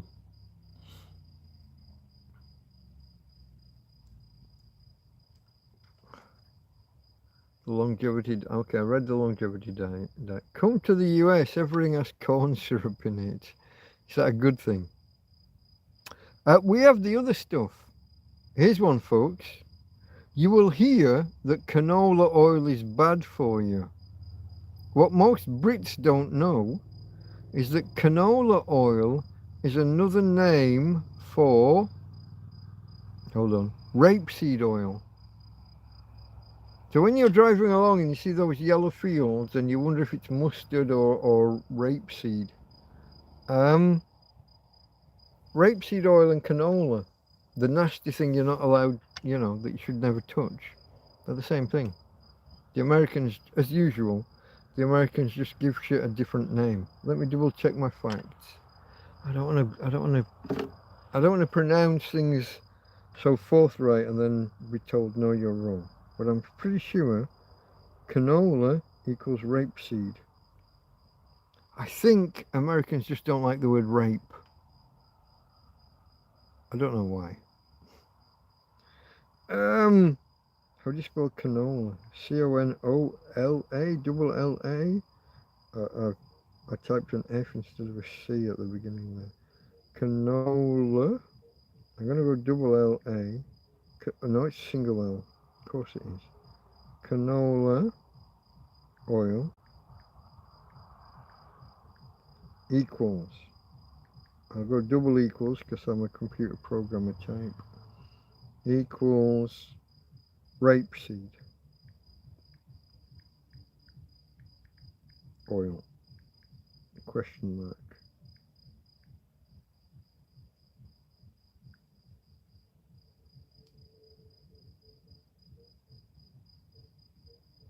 And for once I didn't get, why did I not get, I haven't got an AI answer. I gotta go looking shit up.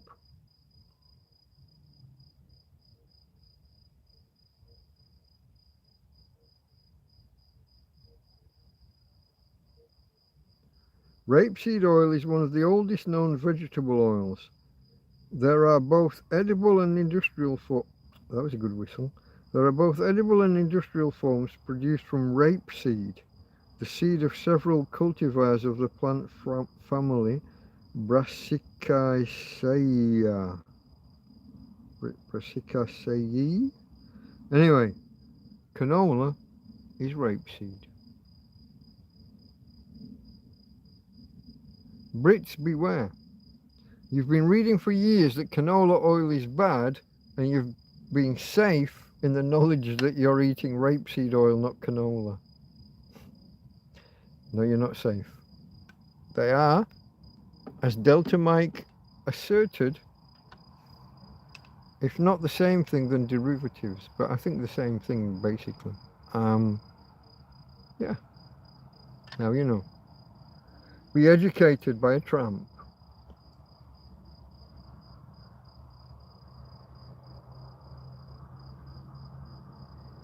Subway owned by the company Doctors Incorporated, who claim to serve healthy food. Yeah, cake. Your bread is cake. Home Assistant is for home automation if you like to protect your privacy and not rely on the cloud. Oh, is that like the was it called X10? What's X10? Oh, now I have to, if I'm going to ask you guys, I should just ask Google instead, shouldn't I? Wasn't X10 like a platform? X10 home automation, not bus timetable. I might have I got the wrong home automation? Here we go. You see, yeah, I got X10 industry standard protocol for communication among electronic devices used for home automation. Brackets, domotics. We're going to go what? Domestic electronics or something there. How are we? That looks like a portmanteau of domestic Not onyx, but otics. Where do you get otics from? Domotics. Domicile, domestic, That's where we got Doomsday from, for the Doomsday book, but that's not. Primarily uses power line wiring for signaling control, so that's not what you're talking about. Does X10 still exist? Yes, it's still in business. The original parent company, X10 Wireless Tech Inc., went out of business and the domain was purchased by Orthinx Inc.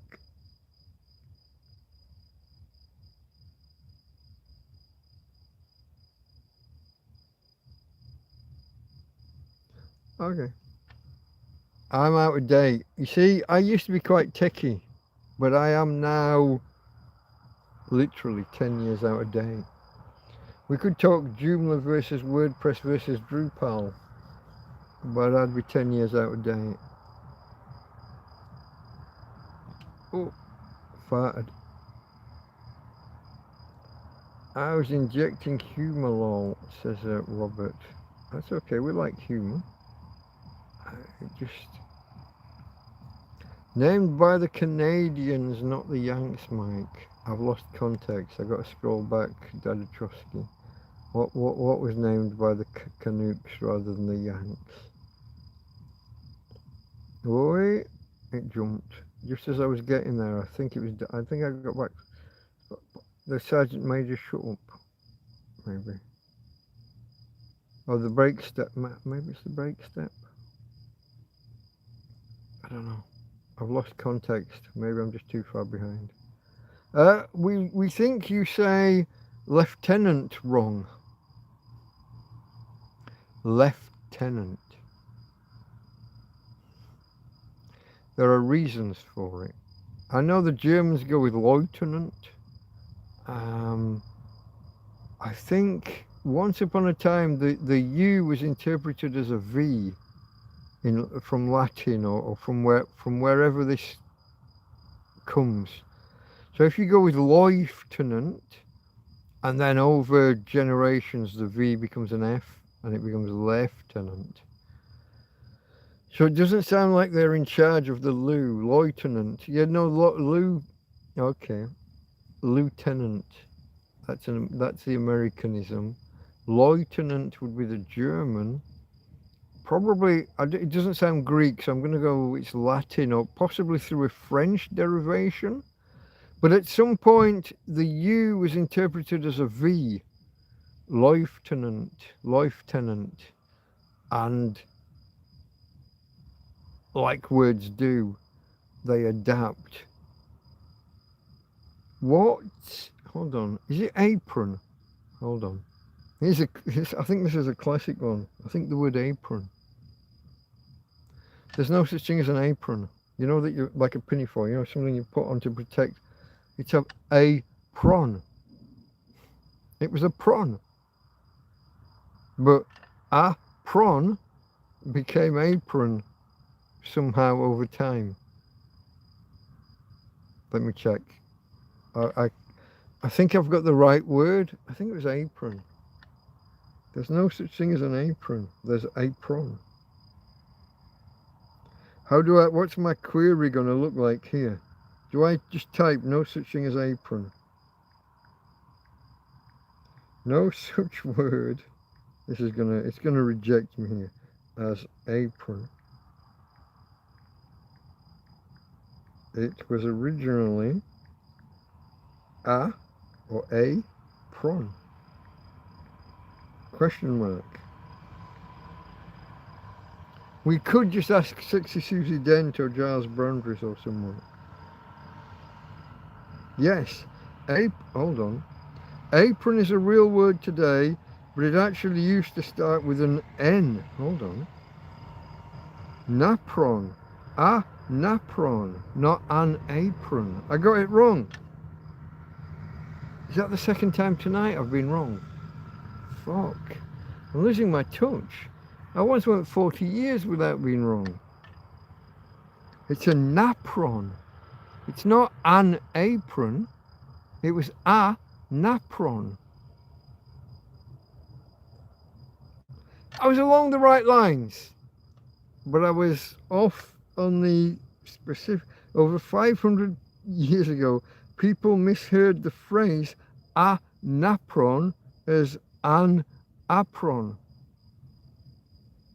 I can see that they sound the same. I couldn't hear the difference myself when I just said it. A napron, an apron. An apron became apron. I was kind of right and wrong in one.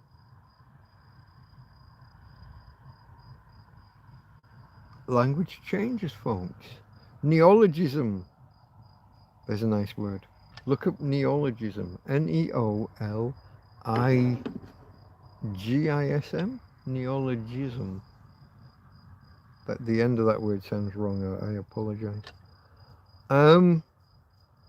It's the act. It is new word formation. A neologism is either a totally new word or a new meaning for an existing word. Woke. Let's take woke, for example. I woke her up at 5 o'clock this morning. That means to awaken somebody. It's the past tense of to awake, to awaken. I awoke. I woke her up. All of those woke, awoke, woken, waked, whatever. And then it became, oh, I'm switched on to something new. I'm woke. He's woke, she's woke. And now it's become kind of a slur. So it initially, after the original meaning, the new meaning was a self-identifier. I'm woke. Are you woke? We're all woke. Let's be woke together. And now we're all, you're fucking woke. Stop that woke shit. And now they're all complaining that we call them woke. It's like SLW. Was it SLW? No, not. Hold on. SJW. Social Justice Warrior. That was their phrase. And then they got called names by other people and wanted to say that word never existed. X10 is somewhat similar. Yeah, okay. I won't touch WordPress. I keep my websites simple so they can't get hacked easily these days. I was a Joomla. I made a career. I made a business out of building Joomla websites. Joomla was JOOMLA. It was WordPress's main competitor, but it wasn't a company. It was just an open source project, and I liked that. I put a lot of time and effort into helping with the Joomla project, not just promoting it and building client sites, not just filling my own pockets. We made not apps, what were they called? Modules and components. And some of them were distributed for free. Some of them we had a free version with a pro version.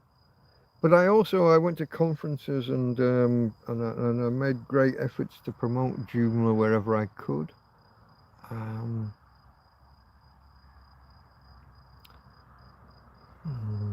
What more to say? I was a top 20 poster on the Joomla forum once upon a time. And then I went, so for years and years and years, I was one of the main contributors on the forum. I worked with a company in America that made templates for Joomla. And when I arrived there, their message boards, their forum was lots and lots and lots of unanswered posts. And after I'd been there a few weeks, almost everything was answered, up to date, and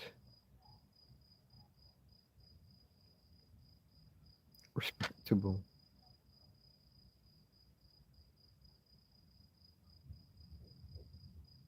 Yeah, then we had a major relaunch and things got a little bit,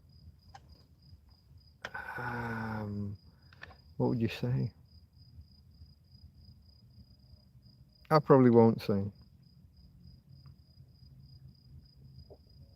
things didn't go smoothly and somebody tried to put the blame on me. And I'd been working like 18-hour days.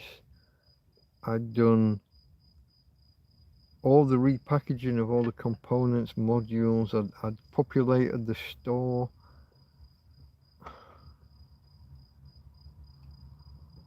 Yeah, no, it's best not to say. I got pulled up for my performance by one of the owners of the company. And I just said, don't need it. They'd bought half of my time. I'd started my own company and they contracted me for half of my time. And in the end, what they were paying me,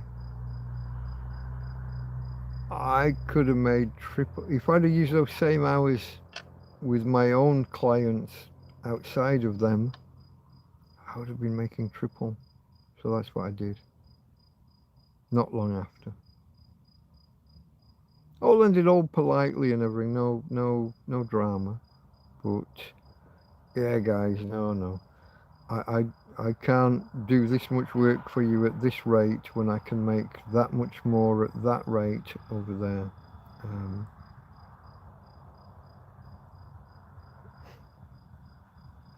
Joomla Shack, folks. Joomla Shack.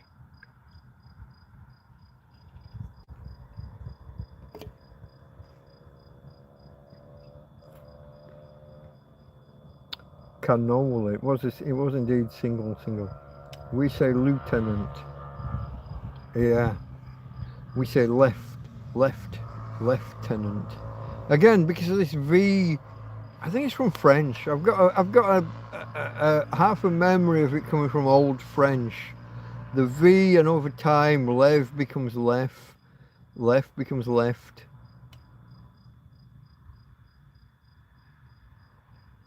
The Canucks are the biggest producers in North America, I believe. In general, or of specific products. I don't know. A prawn in garlic butter with olive oil and white wine. Farmer's back. He's talking food. A prawn, a single prawn.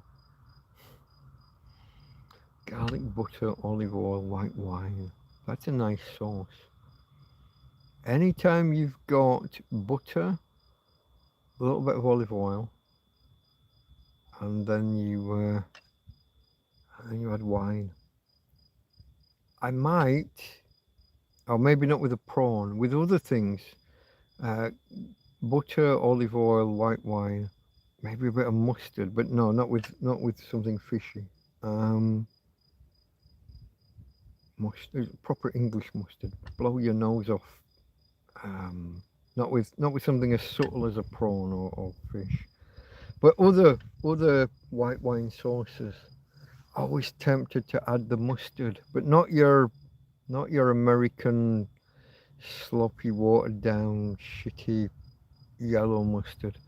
It's got to be Coleman's Nosebleed, proper mustard, not even French Dijon. Fucking Coleman's Nosebleed. Brits, stand with me. I would try etymology of apron. It was napron. Napron. We've already. I know I'm reacting after the fact. 409. I'm 10 minutes behind. Etymology of apron. It wasn't a prawn. It was a napron, which somehow became an apron or an apron. Well, farmers welcoming people that have been here for the last hour or two. Kind of like pone was a misspelling. Yeah. Okay, farmers here. I was going to finish on the 5 hour mark and we're coming up on 5 hours and 10. Pound, smash, poke, prod, press, push, punch, slap, chop, bump, tap, flick, kick, click, lick, rub, slam the like button. And consider subscribing. You buggers. 15 people here right now. At least one of you hasn't clicked the like button. I know it's more than that because we've had people just churn. People come drift in and out. Like Farmer did. He came in, he went out, and now he's back again. I was on the phone with a girl. She said, "Come here. There's nobody. Yeah, there's come over to mine. There's nobody here." I went over there and there was nobody there. Yeah, yeah. Canola, Canadian oil, low acid. It's rapeseed oil. I don't know where the word canola comes from. You don't like. You just don't like the word rape. It's the name of the fucking crop. I done did click it. Thank you. Always appreciated. Okay, to straighten this out, canola oil was called by the Canucks as they are a massive producer and too nice to call it rapeseed. I knew it would be the delicate, what's the word I'm looking for? Sensibilities of, I thought it would have been the Yanks because of their Puritanism, but okay, it was the Canucks. Hey, those people believe they're French. I mean, what can you do?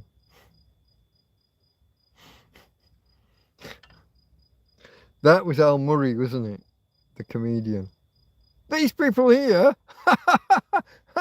you're not going to believe this. These people here, they think they're French. It's not that. You just live in a shit place, so it's a natural assumption. I watched that. I was watching someone reacting to that the other day. It is funny.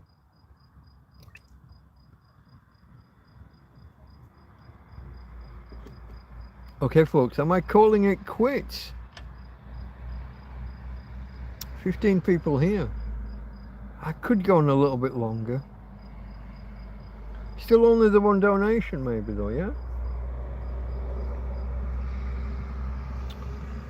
Yeah. UK Richie. Thank you, UK Richie. He's not here now. I'll tell you what I'll do, folks. I'm going to go grab another beer. And I might give you... We're on 5 hours, 11 minutes at the minute. I might go to 5.5. If the audience stays, we could do 6 hours. I don't know yet. I am still topless. Starting to feel a little bit cooler. All the clouds are clearing. The sky is clearing. Still no Perseids that I've seen. I don't know what direction should I be looking. I'll ask Google. I'm going to drink that last mouthful in a minute. In Spain tonight, what direction for the Perseids? Let's find out. Science, folks. Astrology. No? Astronomy. Fuck. Astrology. I guess astrology was the beginning of astronomy. We could make a case for that being the beginning of a scientific analysis. No. In Spain tonight.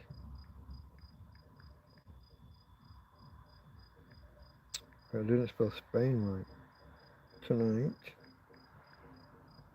Which direction is best? Is best to see Perseids or IE? Perseids? Question mark.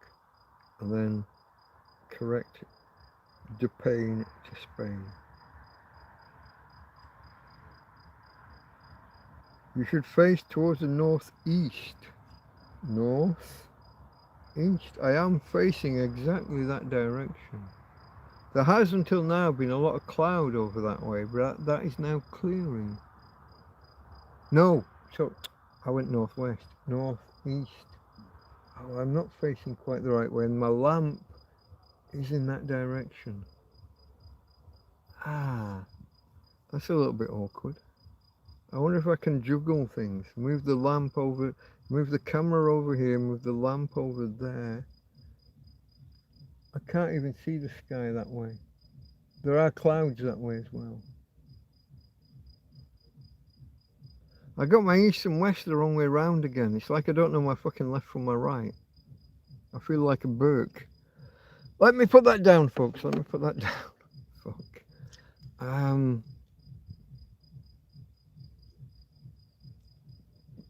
Can you hear the disco? not for much longer. I am going to mute the microphone for a minute or two this time. I'm going to go get a wee-wee. I'm going to go take a leak. And then I'm going to go and grab the next can of beer. Has anyone been keeping count? Not me. I think I might have I've had 4. It's been five and a quarter hours. And it's single-handed drinking tonight. There was no double-fisted drinking. There was no alternate drink on in use. Tina's away from me. Hey, baby. You okay? Hey. Oh, it's Tina go. All right, I'm going to mute the microphone. I'm going to do what I need to do, and then I'm going to get a drink. I will be back probably within 2 minutes. Go.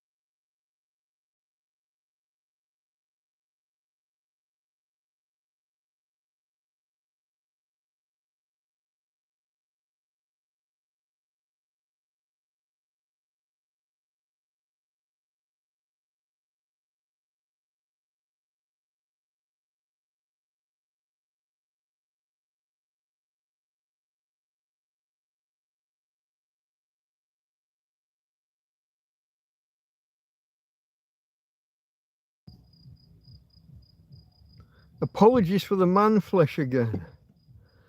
Lots of chesticles and big belliness. So it's a fat old man thing. I am not the athletic youth that I used to be. Why have I not got any chat on screen? I did click it. I go, I pull out. What? I go in, I pull out, I go in, shake it all, in, out, shake it all about. If I'm doing the okey cokey or what's it called? It wasn't snowballing. What's it called? Snowman. In, out, and then as you ejaculate, you shake it all about. That's... Doctor Who taught me this. I know nothing. That was Shooty Gatwa, dirty bastard. And how NC gives you a sh sound, I've got no fucking idea. Not that I'm like anti-African or racist or whatever, although I've been accused of it a lot. But how the fuck does NCUTU come out as Shooty? Shooty Gatwa. NCU shoot. NC, it gives you a sh. That's not the phonics when I was in fucking school.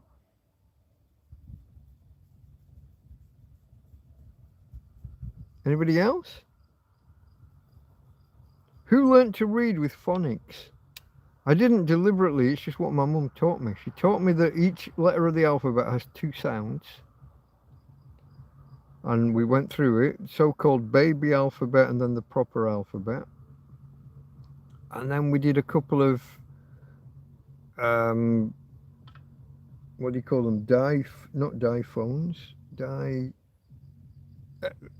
2 letters together. CH, ch, SH, sh. At no point did NC become a sh for shooty gatwa. NC. Nook. I mean, that's just, I got no other way of going with that. Nook. Nakuti. Nakuti. There's no sh. PH is a f. We did that. Die.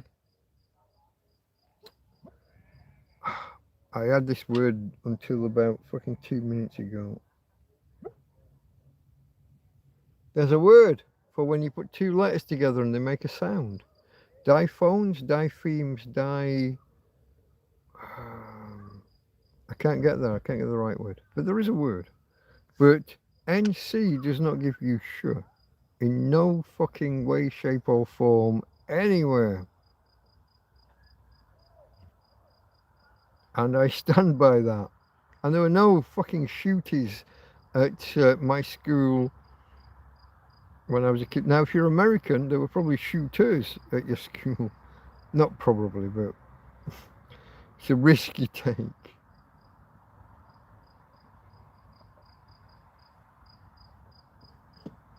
Shooters rather than shooties.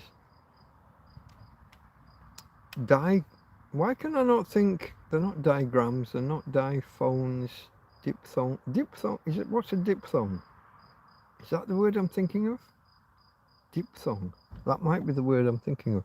But I think that's two vowels. Hold on. Tina girl, you're making a lot of noise back there. For no reason. What's a diphthong? It's a word I've pulled out my ass and I don't know why. Diphthong meaning single vowel sound made by gliding from one vowel position to another. So it is two vowels. Such as the sounds, hold on, you give bad examples.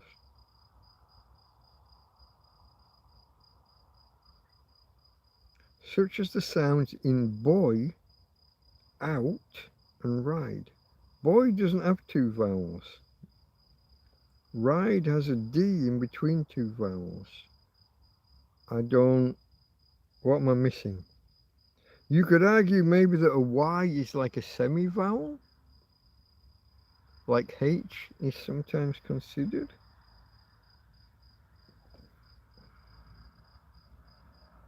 So diphthong, the oi in boy or coin, oi, oi, oi.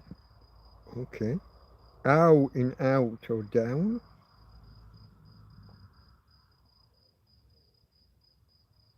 AI or I in ride or pipe. Where did AI come in? Tina girl. Tina! What are you licking? Too loud, girl.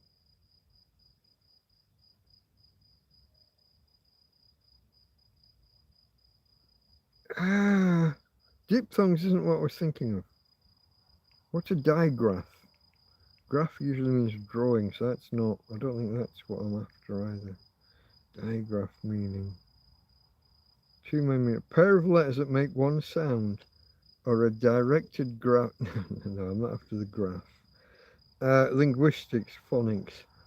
Two letters written together that represent a single distinct speech sound. PH for f, would you say? Maybe. I thought a graph, digraph, I thought that would be like pictures, pictograms, digraph. It's a word I pulled out my ass again and I don't know why. And I had to come and,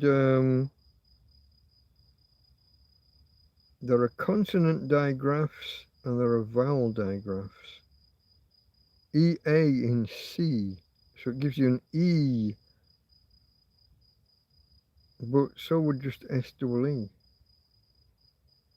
Or AI in rain, ain. It's not A, it's not A, it's A. Ain. I don't know. I don't really see the difference between. So if the letter A can be A, like in apple, or it can be A as in what, able, or I don't know, Aim. No, is that just because of the AI? Is it only is it only an A because AI? That's interesting. Most letters. See, I started to teach a lady English, and I said that there are kind of in English we kind of have two alphabets. The like the baby alphabet, the childlike alphabet, A B C D E F G H, and then the A B C D E F G. And each letter can have those two sounds: A or A, B or B, K or C. It's not really a hard and fast rule, but it's a guiding principle. I don't know about the mathematics and computer science side of shit. I'm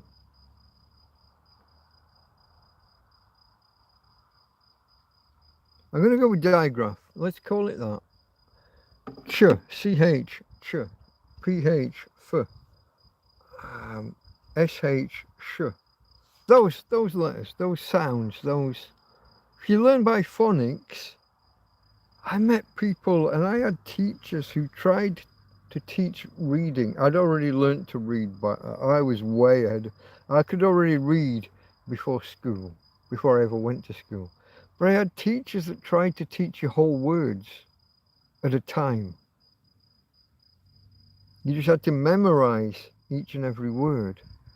And I was like, I could look at any word you put in front of me, and by sounding out, I could get close. The longest 4, 5, 6, 7 syllable words, onomatopoeia, I could get close. I'm not going to say I was always perfect first time. And like I said, you have to acknowledge that letters have two sounds, minimum two sounds, E and E.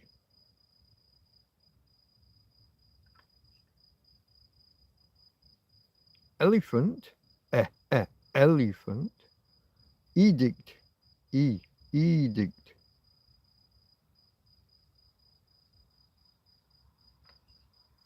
I don't think F, does F have any alternatives? F is probably just the one, F.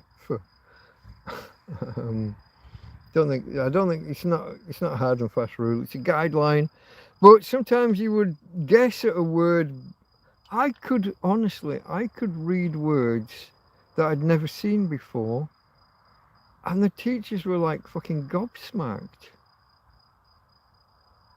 And sometimes you get it slightly wrong.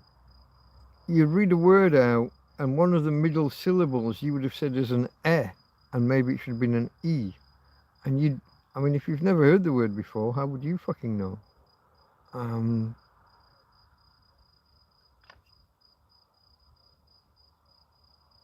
Have I ever mentioned, I think I have, this is one of my brags. My primary school teachers called me the professor. I had the little John Lennon specs, and I was smarter than the average bear. Boo boo. The professor. What would it? They'd be proud to see me now, wouldn't they?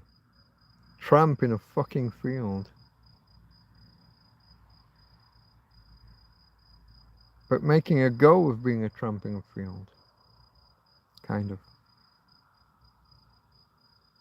Look what I've built up. Look what I started with. A bedroll. One holdall with some belongings. A bedroll, a dog, and a bag of dog food. Small, a carrier bag, a shopping bag, half filled with dog food. Now I've got solar panels, I've got electricity, I've got lamps, lanterns. I've got this table, I've got a pine table over there. I've got a television, I've got a slow cooker. various mobile phones and tablets and a tent that's falling apart, but I've already got my next tent. I got an electric fan inside the tent that I haven't been able to use this week. I haven't had enough energy.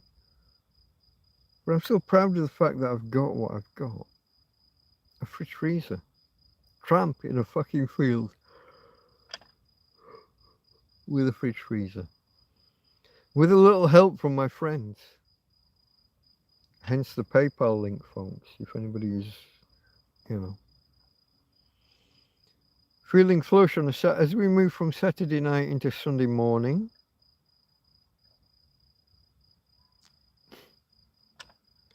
Cheers to the people that did donate.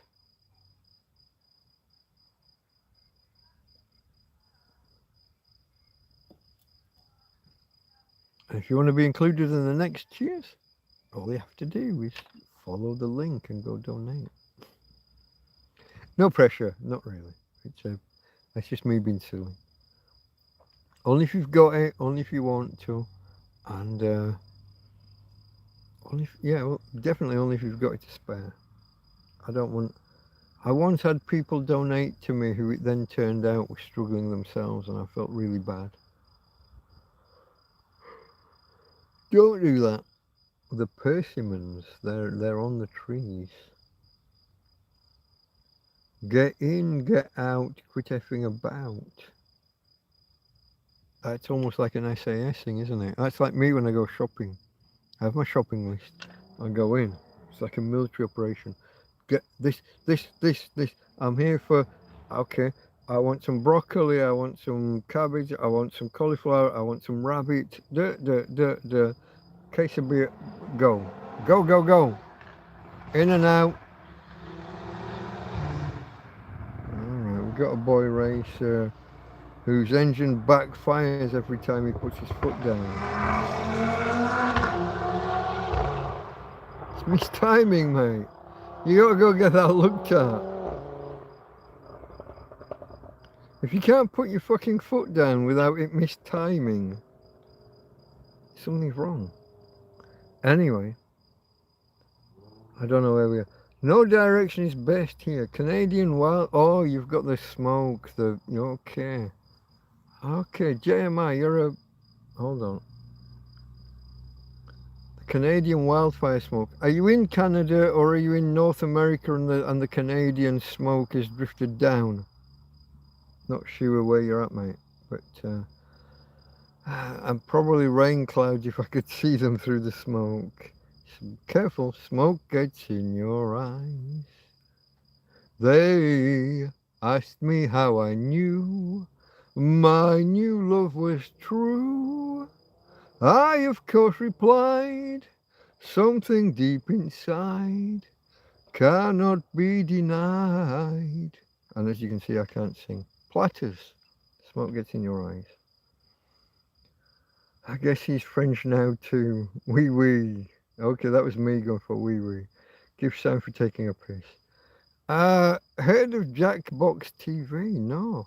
That's okay, hold on. It's a site for playing games with the audience when streaming. I had a go earlier of logging into live. I can never remember the name of the app. Studio. Live.studio or live.youtube studio, whatever it's called, .com. And I thought it would allow me to control stuff while I was live. No, it wanted me to go live using the browser on the tablet. I wanted to have a control of shit that was going on here.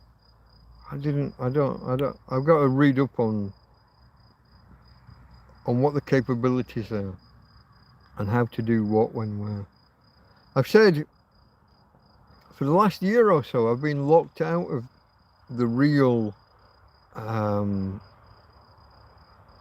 studio.youtube.com because the app hijacked the links and I didn't know how to get around it. Until I could until I could be bothered enough to look into it and go and sort it, and then it took about 10 minutes. Like everything that you sit there trying to do for 2 years, or that you want to do for 2 years, it's only once you actually dig in and try and do it that you find out it takes no time at all. It suddenly got busy up on the main road. I don't know if you can hear this. There's cars flying around all over the fucking place. 4:45 and the road suddenly got busy. 4:45 a.m. and it suddenly got busy.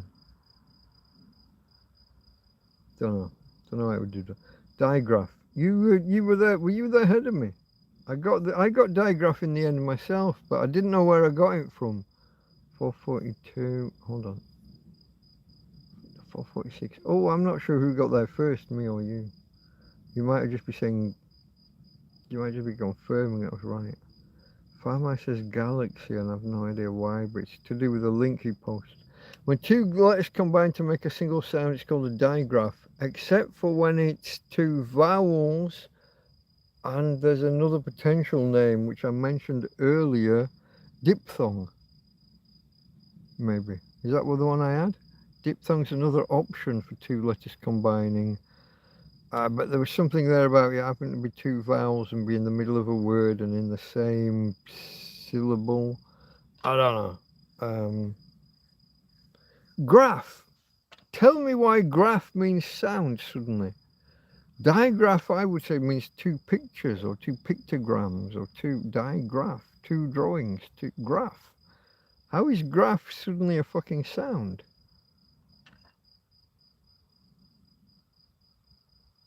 That's weird in and of itself.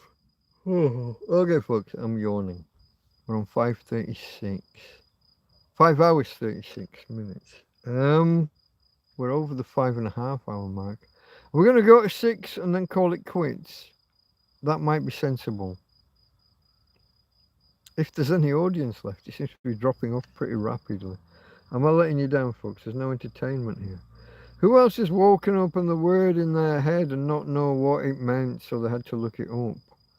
Oh, I do shit like that all the time. Words come to me out of nowhere. I didn't know digraph, and then I pulled it out my arse.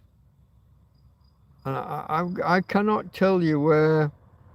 I cannot tell you where that word came from.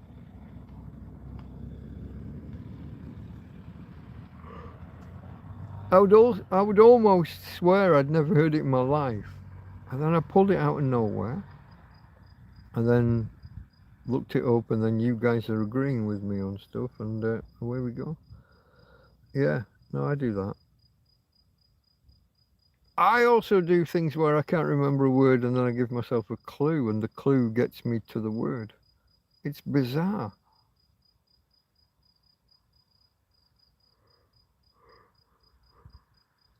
I can pull words out of nowhere that I didn't know that I knew by giving myself a clue. The classic example was the Karl Malden one. I couldn't remember his name. Streets of San Francisco. But I knew that Cathy Jones, Catherine Zeta-Jones, but in my head she's just Cathy Jones. Cathy Jones Boyo, as me and my wife used to call her. I knew that she was married to Michael Douglas, and I knew that Michael Douglas was in Streets of San Francisco. And all of this is without me remembering the words Streets of San Francisco. And then I got Karl Malden, and then out of nowhere, Streets of San Francisco came into my mind. And I did that live in a video here one day when I couldn't remember it, and then I got there. So I give myself clues to help me get to something that I don't know or don't remember. That's like telling yourself a joke you've never heard before. It's a thoroughly bizarre kind of context or a thoroughly bizarre experience. And yet I do it all the time. I don't know that I know something, but I know enough to give myself a clue to get me there. It's a bit weird. No new, but not a new sound. Okay, you're just demonstrating the different news. No new, but not a new sound. Yeah, okay, is that the digraphing? It's not a new. No, maybe not. I woke up with really big words bouncing around and no idea where they came from or what they meant. I'll look them up and write them down. I'd like to just, hear a new word. There was one, I wish I'd written it down. Professor Tim Wilson, folks. I disagree with him on so many points. He's quite left. He says he's not a lefty, but he did stand. Did he stand for Parliament or for Council? On the right, and then claimed, oh, I only stood to uncover racism. So he wanted to uncover racism in the right, which means he's a lefty. But he says he's not. He is, however, this is my claim to fame. He is, however, a subscriber to my channel, the subscriber with the largest number of subscribers of his own. He is the biggest channel that subscribes to me. And I butt heads with him every now and again over there. I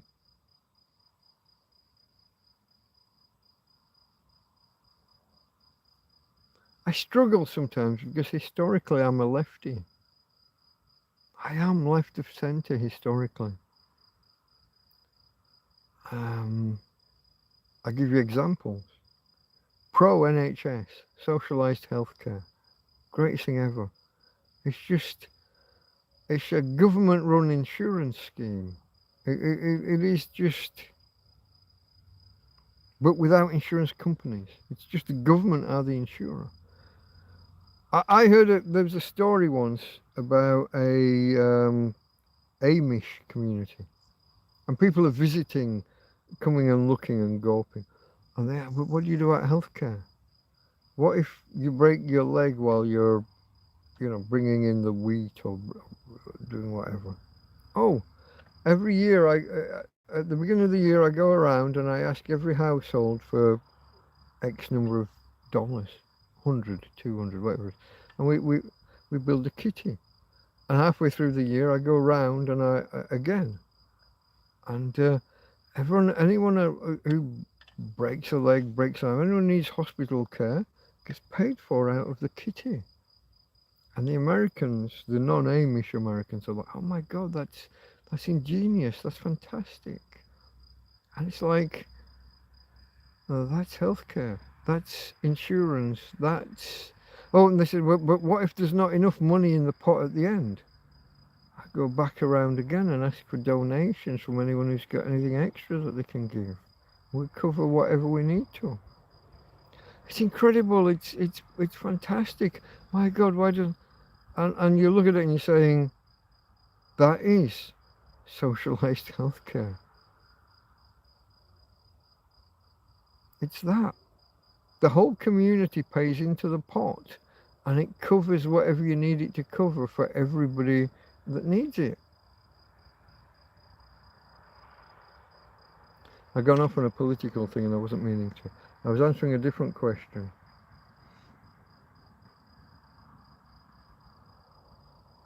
Big words bouncing about in your brain, look them up, write them down. Yeah, that's the way to go. That's how you learn. I still do that to this day. Professor Tim, the reason I was talking about Professor Tim, he mentioned a word 2 or 3 weeks ago now, and it was basically, it was like Latin for masturbation. It was, and he was accusing a politician, I don't remember who, probably Nigel Farage, because he doesn't like Nigel Farage. Now let me just clarify.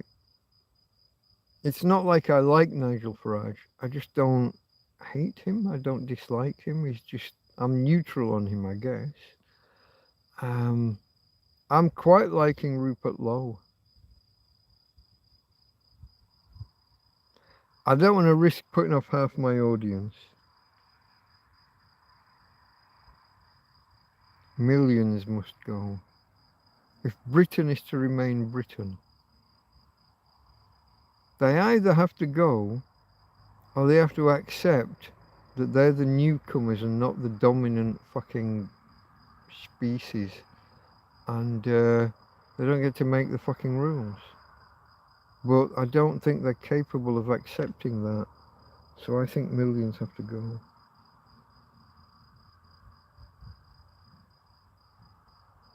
Radical right wing.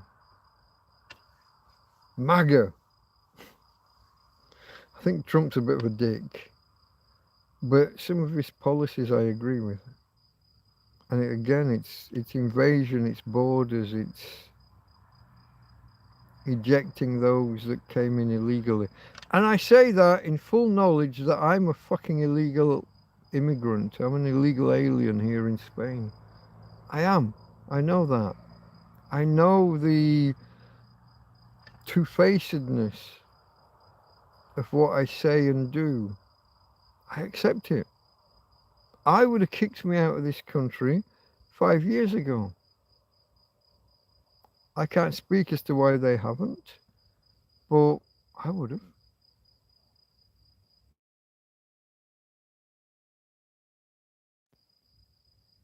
Disconnected. Reconnecting. You are now live. Okay. I was just saying, I would have kicked me out of Spain 5 years ago. Maybe more.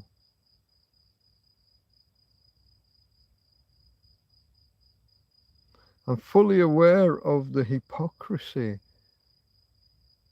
with which I kind of sit, saying that other illegal immigrants should be kicked out.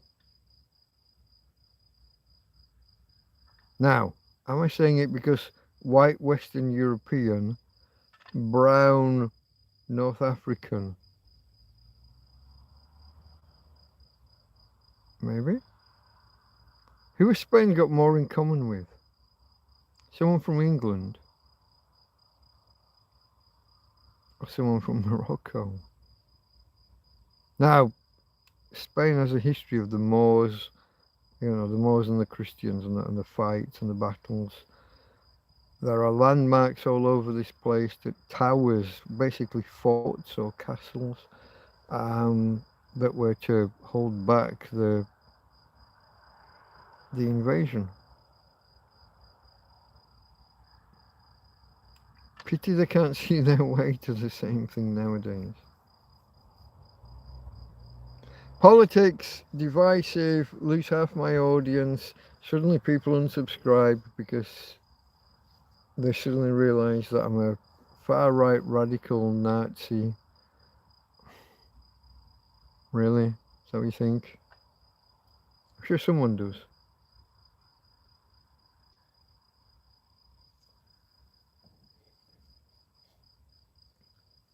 You can say the N-word without being a Nazi.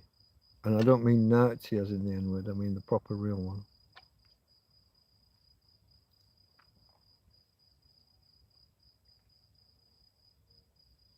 Was Adolf radical left or radical right? All the definitions I've ever seen of fascism dictate that the guy is, you know, that the personal party is right-wing, radical right-wing. How then do you explain that the title of their party was National Socialism? Nazi. National?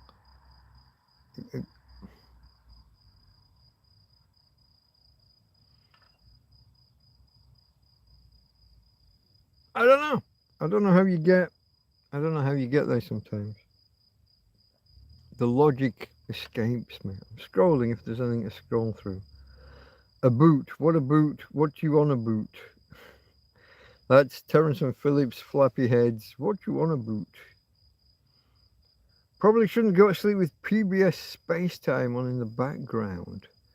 Public Broadcasting, is it service or system? Service, PBS. That's the free non-advertising channel, maybe. That's like your BBC, but Nothing like as great as the BBC used to be. Then again, neither is the BBC. From a trusted institution, anti-Beeb, auntie, you know, your mum's sister, auntie BBC, to a despised, despicable organisation that nobody wants anything to do with, riddled by sex scandals and pedophilia and Jim will fix it. Oh shoot, no he won't.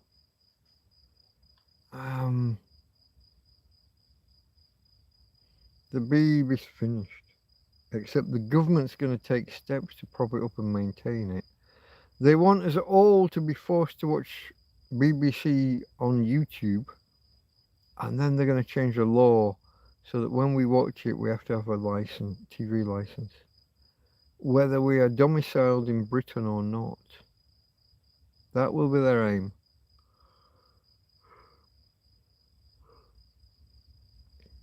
Just not. Sorry folks, that was a big yawn to just do mouth open right at camera, right to screen.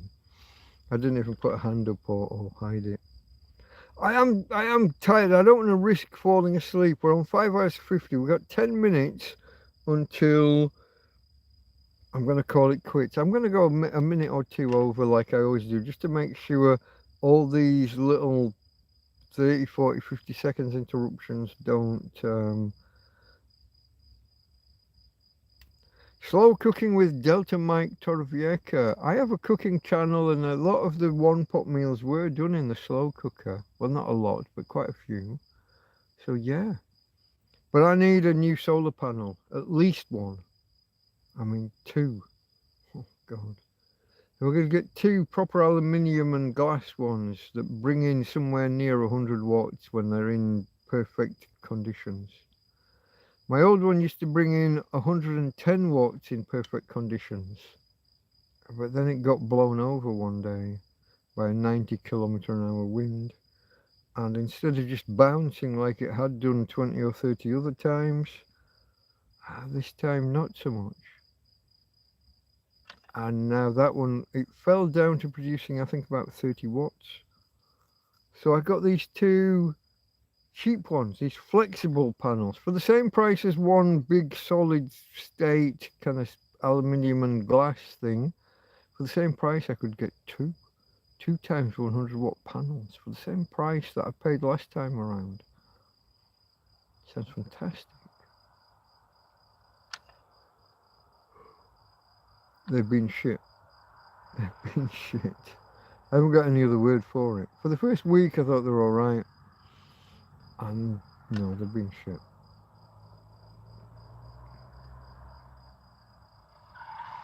Whoa! You hear that? Someone travelling too fast just skidded or had to put the brakes on hard. I'm not sure what. Oh, he might have just been missing his turn. He was supposed to turn right and didn't, and put the brakes on. What's Scrufdog, says Twerk Artist. Scrufdog is a YouTube channel, a friend of mine, a guy who is a forklift engineer, and as far as I can tell he's one of the best in his profession. He's got all the certificates, all the superiority. Yeah, that's a channel I follow. He was a follower of BigClive.com. And when Big Clive wasn't available, when Big Clive was working on the, let me get the terminology right,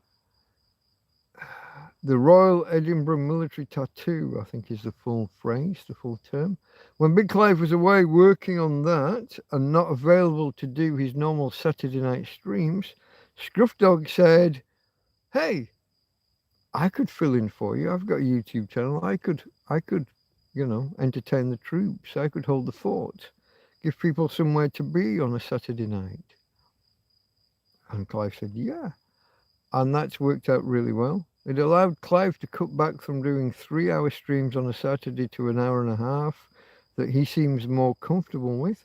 And then Scrufdog's got his follow-on audience. When Clive ends, Scrufdog begins, in general. Right now, Clive's not there because he's away again doing the military tattoo.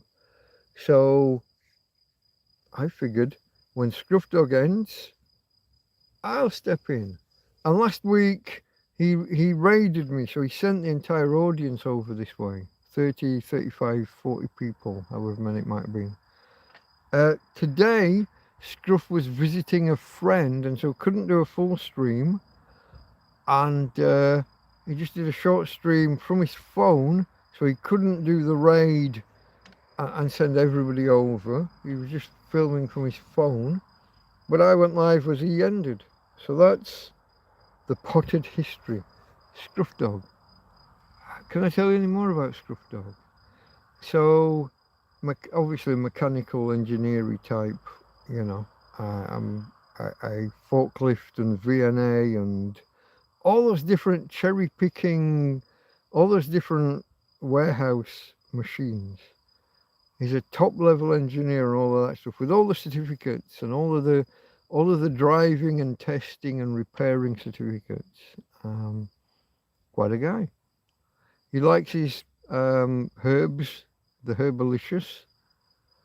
For many years he didn't drink, as far as I understand it, but recently he has toe dipped again into a little bit of beer drinking on when he's on stream. I don't know about other nights, but a little bit on a Saturday night.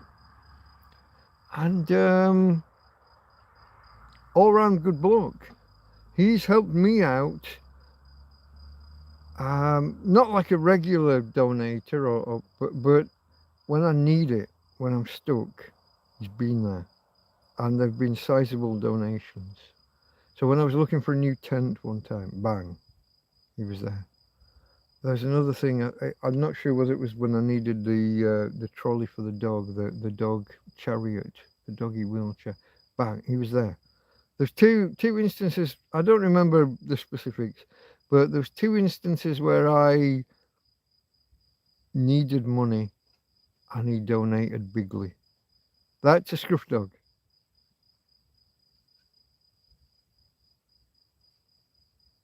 I even know his real name. But that's not even a story for another day. That shall never be disclosed because that's not my story to tell.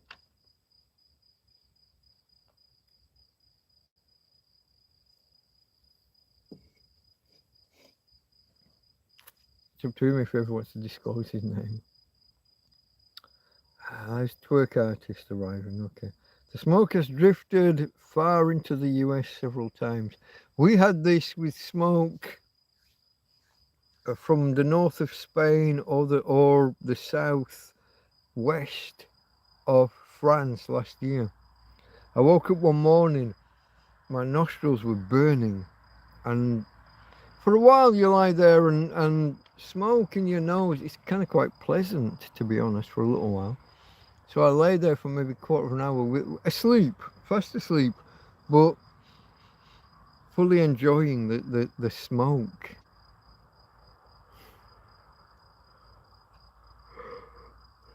Because you think that maybe someone's cooking some bacon or something. I don't know. I don't know what you think. But I woke up.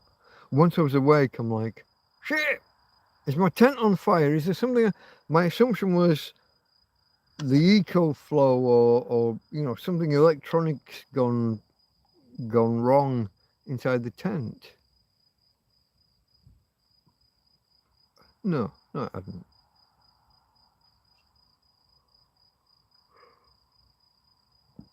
Oh boy, big burps.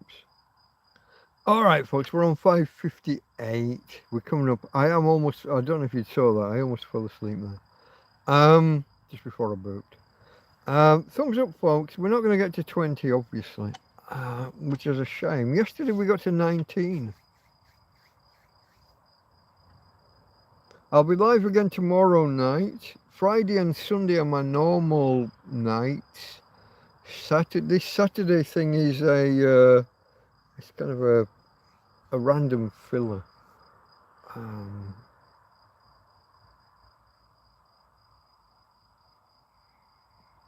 Scrufdog is a person who has his own YouTube channel named Scrufdog. This is indeed a fact. Don't Google BBC. The modern, the big black. I know the one. Unrelated to your political views, I just have to leave at the top of the hour, so talk to you later, maybe next week, JMR. Absolutely, mate. You're always welcome. I'll be back, like I said, I'll be back tomorrow. I might do a Tuesday stream. I might do something through the week. Now tomorrow, Ismo's coming around. I don't know how that'll work out. If he doesn't stay too long, but if he stays a while and we get deep into the beer, that might be different. But I don't think he will. He doesn't know more. I've got some meat that I have to cook. It's pork, but I've had it a bit too long. I think it's gone a little bit gamey. I'm gonna have to cook it and eat it because it's there.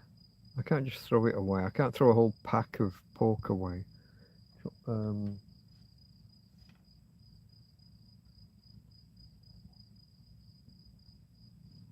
Guy coming out from the houses has just stopped and sat there.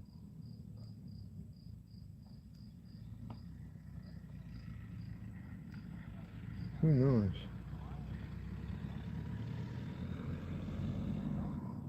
No, I don't know. Who knows what goes through people's minds? Don't Google the BBC. I am aware of that particular acronym.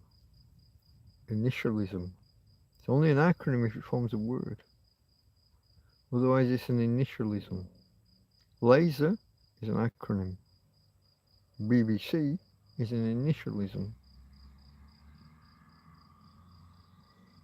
Turn on safe search before Googling BBC. I never go with safe search. I'm a bloke, and every now and again I like to look at naked ladies.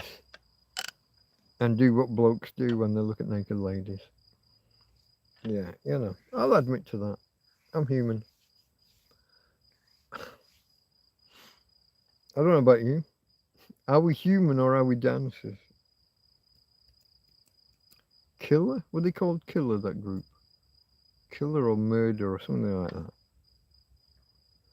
Are we human or are we dancers? I am a dancer, folks. I don't know if you know this about me. I do dance. When the mood takes me and the music's right. I don't have many moves. I'm not a granddad dancer, you know. It's not just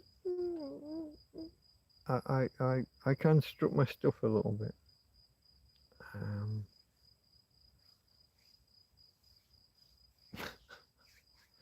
Did get a reputation in the last bar in the UK.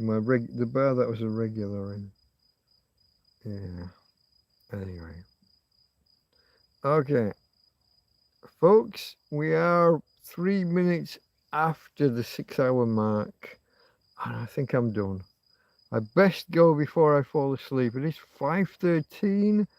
I'm going to spend half the day asleep, and then my mate Ismo's going to, as I wake up in 8 hours' time, my mate Ismo's going to come round wanting us to sit and have some beers, and then some of you are going to expect me to be live again tomorrow night. I'm going to try. I can't promise it. It's not a fixed thing. The Friday and the Sunday are they're regular, but they're not fixed. I retain the right to just say, fuck it, I'm not in the mood. I'm too drunk, or I haven't had enough beer, or I haven't had enough sleep, or I'm just not in the fucking mood sometimes. But the plan right now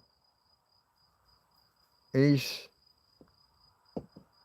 I've got half a beer. I take my beer, I take Tina for a walk, short walk, pee and poo, get her up and on the bed, get on the bed myself, fall asleep for between 6 and 8 hours, if I'm lucky, with lots of breaks and rolling over and waking up and shit in between. Oh, I've got to put an EcoFlow back inside and wire it up to to a solar panel. I've got work to do.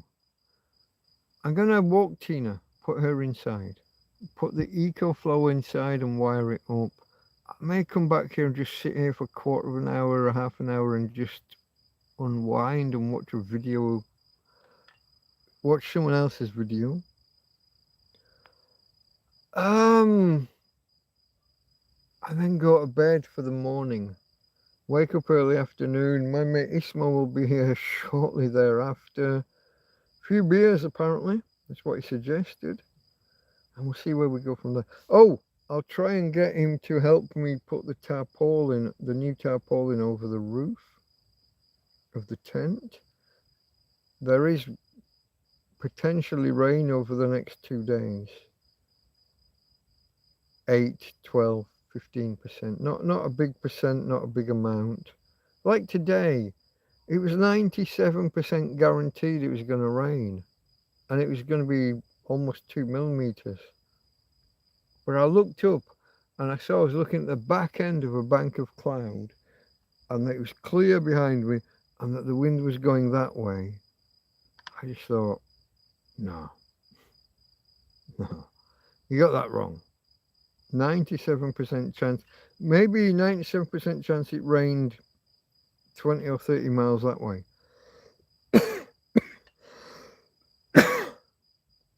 Just not here. I just looked at the sky and knew instantly. Anyway, with all of that said, I thank you for seeing me through from Saturday evening into Sunday morning. I'm going to unclip the phone here so as to be able to turn around and leave you... Why is she laying that way around? And leave you in the manner to which you may or may not have become accustomed. I don't know why she's lying there like that. I have to get that black belt around her waist, and I have to get that stripy dog lead off of her body and up just around her neck and get her moving. Hey Tina? Tina? You're not gonna respond. Okay. Okay folks. From Tina and from me, Delta Mike, out. Catch you later folks.